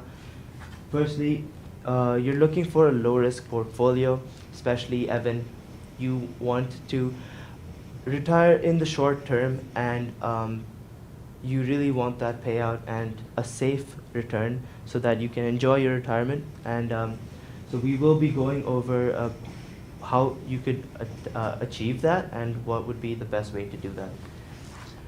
Managing the growing demand is also something that, as Chris mentioned earlier, we will need to tackle because there are a lot of people, now that COVID has finally passed, who will be coming and there may need a lot more surgeries. So we will go over how to tackle that. There are low-income customers as well who may not particularly be able to fund themselves for their dental appointments. So we will also discuss how to help those people. And at the end of the day, the retirement for executives is also one of the main targets that we will address. Now, I will be going over a more high-level demographic analysis of Saskatchewan, just to briefly touch on the significance of the lower income portion and how dental services are out of reach for those low income families. So only 56% of the people who purchase or use dental services actually have private insurance covered, which means that the remaining population, which may not have insurance plans or benefits plans with them, don't have access to those discounts, which means that we need to do something about enabling them so they can get their dental hygiene dealt with. Now, here we're going to have a more high-level look at the possible investments. I'm just going to briefly touch over the pros and cons of each, and we'll move forward from there. So first one, buying Warman Dental Clinic. This will increase access for customers with dental needs, decreasing that customer traffic, or increasing the pipeline so you can deal with more customers who need dental work. This also will, as this facility is very well kept and is in another location in Saskatchewan, this has a potential for additional income from economies of scale, as you'll already have something established, and the additional income from those additional clients will add up. And as well as I said before, the equipment is in good position. The cons is that the owner is asking for a premium price to purchase the clinic, which could have consequences. Probably, we're thinking that we would have to get a bank loan in order to finance this, and with the increasing interest rates looking forward into the economy, that could have potential consequences with offering or purchasing Warman Dental Clinic. Now, upgrading the Hampton Village Clinic. This increases the area size through the renovations and construction, making it more satisfied. Your loyal customers are going to be more enticed to go there, and it is more accessible for those lower income families as more services will be provided for them. The cons is this will have a limit on the business for about 1 to 4 months, as that is how much we expect the renovation to occur. Expanding the parking lot, this is very simple. The pro increases accessibility for customers. You're able to increase your pipeline, and it addresses the concerns of your frustrated clients, which are complaining about the size of the parking lot being too small. However, with expanding it, this comes with the short-term consequences, having big machinery in there, increasing the size of it. Investing in a new pilot sign. This will bring in more clientele. However, the con is that this could bring in possible overflow of customers and could increase difficulties with scheduling x-rays or different appointments or understanding what the needs of your customers are. Purchasing a company van. This allows the supplies to be moved from one location to another in case one clinic would run out of it, and could be a great advertisement opportunity source, as you'll get decals on the can and bring that van to different events such as hockey games or festivals. Con is that this, of course, would bring additional maintenance costs, as I'm pretty sure vans are one of the more one of the vehicles that break down and need repairs heavily. Now, purchasing new X-ray machines for the clinics. This meets dental requirements for clientele and a higher quality of healthcare, as currently there's a few amount of X-rays available. We didn't want to put an X-ray machine in every single clinic, as this we might have too many, and there might be a concern for having X-ray machines unused for a period of time. So we're only going to outfit a certain amount of clinics.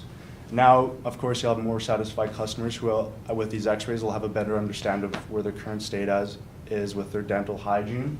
The X-ray machines, of course, have a high cost, and that they increase the schedule and management that is one of your big concerns with including these X-rays, is that the current scheduling system has issues with scheduling different X-ray appointments. And as I said, potential for unused X-ray machines. Now, we're going to look into more high-level financial investment options. GICs, blue chip stocks, and real estate. Ashad will briefly go over the high-level pros and cons of these.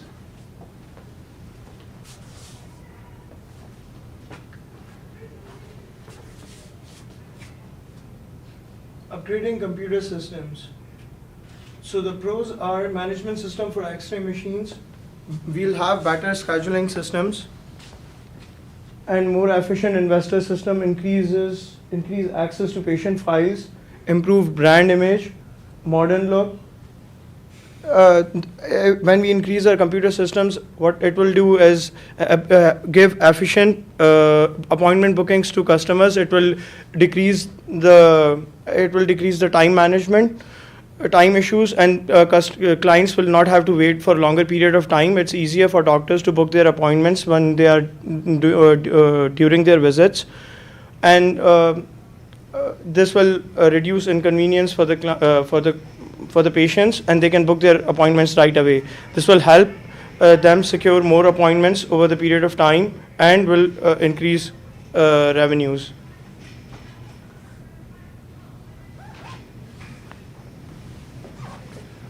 Sorry, just to briefly touch on the financial investment options. The GICs available, they're a very low risk investment, which is one of your major concerns moving forward. However, they do have a low return. The blue chip stocks, they do have a higher return on capital. However, with the volatile state that the current market is in, this one is a hard one to decide on. And then real estate as well. The housing market has just recently cooled down, but with rising interest rates, that could bring up difficulties with financing those. The next thing that we'll look at is comfort chairs. The benefit of having more comfort chairs is increased customer satisfaction. And also, as people are waiting in line, this will be a competitive edge, as I personally would love it if I had a massage chair waiting for the dentist. The cons is this would take up additional cost and space within your clinics that could be used for probably more terminals to deal with customers or schedule appointments. Now, for the payout to the owners is the last thing. As one, Evan, I believe you're retiring this year or in 2 years, so we want to make sure that you're satisfied with the bonus that you get from working at this company and all the hard work you put into it. The con of that is, of course, that will limit the growth, but we do believe that this is worth it. Now, here we're going to look at Super Smile's financial situation, and then for each of the things that we just went over, we're going to break down the ones we do believe is best for you and see what the end result is of cash flow at the end. Ashad will go more into the details of this. So we get our operating cash flows at $682,900 from in 2022. As with the remaining years, we retained our cash flows that are still there. So our total cost, our total cash that we have on hand right now that's available to invest is $553,300. With that amount in hand, we have decided to go over some key investments that can help increase the customer base, improve service to clients and retain more customers and provide a good service to loyal customers, those who have stayed with us for over the period of time. And we have with available cash, with the available cash flow of the business, we have also kept in mind that we need 1 month's operating expenses of $150,000 always with us in case we need them, in case we are running our business is not generating enough cash.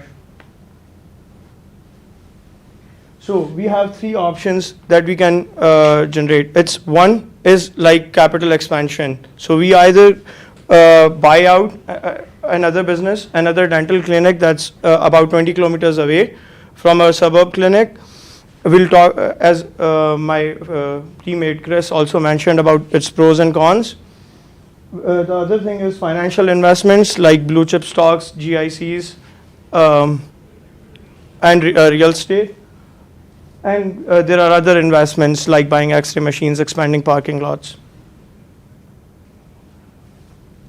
So the company's concerns are that any investment that they make should be a low-risk investment, as some of the partners are retiring, and it should also accommodate for the growing demand in the dental industry, especially after COVID-19. Meet the unmet dental coverage, like provide discounts to the lower income people, so that their dental demands are also met, and we keep, although it provides us a lower level of profits, but it helps to retain the customers. And also, our main concern is executives who want to retire, they should have a choice of what they want to do. So our capital investment options are, first is buying Warman Dental Clinic. As looking at the 2 other locations in Regina and Moose Jaw in Saskatchewan, I can tell like there is a premium percentage range, which is from 5.97% to -4.02%. But depends on the area. Saskatchewan has much more market and is more populated.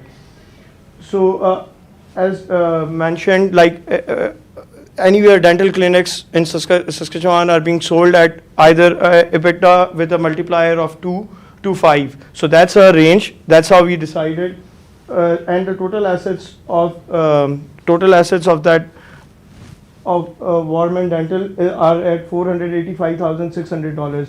So our range is from $328,000 to $820,000. That's the buying price range. Anywhere in between that. So right now, as we can see, that the dental demand has increased after COVID, and as well as the dental clinic is in proper shape. It doesn't need any specific repairs, or the equipment doesn't need to be changed for the next 4 to 5 years. This provides us with an additional space right away to take over. There are no maintenance. There's no maintenance needed, so it will not reduce our time. From that range, I've decided to go with a premium of 2%, just to get the financials at first. And once we look at the financials, which will give us more data to look at, because to take a better look at the financials, that will give us kind of an idea what the buying price should be, and to look at like what exactly their assets are, what their book values are, how the business has been performing over the years.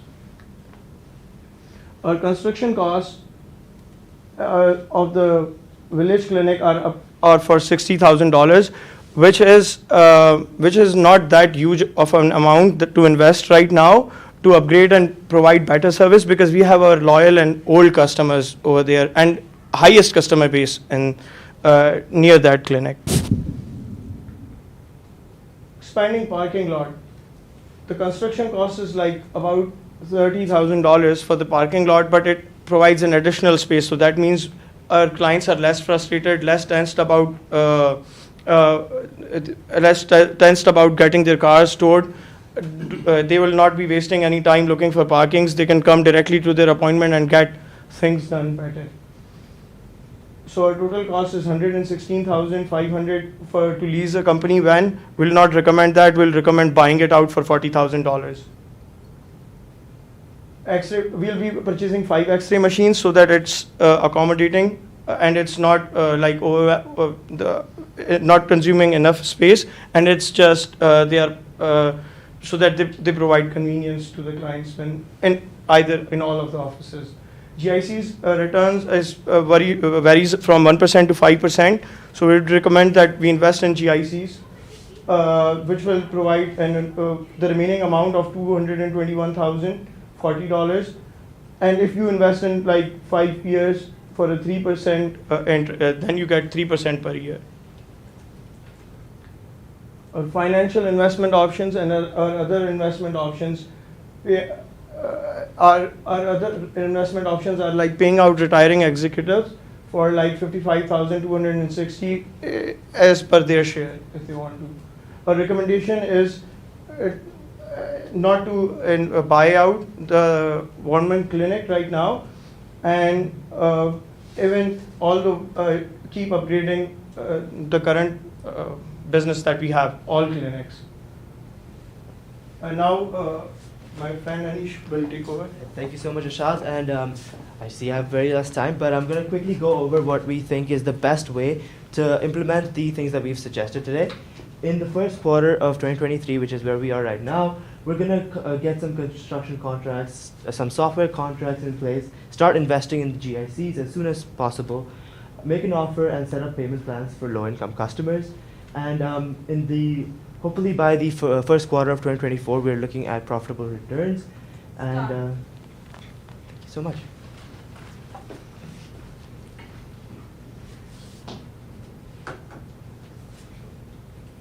So a few of our dentists are quite young into their career and would prefer higher risk investments.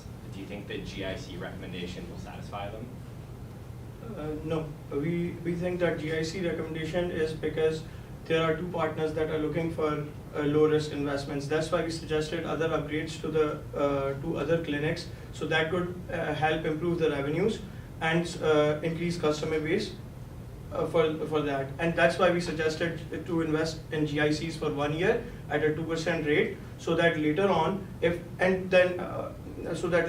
they want to invest in high risk, if you guys come to a conclusion to invest in high risk investments, then we can look into that. As well as we have also discussed in our presentation that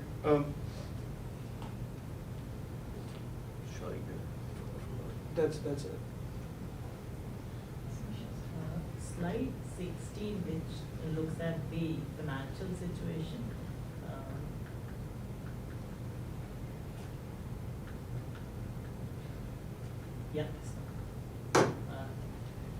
Not sure if you considered the opening cash balances here.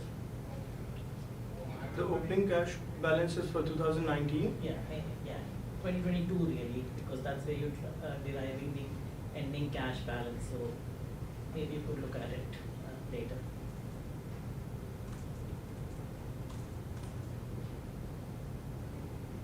Yes, Stephen. Is there, did you think of any ways that you could prevent us having a dispute over distributions or what investments we should take? So I could be more specific, what? Did you consider like maybe an investment policy or a distribution policy or upgrading the terms of the partnership? Did you talk about that at all? So as one of the major values, what we based it on is at the low risk investment to make sure we have a steady boat going into the post-pandemic market. So we did not consider having more risky investments such as blue chip stocks or real estate until we have confirmed that the market has steadied out. To be adding to that, we discussed about it. That's why we gave option to like the retiring partners. They can they can have their cash and they can just keep their profits, rather than others, those who want to invest in high risk investments. We can suggest some good returns with good investments with high returns to them. So on slide 30, I see that Fine Mormon Dental Clinic is not applicable. And then on the 31st slide, you have said make an offer to Mormon Dental Clinic. So is the recommendation to go with the acquisition or no? No. Our recommendation stays that if you are willing to take that risk, if you are willing to take that risk, we can send an offer, and that's why we have given you a value that this is what our offer should look like. But our recommendation stays the same, that you should upgrade the offices and all.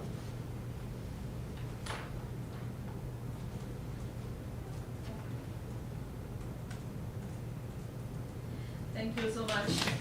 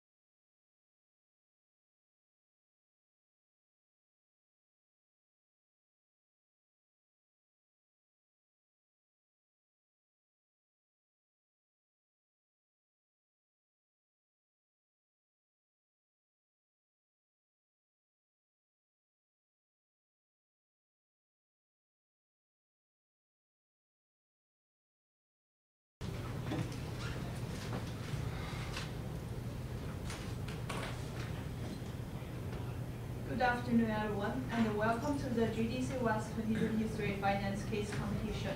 Before starting today, we would like to acknowledge that the University of Saskatchewan, Saskatchewan campus is located on the Treaty 6 territory and the traditional homeland of the Métis.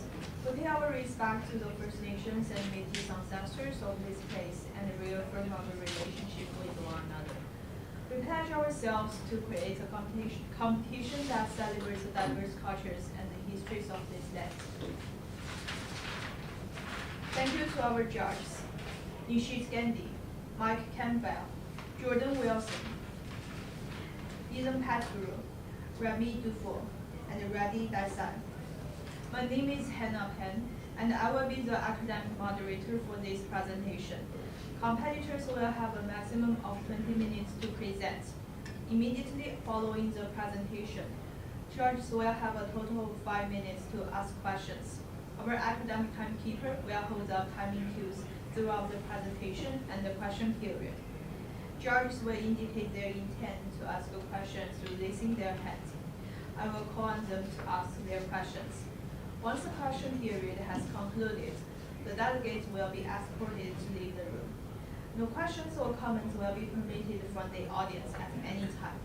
Please ensure that your cell phone are tuned to silent, and that there is no talking amongst yourself or signaling to the competitors throughout their presentation.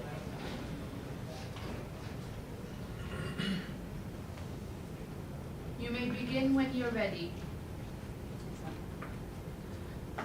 Good morning, or good afternoon, everyone. My name is Erica, and I have my colleague Parvesh and COVID. Today we are Peck Consulting, and we have come for your company a recommendation that we hope will see you into the future and help you get those opportunities that, unfortunately, in the last couple of years, you may have not been able to follow or take advantage of course. So over the last 2 years, we all know that COVID-19 happened. Unfortunately, with COVID-19, we all had to wear our masks. Now we have them off, and now we can see our beautiful smiles again. And I want to keep that going, of course. So today, we brought you a recommendation. I'm going to start off with the objective, of course. We want to help you find an agreeable compromise between all partners for the excess cash that you find yourselves having on hand, of course. So, as noted, we realize that your company has been having difficulties coming to a decision on what to do with your excess cash on hand, and you want to find a way to make everybody a little bit happy and use that cash effectively for your company. Our recommendation is capitalizing in opportunities that involve investments, capital expenditures, possible expansion, and community involvement. As well, the key objective being outlined for your company, finding a solution that meets everybody's needs and everybody's goals.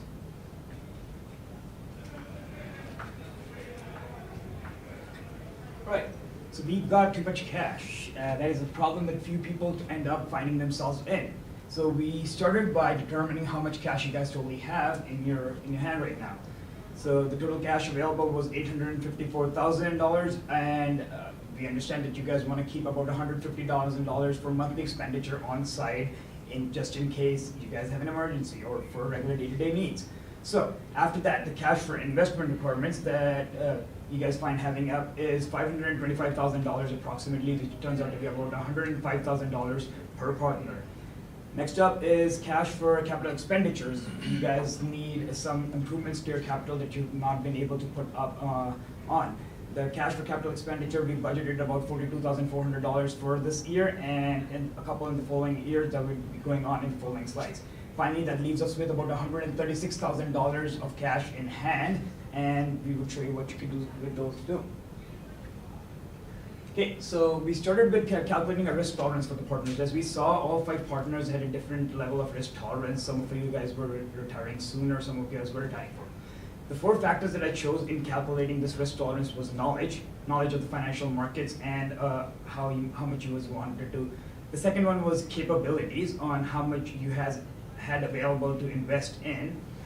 Third was willingness to invest in the riskier assets or willingness to invest into non-risky assets. And last was time to retirement.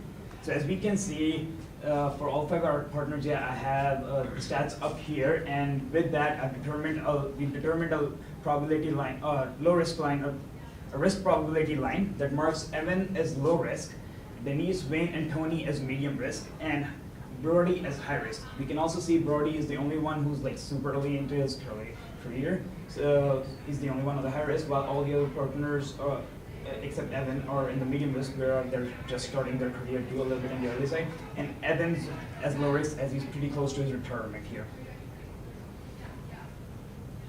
Excellent. So moving forward, we want financial freedom that puts a smile on your faces. Because what's better now that we have our masks off, we can show off our best assets, right? And as when we were coming to a recommendation, we thought there were a couple of alternatives that you could have gone for. Some of your ideas included payouts, ETFs, GICs. As for payouts, it won't be satisfactory for all of you. Some of you might want a payout, but the others might not.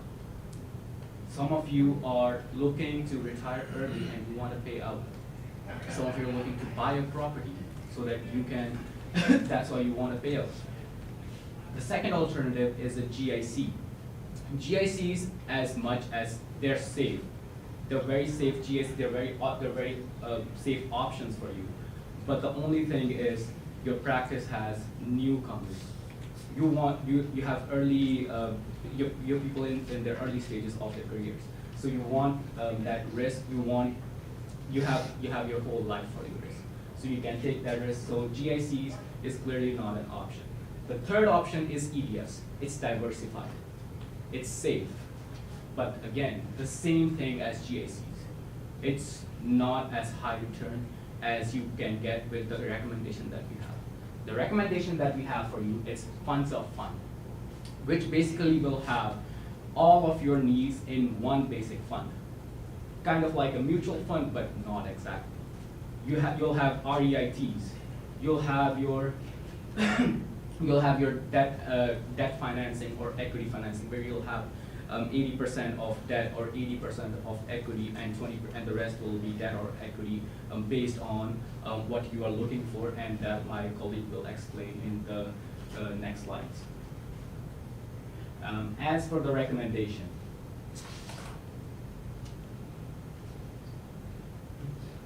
go ahead. All right, for the recommendation, we have investments.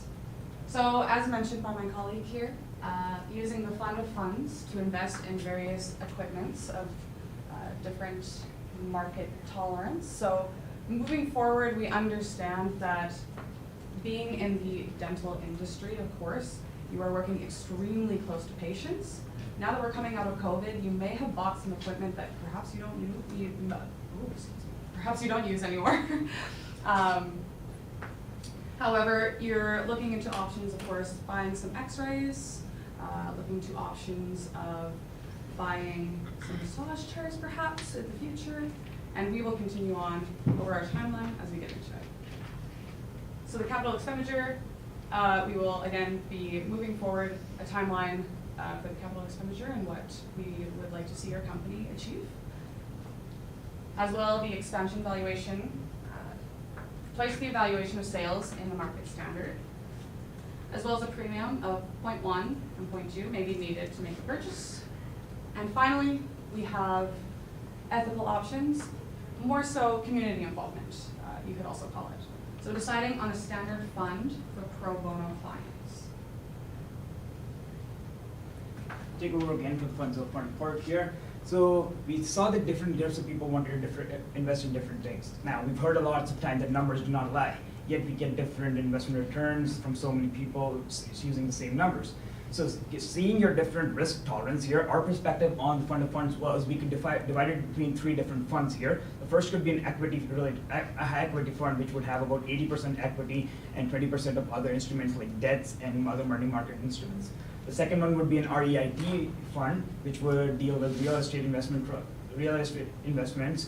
within the area of Saskatchewan. And finally, a debt fund, which would deal with 65 to 80% debt and the rest of it in equity. So we would divide it basically with a high proportion of our money, about $315,000 in REIT fund, debt funds, and the other $105,000 each in REIT funds and equity funds each, since we saw a higher volume of people in the high and low risk, lower volume of people in the high and low risk, and a huge volume of your partners in the middle range of the risk tolerance here. Now, for the valuation of Warman Clinic, I'll pass it on to Pravesh. As you were looking for acquisition of another clinic, since there is a space available between two of your clinics, and you want to make it convenient for your clients, your patients, to go to those clinics. We were looking at the valuations and we were given the sales. As we were calculating, we used the 2x sales methods to evaluate the company, evaluate the clinic, and we came up with a number of $970,000 valuation based on their 2022 sales. And as for the EBITDA valuation, it ranged from the 2x valuation to the 5x valuation, and it ranged from $328,000 to $820,000. We decided on going with the 2x sales method and giving it a premium of 0.1x, which is basically 5% premium on $970,000, which will go up to, the new valuation will be will just be over $1 million, which will be $1 million and $18,500. Okay, so we did notice that you guys had a problem and wherein was almost an ethical concern here, as in you were overcharging your insurance or undercharging your patients that you were helping with discount rates. Now the discount rates were uneven between the different 4 different clinics that you guys have, and you guys were still making money on it, but it does still, for the same treatment, you guys were charging different patients different prices. While the insurance firms might be all fine with it right now, it does bring an ethical dilemma in here about charging different patients differently, and may become a bigger dilemma in the future if this continues to go on. So we came in with a solution here, as in to create a pro bono fund.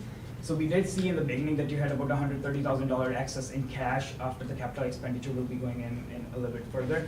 And so we could have a criteria for qualification where it would be families with under $25,000 income yearly or individuals with under $15,000. We got to that number since we saw that average income, the average amount of money needed in Saskatchewan to live yearly is about $25,000 for families and $18,000 for individuals who own a house.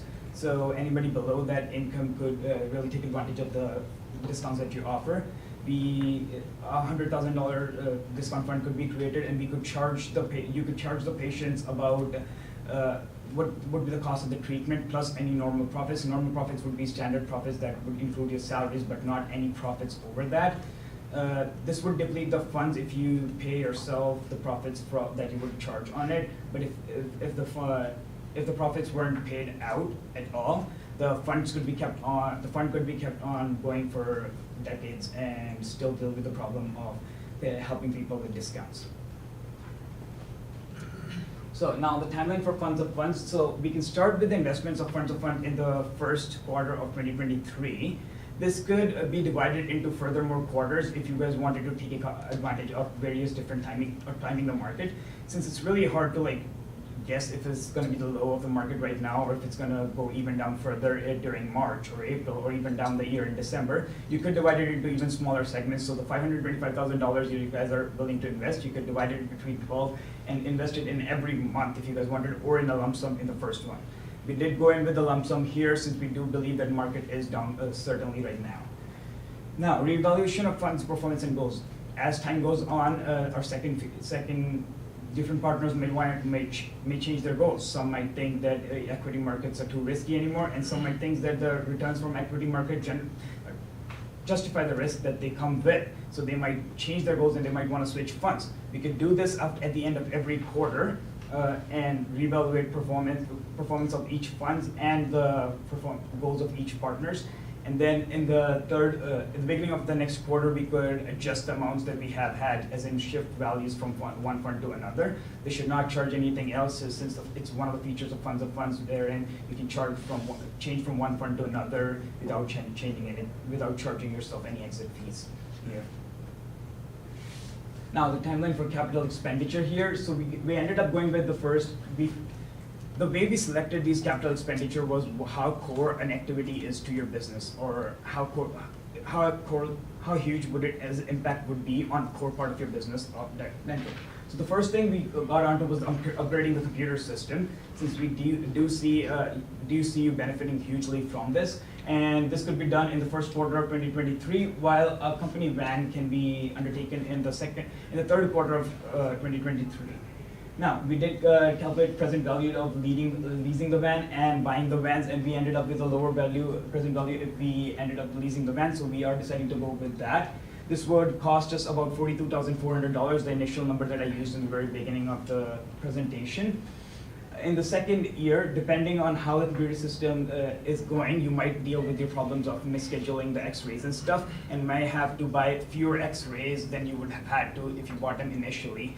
This would reduce the amount of spare times x-rays have where they're not being used at all and are just being wasted at all. So we could go on by purchasing the x-rays between quarter 1 and 2, depending on your needs, and then in the third quarter of the second year, 2024, you could make parking lot upgrades wherein customers are more comfortable parking their cars in there. Now in 2025, you can finally go on to reception upgrades and pylon upgrades. The reason that we went on to 3 years down for reception upgrades is since we see your consumers not being really affected by it right now, and since once a customer is used to something, even a small change might bring discomfort, even though if it is for better, especially if it is mostly in computer-generated areas.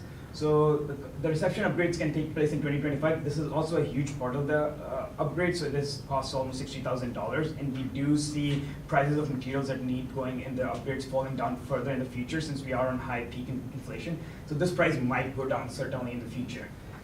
Last one is comfort aids. We saw this as a luxury feature that you guys wanted to implement as to bring more customers in the future, but wasn't really necessary.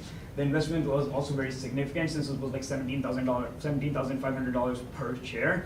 We did not want this to become a significant factor in affecting our pro bono funds, and thus this is like the last investment we ended up with.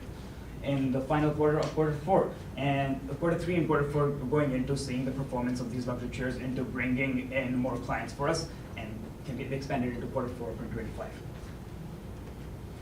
Last up is our risks and mitigation. So the first risk we thought of was, while some partners may still not be happy with the funds of funds performance, or how the funds of funds did, since we did see one of the partners wanted to invest in housing in Saskatchewan, and for the entire amount of $525,000, so only $105,000 in retail investment might not be satisfactory to you guys. For this, we would like to communicate really clearly. We would like you guys to communicate really clearly with the partner on how this fund of funds helps us identify all the risk tolerances of all the partners and still divide the funds in the best way possible, and not favoring anybody one over the other one here. The second one was the ROI not be as expected, or even the goals changing, and this we believe can be mitigated by evaluating our funds after every quarter, and then evaluating our goals after every quarter, and then moving the funds accordingly. Excellent. So I'm going to finish up very quickly with the executive summary. Again, going over our recommendation for the company, of course, finding an agreeable compromise between all partners for the excess cash on hand. We believe that our recommendation is the best recommendation for your company, because at the end of the day, you want to be ensuring that the money that you're making in your company can go back into your company. And that will ultimately reward you individually as partners. So as much as you could be paid out now, if you kept the money within the company and you kept investing, or you kept working on the capital expenditures, you're going to see a much more large ROI, so a return on investment, of course. As I said, with our recommendation, capitalizing on opportunities involving the investments, capital expenditures, possible expansion, and the community involvement. And finally, our key objective for your company, finding a solution that meets everyone's goals. And that is our presentation for today. Thank you.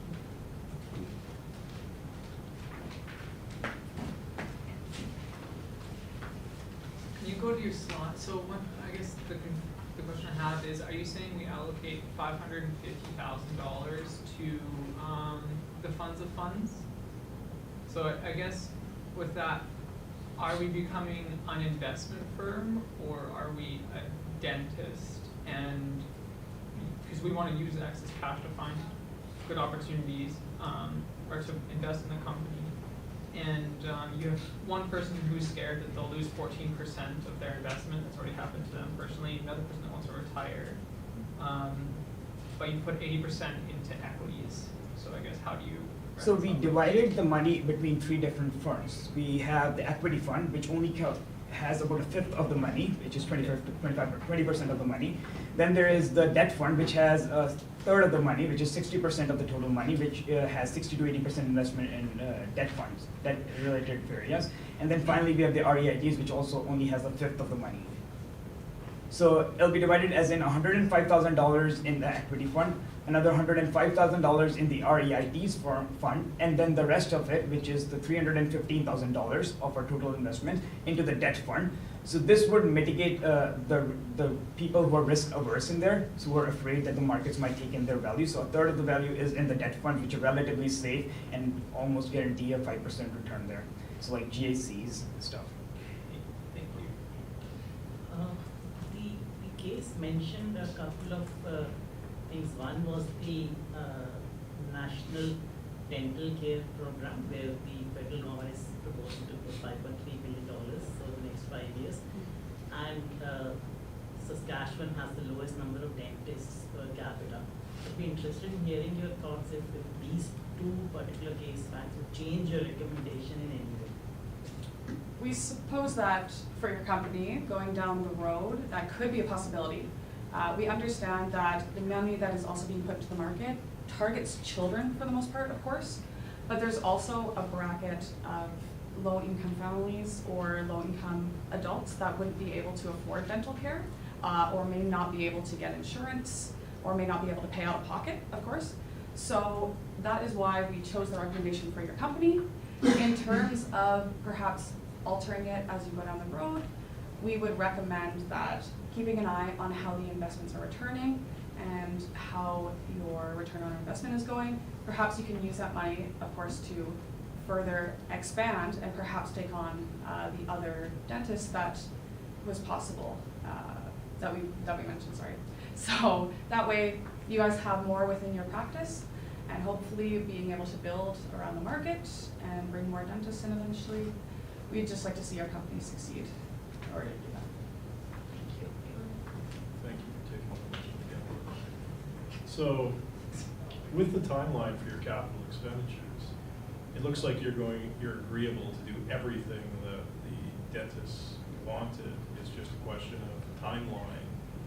And so one, is that correct? And then second, going back to the previous question,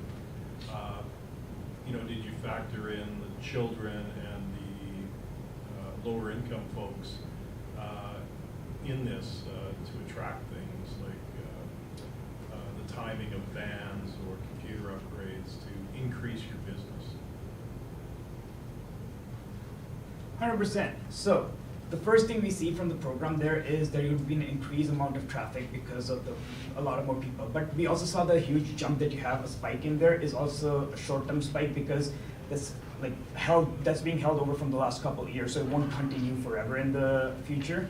Now, you could we did give you a valuation for the company that you could buy it at. You could offer a bid at. However, we believe that if you went any higher than that, it would not be a comfortable price for you guys at. Since a 5% premium is way over what market is going at right now, I believe the last sale that was made in Saskatchewan was even under the 2x valuation. But given you would also be losing your current customers to the same clinics since they would prefer that, we did not want to go with a premium over 5%. We did want to go with all the capital expenditure. We just prioritized them to what we thought was the best thing.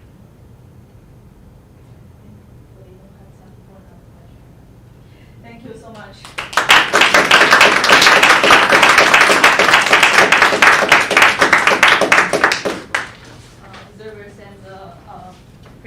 members, you can now leave the room.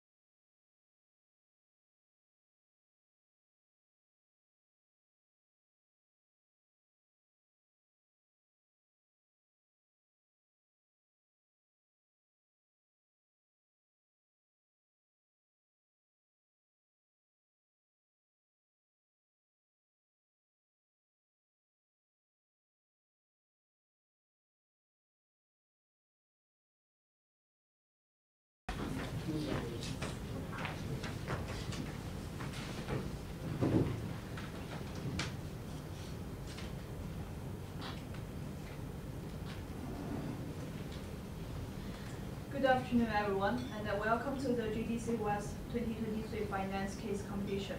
Before starting today, we would like to acknowledge that the University of Saskatchewan Saskatoon campus is located on the Treaty 6 territory and the traditional homeland of the Métis.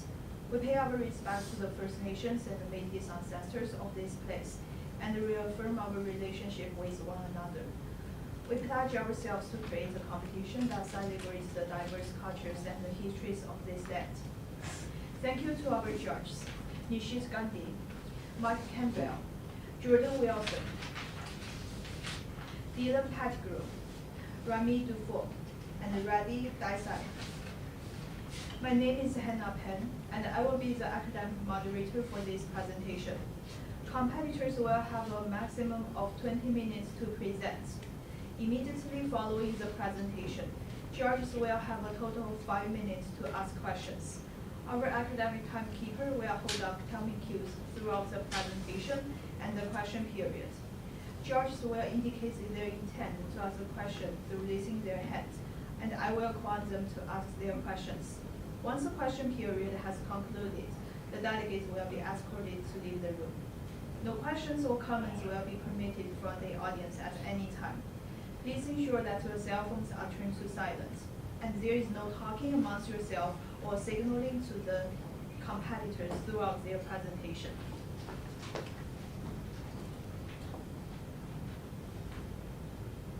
You may begin when you're ready.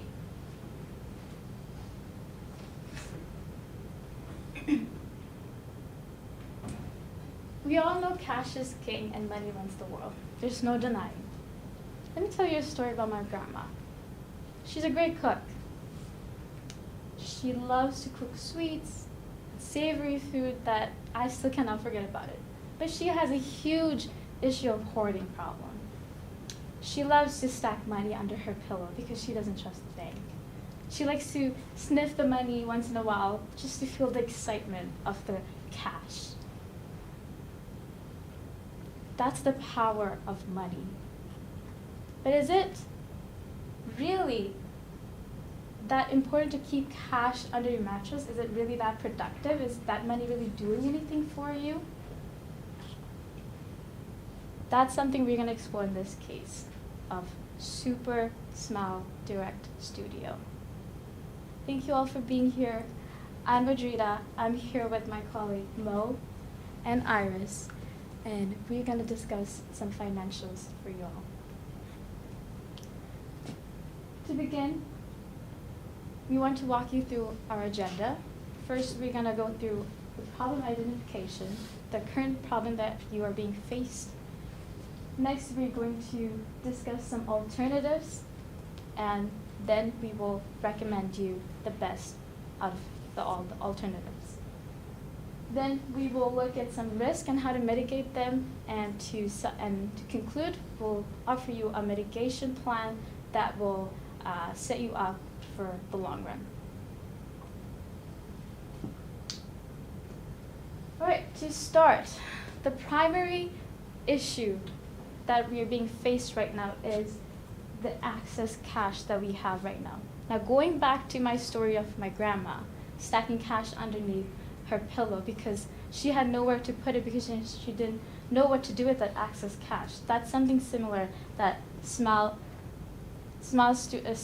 Direct Studio is being faced right now. Secondly, capital spending. There is few options. We want to look at the long-term ways of implementing the excess cash and reinvest it to grow the business. So what are some alternatives that we can look into to help us do that? Next, we have internal relations. There is some conflict within few of the members within the partnership that we will explain later, which are affecting the business structure currently. We will dive into that later on. So background. Smile Direct 15 years ago came into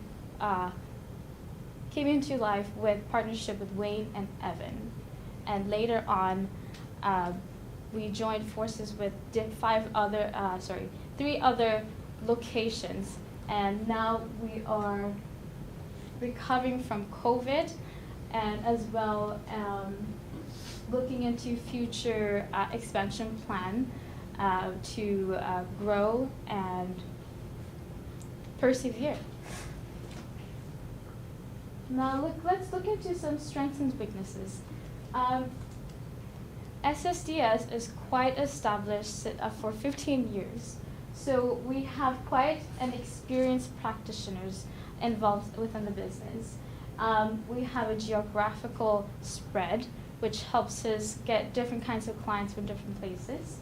Some weaknesses are our business structure. There's some conflict within the members in the partnership, so that's something that is holding us back. Also, we have quite a low risk tolerance, so this will impact on the projects we look into quite a lot. Some opportunities. The government is planning on implementing the Canada Dental Plan, which will obviously affect the customers that you will be getting. It will bring in a lot more customers, and it will create a bigger market share for all of SSDS, which also brings us to our next point, the access cash. As we bring in more customers, we'll have more cash. But what do we do with that cash? We want to make that money work for us. So that's a big opportunity for us. But with that comes some threats. We are not the only one who's looking into this plan. There's other competitors who will be taking advantage of this plan as well. So that's something to be aware of. As well as inflation. So changes in economy obviously affects our customers, how they spend, and how we do business as well. So that's something to obviously keep in mind as we move forward. Now, what is the Canada Dental benefit? So it's for underprivileged people, for low-income families to take into their dental plans, look into dental plans, so that no one's left behind. Everybody has the chance to protect their smiles and take care of their smiles. It also focuses on 12-year-old and under children and teenagers as well. So that's our market right now. And to walk us through our financial analysis, I'll be handing it off to Iris. Thank you very much, Jada. I really like your story. I also have a mom like her grandma. And for the Canada Dental Plan, as we can see here, if your family income is lower than $70,000, the family will be able to get $650 for 2 down payment, but total will be $650. And as following different lower income range, the family will get different amounts for the benefits they can use. So what does this mean? Let's think about it.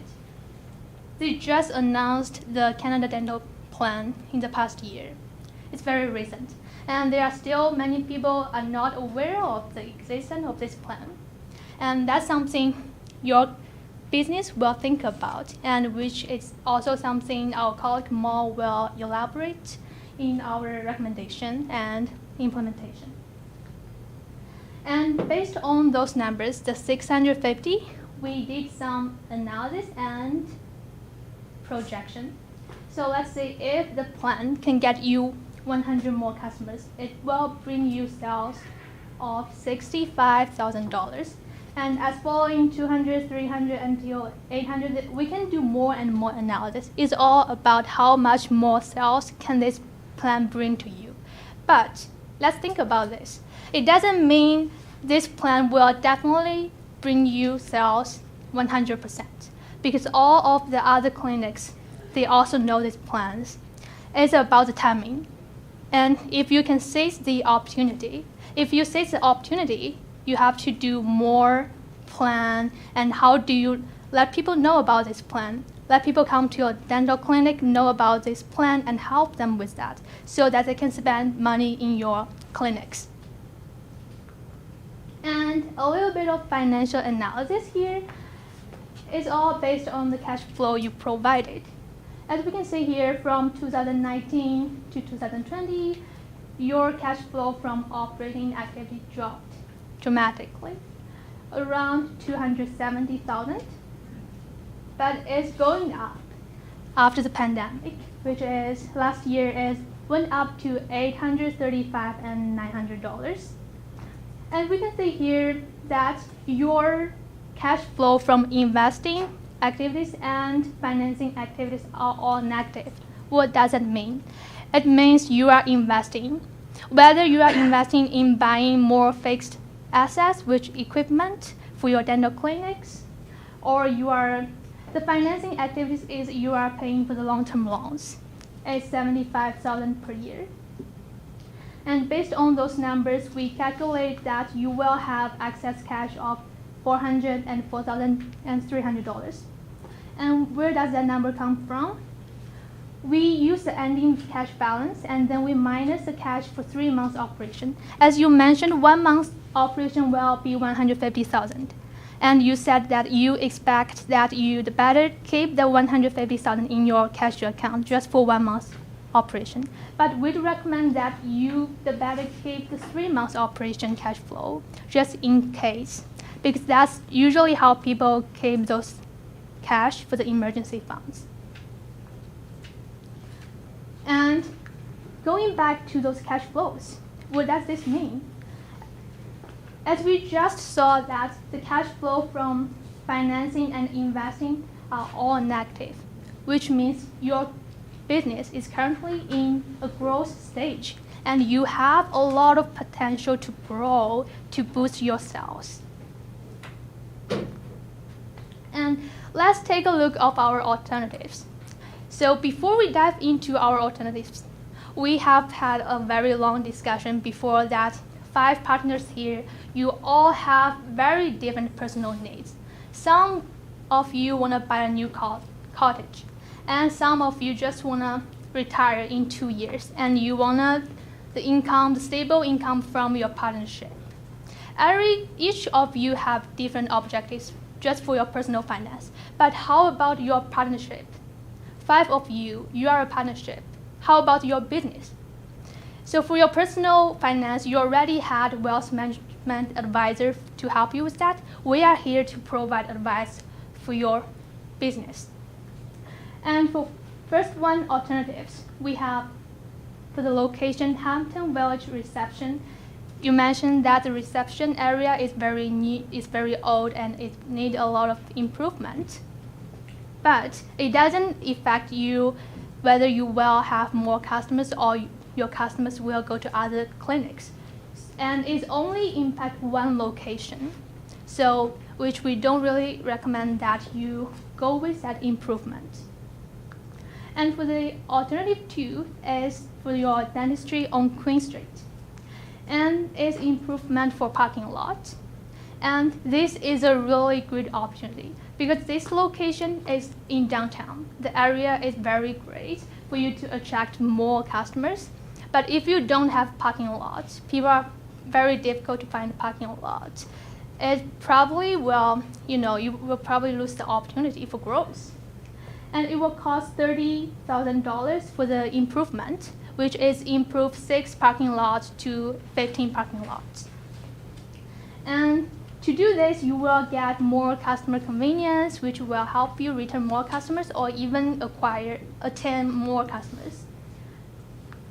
And for our alternative 3, which is upgrading your computer systems, and it's 2023, and your business are still using paper file, and you are recording everything on paper about customers' information, all their dental history, is very inefficient.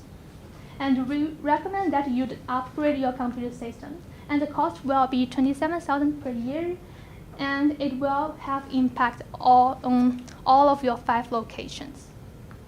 And for your alternative 4, which is related to X-ray machine purchasement, and right now you are lacking of X-ray machine equipment, And your customers are always waiting to get their X-ray done. So that's a big concern for you. Also will decrease your efficiency for your operation.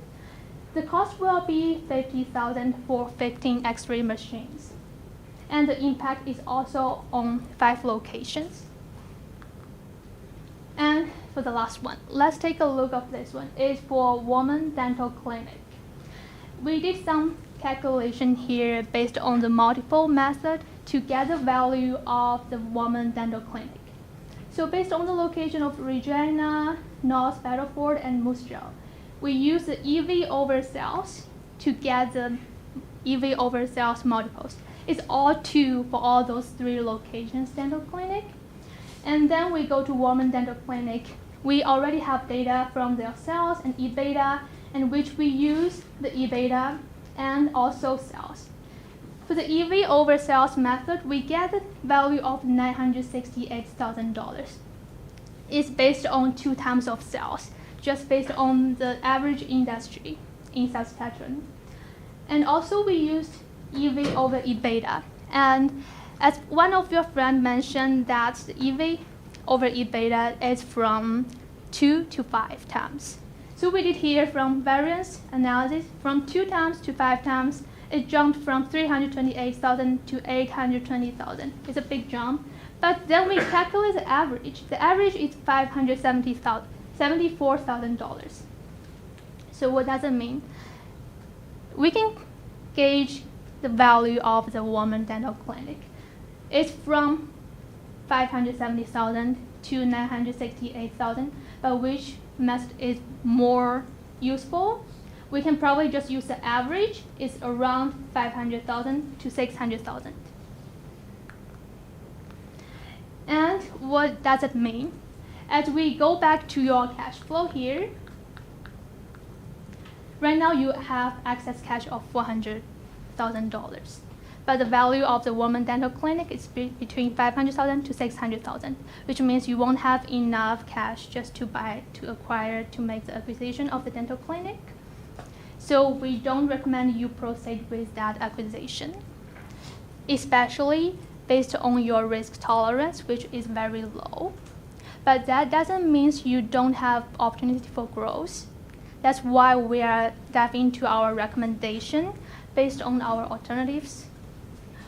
Our recommendation will be talked by our colleague Mo. Thank you very much, Iris.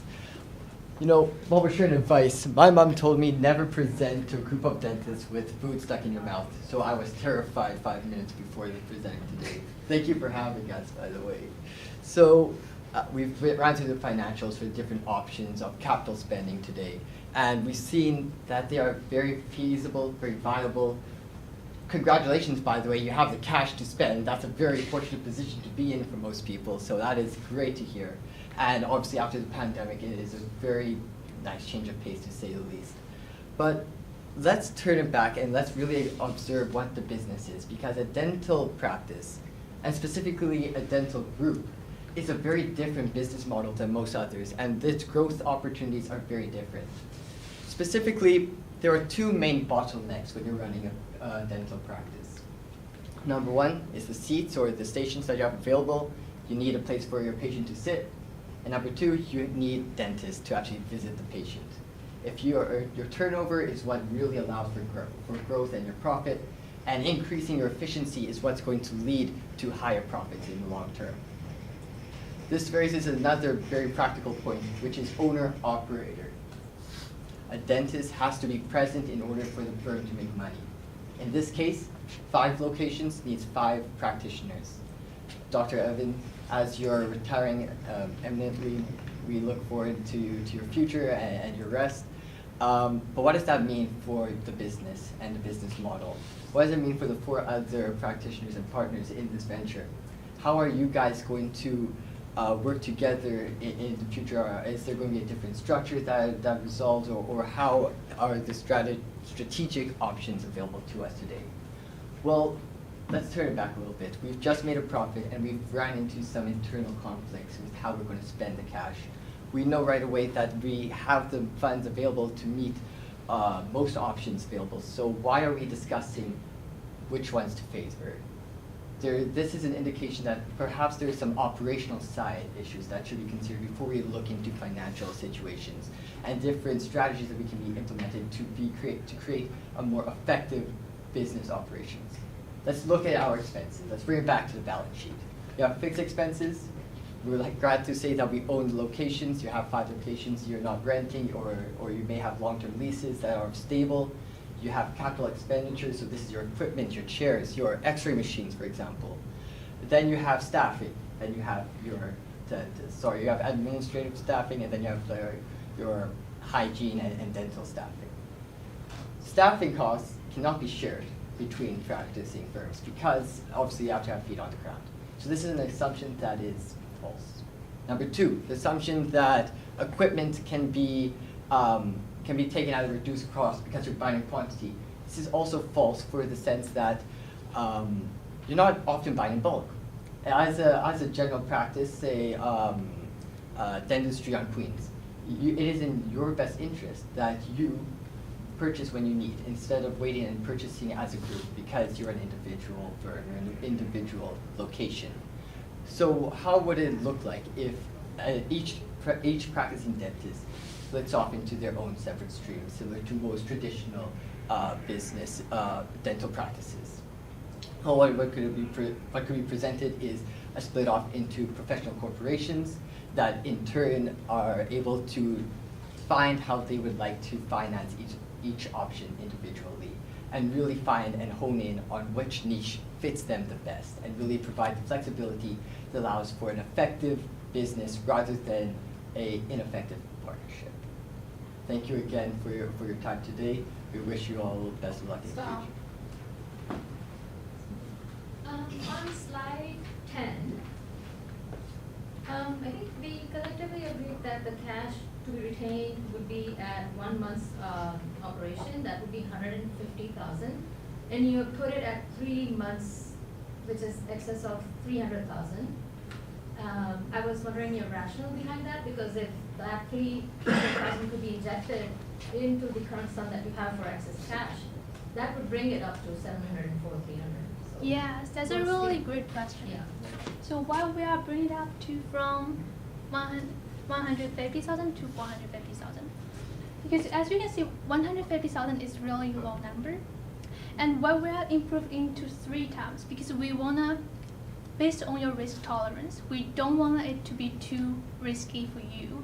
And we wanna increase it to 3 months of operation expenses. It doesn't mean your cash has to be sit there. You can invest them, right? Because you already have a wealth management advisor and you can talk with them about your business. Probably invest those money in a very safe investment like GIC or those. We are not professional for those investments, but you can definitely talk to your financial advisor about those investments. In your SWOT analysis, you looked at opportunities, including the National Dental Program that will grow children, low income. You talked about lifted pandemic restrictions, growing industry in general. Yet, your recommendation was not to even consider debt financing for the Warman acquisition, nor did you talk about any other expansion opportunities. You did mention as a threat other competitors building their business. So are you not, how are you going to mitigate that you end up getting circled by your competitors and you're not willing to even debt finance growth? You are right on point. That's something we just want to talk about. So for the Canada Dental Plan, we do want to provide you a full marketing plan for that plan. So all the competitors, they all know that the existence of this plan, but how can you stand out? So here is a recommendation. So we recommend you hire probably every location, at least hire 1 person who are responsible for those plans. So they will do marketing to those clients and educate them about this plan. So that way more people who are, those lower income families, they will have access to those dental plans, and eventually all those income goes to your pockets, right? So that's the way we wanna talk about those marketing plans, and that will help you mitigate the risk. And to talk about the debt financing for women, again, let's revisit our growth opportunities. Will we have dentists to fill the seats in Warman? Will there be other changes and challenges as owner-operators trying to commute to Warman and back from Saskatoon, along with the 5 other practices that we're managing? How does this benefit you as a dentist? Your financial analysis slide, assuming you want to keep 3 months of excess cash for operations, but it still has an excess cash of 4,000. And if you go to your last slide, where you talk about your implementation, that recommends spending 107,000. So what are your proposals for the balance 300,000? Are you suggesting that they be distributed to the partners? Is that your recommendation? So about 300,000 left. We recommend that you invest those. Where? Yeah. Invest those in the investment options that you have when you are talking with your advisor. But why we are not recommending that you distributing those cash right now? Because your company is currently in a growth stage. It needs a lot of cash injection. And if you are taking all those money out, you will miss the opportunity. What if you need more expansion and you have to invest more on your fixed investment? And also, for the partnerships, profit sharing, we recommend that you focus on future. So you invest now and then you get the benefit in the future. Thank you so much.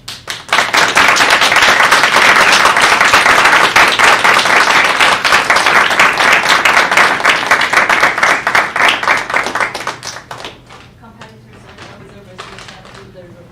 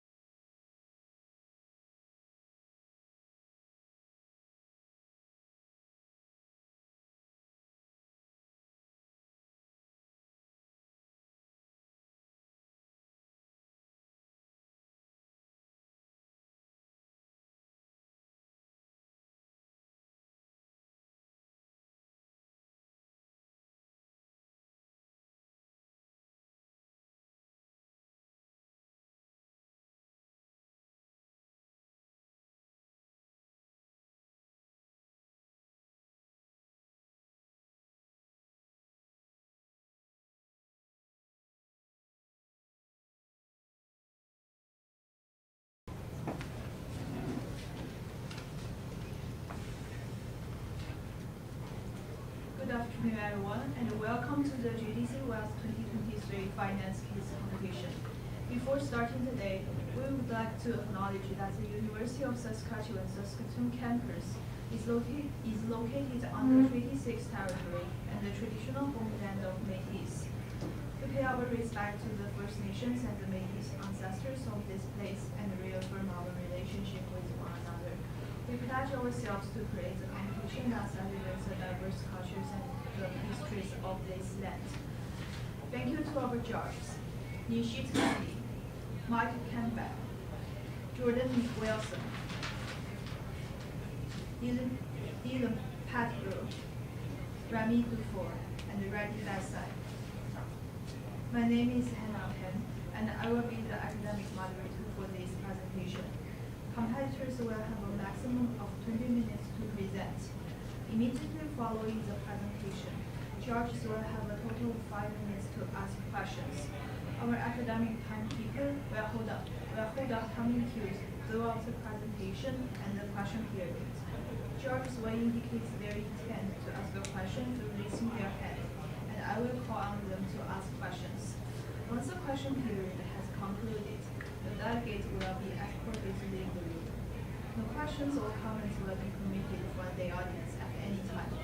Please ensure that your cell phones are turned to silent, and there is no talking amongst yourself or signaling to the competitors throughout their presentation.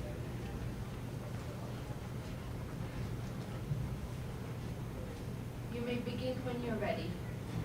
And you're the timekeeper, correct?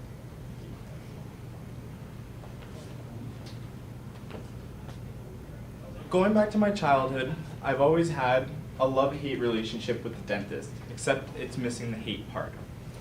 The problem here, I had quite a sweet tooth and a hate for brushing my teeth as well, leading to many cavities, many painful trips to the dentist to get them filled. However, operating a dental business should not be as painful as my younger trips to the dentist. I'm Taylor, this is Annie, and this is Matthew. We are Eiffel Consulting, and today we are here to help your firm navigate probably one of the best problems a company could have: what to do with excess cash flow. Getting started, so as we can see, your firm has had a tremendous past few years coming out of a COVID bump where more people are getting their teeth filled due to decreases in fillings during the pandemic times. This has led to a wonderful problem: excess cash flow. Right now, the cash flow situation shows we have about $700,000 available to spend. Now, what should we do with this money? When we chose what to do with this money, we had a couple different criteria that we looked at. We wanted to consider input from all of the team and all of the key stakeholders involved and ensure that they're satisfied throughout the process. We also wanted to ensure that we kept with the tradition that you guys have had of having at least $150,000 on hand at all times to make a month's operations possible if for some reason we have a month shutdown or are unable to operate. Next, we want to capitalize on industry trends and continue to be a leader in the dental space. Our recommendation, given these criteria, is a mixture of growth through organic and inorganic measures. Amazing, spectacular, stunning, and no, I'm not talking about how my teammates and I look today. I'm talking about what your company has been doing in the dental industry for a decade and a half now, putting smile on others' faces. We at Eiffel Consulting truly believe and put ourselves in your shoes to give you the best decision. So for that, I bring you an ICE analysis to really understand what your company is all about and how it is placed in this industry. Starting off, the industry is currently booming after COVID. Due to COVID, a lot of people had the inhibition of going to the dentist by putting on a mask, and let's be obvious, you can put on a mask and do anything dental related. So, the government has decided to put in $5.3 billion into the dental industry to boost its revenue in the next 5 years. So that is one thing which will surely boost the revenue. The supply and demand disparity in Saskatchewan. Since your company has been based in Saskatchewan right from the start, we believe that there is a supply-demand disparity we are facing right now. So we want to capitalize on that. The company, we have 5 clinics and 5 amazing dentists who've been working for 15 years, and they have various skills and various goals, and they're in various parts of their career. So that is something we want to emphasize right at the start. Collaborative ownership agreement. One thing we understood early on about your company was you're really good friends more than anything. And suppose Wayne wants to go on a vacation for 2 weeks, Evan will cover for him. And that is something we really liked. So we want to emphasize that collaborative ownership agreement is one of the key items in your company. The employees. Employee benefit plan exceeds industry average. While we did a quick survey of all the other dental industries, we realized that your company takes care of its employees and dentists and other staff in the most spectacular way possible. So that is an amazing positive point.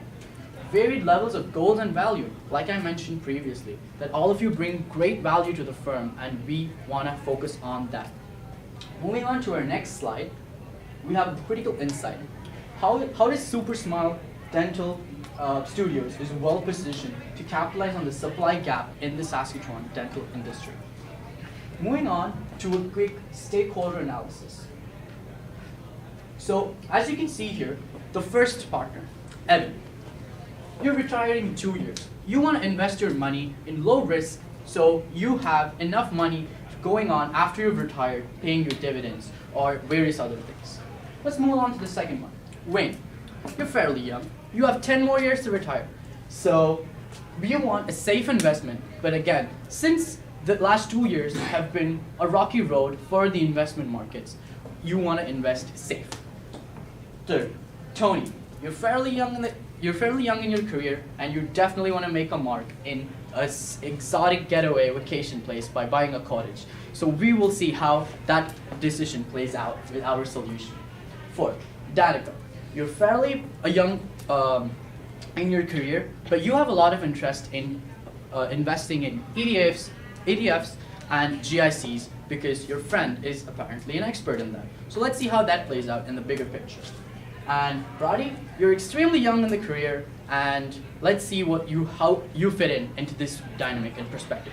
The critical insight for the stakeholder analysis will be putting the company value over individual perspectives. So we noticed that various perspectives and various ideas coming into the play will definitely disrupt the ultimate motive of the company. So we at Eiffel Consulting believe that putting the company's values upon all other things and focusing on that will definitely be an ultimate goal in the coming future.